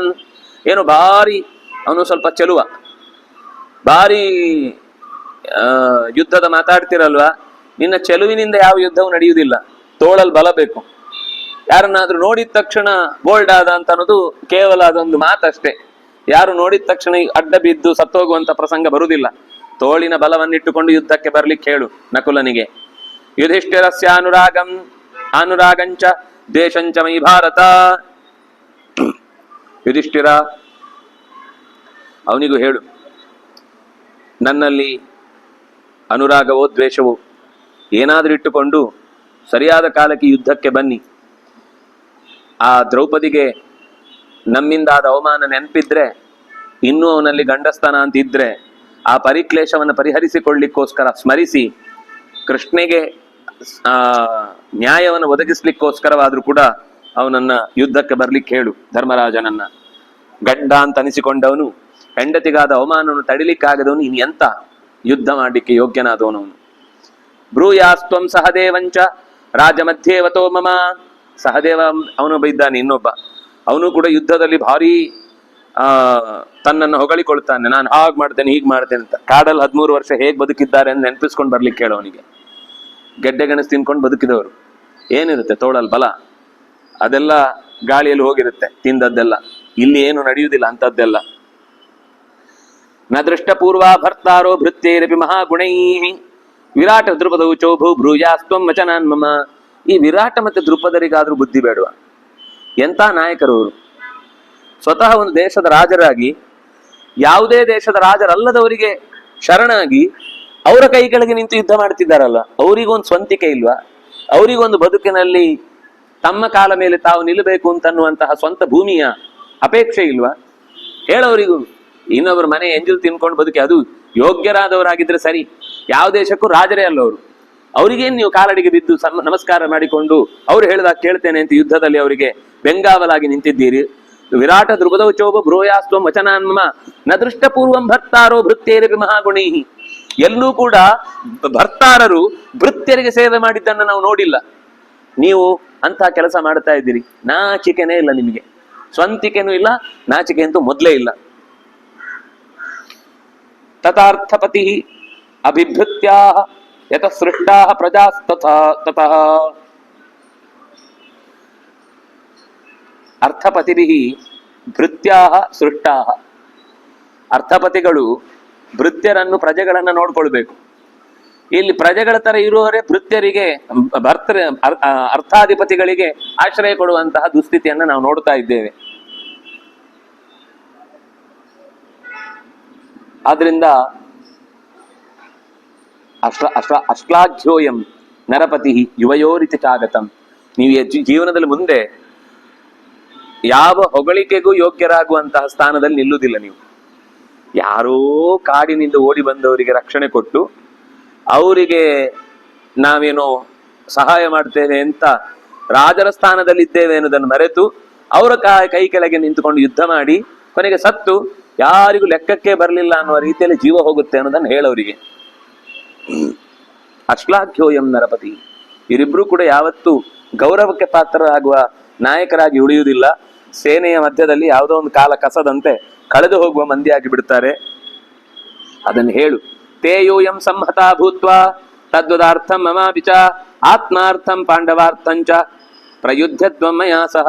ಆಗ್ಲಿ, ನಿಮ್ಮ ಹಣೆ ಬರನೆ ರಾಜರಾಗಿಯೂ ಭೃತ್ಯರಂತೆ ಬದುಕುವುದಾಗಿದ್ರೆ ತಡೆಯುವವರು ನಾವ್ಯಾರು? ಆದ್ರೆ ನಿಮ್ಮ ತೋಳಿನ ಬಲವನ್ನ ಯಥಾವತ್ತಾಗಿ ಬಳಸಿ ನಮ್ಮ ವಿರುದ್ಧ ಯುದ್ಧಕ್ಕೆ ಬಂದು ನಿಮ್ಮ ಸಾವನ್ನ ಪ್ರಾಮಾಣಿಕವಾಗಿ ಯುದ್ಧದಲ್ಲಾದ್ರೂ ಕಳ್ಕೊಂಡು ವೀರಮರಣವನ್ನ ಹೊಂದಿ. ಇಲ್ಲಂತೂ ನಿಮಗೆ ತಾಕತ್ತಿನ ಬೆಲೆ ಇಲ್ಲ. ರಾಜರಾಗಿಯೂ ಕೂಡ ಭೃತ್ಯರಂತೆ ಬದುಕ್ತಾ ಇದ್ದೀರಿ. ಒಬ್ಬೊಬ್ಬರಾಗಿ ಬರಬೇಡಿ. ಸಂಹತಾ ಭೂತ್ವ. ಒಬ್ಬೊಬ್ಬರೇ ಬಂದ್ರೆ ನೀವೆಲ್ಲ ಸುಮ್ಮನೆ ಲೆಕ್ಕ ಬರ್ತಿಗೆ. ಬಂದ ದಿವಸವೇ ಪ್ರಾಣ ಕಳ್ಕೊಳ್ಳುವ ಕಾರ್ಯಕ್ರಮ. ಆದ್ರಿಂದಾಗಿ ನೀವು ಬಂದ ಮೇಲೆ ಸರಿಯಾಗಿ ಎಚ್ಚರದಿಂದ ಕೂಡಿ ಬನ್ನಿ. ಇದು ಇನ್ನೂ ಸಿಕ್ಕಾಪಟ್ಟೆ ಇದೆ, ಮುಗೀತದೆ ಅಂತ ಅನ್ಕೊಂಡೆ ನಾನು. ಸರಿ, ಇಲ್ಲಿ ನಿಲ್ಸೋಣ. ಏಷೇ ಸಮಯ ಪ್ರಾಪ್ತ ಲಬ್ಧವ್ಯಶ್ಚ ತ್ವಯಾಪಿ ಸಹ ದ್ರೋಣಮಾಸಾಧ್ಯ ಸಮರೇ ಜ್ಞಾಸ್ಯಸೇ ಹಿತಮುತ್ತಮಂ. ನೆನ್ಪಿರ್ಲಿ ದ್ರುಪದನಿಗೆ, ದ್ರೋಣಾಚಾರ್ಯ ನಮ್ಮ ಕಡೆಯಲ್ಲಿದ್ದಾರೆ. ಅವ್ರನ್ನ ಕಂಡ್ರೆ ಆಗಲ್ಲ. ದ್ರೋಣಾಚಾರ್ಯರು ಸಿಕ್ಕಿದ ತಕ್ಷಣ ಉರಿದು ಬಿಡ್ತಾರೆ ದುರ್ಯೋಧನನ ಮೇಲೆ, ದ್ರುಪದನ ಮೇಲೆ. ಆದ್ರಿಂದಾಗಿ ವಿರಾಟನು ದೊಡ್ಡ ಲೆಕ್ಕ ಅಲ್ಲ. ಹಾಗಾಗಿ ಅವರಿಬ್ರು ಕೂಡ ದ್ರೋಣ ನಮ್ಮ ಕಡೆಯಲ್ಲಿ ಇದ್ದಾನೆ ಅಂತ ಅನ್ನೋದನ್ನ ಹಿತವಚನ ಅನ್ನುವ ದೃಷ್ಟಿಯಿಂದ ಹೇಳ್ತಾ ಇದ್ದೇವೆ. ಹಿಂದೆ ಸರಿದ್ರೆ ಜೀವ ಉಳಿಯುತ್ತೆ, ಸರಿಯದೇ ಇದ್ರೆ ನಮ್ಗೊಂದು ಲಾಭ ಆಗುತ್ತೆ. ಇನ್ನು ಶಿಖಂಡಿ ಒಬ್ಬ ಇದ್ದಾನೆ, ಅವನಿಗೂ ಹೇಳ್ಬಿಡು, ಹೆಣ್ಣು ಹೆಣ್ಣು ಹೆಣ್ಣು ಅನ್ನುವ ರೀತಿಯಲ್ಲಿ ಬದುಕಿದವ ಈಗ ಒಂದೇ ಸರ್ತಿಗೆ ನಾನು ಗಂಡು ಅಂತ ಭಾರಿ ತನ್ನ ಪೌರುಷವನ್ನ ಪಾಂಡವರಿಗೋಸ್ಕರ ಮೀಸಲು ಅನ್ನುವ ಹಾಗೆ ಬದುಕ್ತಾ ಇದ್ದಾನೆ. ಎಂದಿದ್ರು ಆತ ಒಬ್ಬ ಹೆಣ್ಣೆ. ಸ್ತ್ರೀತಿ ಮತ್ವ ಮಹಾಬಾಹು ನಹನಿಷ್ಯತಿ ಕೌರವ. ನಮ್ಮಲ್ಲಿ ಅವನನ್ನು ಯಾರು ಲೆಕ್ಕಕ್ಕೆ ತಗೊಳ್ಳಲ್ಲ. ಅಯ್ಯ, ಹೆಣ್ಣಾದವನು ಈಗೇನೋ ವೇಷ ಹಾಕೊಂಡು ಬಂದ ತಕ್ಷಣ ಗಂಡಾಗ್ಬಿಡ್ತೇನೆ ಅಂತ ಭಾವಿಸಿದ್ದಾನೆ. ನಮ್ಮ ಯುದ್ಧದ ನೇತೃವಾಗಿರುವಂತಹ ಗಾಂಗೇಯ ಅವನ ಕಡೆ ತಿರುಗಿಯೂ ನೋಡಲ್ಲ. ಅವನು ಇನ್ನು ಬಂದೇನು ಉಪಯೋಗ ಯುದ್ಧಕ್ಕೆ? ಆಮೇಲೆ ಹೇಳುದು ನನ್ನನ್ನು ಕಂಡ್ರೆ ಎಲ್ರಿಗೂ ಹೆದರಿಕೆ ಅಂತ. ಇದರಲ್ಲೆಲ್ಲ ಸ್ವಲ್ಪ ರೋಗಿಷ್ಠರಿದ್ರೆ ಅವರನ್ನು ದೂರ ಮಾಡ್ತಾರೆ, ಅಂದ್ರೆ ಹರಡುವ ರೋಗ ಇದ್ರೆ. ಅದು ಅವ್ರೇನ್ ನೋಡಿ ಹೆದರಿದ್ದು ಅಂತಂದ್ರೆ ಸೋತದ್ದು ಅಂತ ಅರ್ಥ ಅಲ್ಲ. ನಾವಾಗಿ ಯಾಕೆ ಮೈ ಮೇಲೆ ರೋಗ ತಂದ್ಕೋಬೇಕು ಅಂತ ಅಷ್ಟೇ ಅರ್ಥದಲ್ಲಿ ಎಲ್ರಿಗೂ ಕ್ಷೇಮ ಆಗ್ಬೇಕು ಅನ್ನೋ ದೃಷ್ಟಿಯಿಂದ ಹಿಂದೆ ಸರಿಯುವುದು. ಇವನು ಹಾಗೆ ಹೇಳ್ತಾನೆ, ಅವನನ್ನು ಯಾರು ನೋಡುದಿಲ್ಲ. ಕುರು ಕರ್ಮರಣೆ ಯತ್ತಃ ಪಶ್ಯಾಮ ಪೌರುಷಂ ತವ. ಆಗ್ಲಿ ಯುದ್ಧ ಮಾಡ್ಬೇಕು ಅಂತ ಶಿಖಂಡಿಗೇನೋ ಆಸೆ ಬಂದ್ಬಿಟ್ಟಿದೆ, ಯುದ್ಧ ಮಾಡ್ಲಿ, ಯಾರು ಯುದ್ಧ ಮಾಡ್ತಾರೋ ಅವನ ಜೊತೆಗೆ ಸರಿ ಇರುತ್ತೆ. ಏವ ಮುಕ್ತ್ವಾ ತಥೋ ರಾಜ ಪ್ರಹಸ್ಯೋ ಲೋಕಮಬ್ರವೀತ್. ಹೀಗೆ ಧರ್ಮರಾಜ ಕೊನೆಗೆ ಧನಂಜಯನಿಗೆ ಏನೇನು ಹೇಳ್ಬೇಕು ಅಂತ ಅನ್ನೋದನ್ನ ನಾನು ಪ್ರತ್ಯೇಕ ಹೇಳ್ತೇನೆ. ಅದನ್ನ ನೀನು ಹೇಳಿ ಅವನನ್ನು ಚೆನ್ನಾಗಿ ಉರಿಸ್ಬೇಕು ಅಂತ ಇನ್ನೂ ಒಂದಿಷ್ಟು ಉಪದೇಶಗಳನ್ನ ಉಲೂಕನ ಮೂಲಕ ಕೊಟ್ಟು ಕಳಿಸ್ತಾನೆ. ಇದನ್ನು ಮತ್ತೆ ವಾಪಸ್ ಎಲ್ಲವನ್ನು ಸಂಜಯ ವಾಪಸ್ ಧೃತರಾಷ್ಟ್ರನಿಗೆ ಹೇಳ್ತಾನೆ. ಉಲೂಕನ ಹತ್ರ ಹೀಗೆಲ್ಲ ಹೇಳಿ ಅವನಿಗೆಲ್ಲ ಕಳಿಸಿದ್ದಾನೆ. ಬೇಕು ಅಂತ ಪಾಂಡವರ ಹತ್ರ ಸಾಯ್ಬೇಕು ಅನ್ನೋದಕ್ಕೆ ಬೇಕಿರುವ ಇನ್ನಷ್ಟು ಉರಿ ಬೆಂಕಿ ಹಾಕಿ ಕಟ್ಟಿಗೆ ಹಾಕಿ ಇನ್ನು ಉರಿ ಎಲ್ಲ ಹಾಕಿ ಬೆಂಕಿನೂ ಕೊಟ್ಟು ಅಯ್ಯೋ ಉರಿಬಾರ್ದು ಅಂದ್ರೆ ಏನ್ ಮಾಡುದು? ಕಾಡೇ ಉರಿದೋಗುತ್ತೆ, ಇಡೀ ಕಾಳ್ಗಿಚ್ಚೆ ತುಂಬಿಕೊಳ್ಳುತ್ತೆ. ಅದರ ಮಧ್ಯದಲ್ಲಿ ನಿನ್ನ ಈ ಸಣ್ಣ ಪಟ್ಟಣ ಸುಟ್ಟು ಭಸ್ಮವಾಗುತ್ತೆ, ಎಚ್ಚರ ಇರಲಿ ಅಂತ. ಹೀಗೆ ಉಲೂಕನ ಸಂದೇಶ ಮತ್ತೆ ಮುಂದುವರಿಯುತ್ತೆ. ನಾಳೆ ಅದರ ಮುಂದುವರಿದ ಭಾಗವನ್ನ ಅನುಸಂಧಾನ ಮಾಡೋಣ ಅಂತ ಹೇಳ್ತಾ, ಕಾಯೇನ ವಾಚ ಮನಸ ಇಂದ್ರಿಯರ್ವ ಬುದ್ಧ್ಯ ಆತ್ಮನಾವ ಅನುಸೃತ ಸ್ವಭಾವ ಕರೋಮಿ ಯದ್ಯತ್ ಸಕಲಂ ಪರಸ್ಮೈ ನಾರಾಯಣಾಯಿತಿ ಸಮರ್ಪಯಾಮಿ. ಕೃಷ್ಣಾರ್ಪಿತಮಸ್ತು.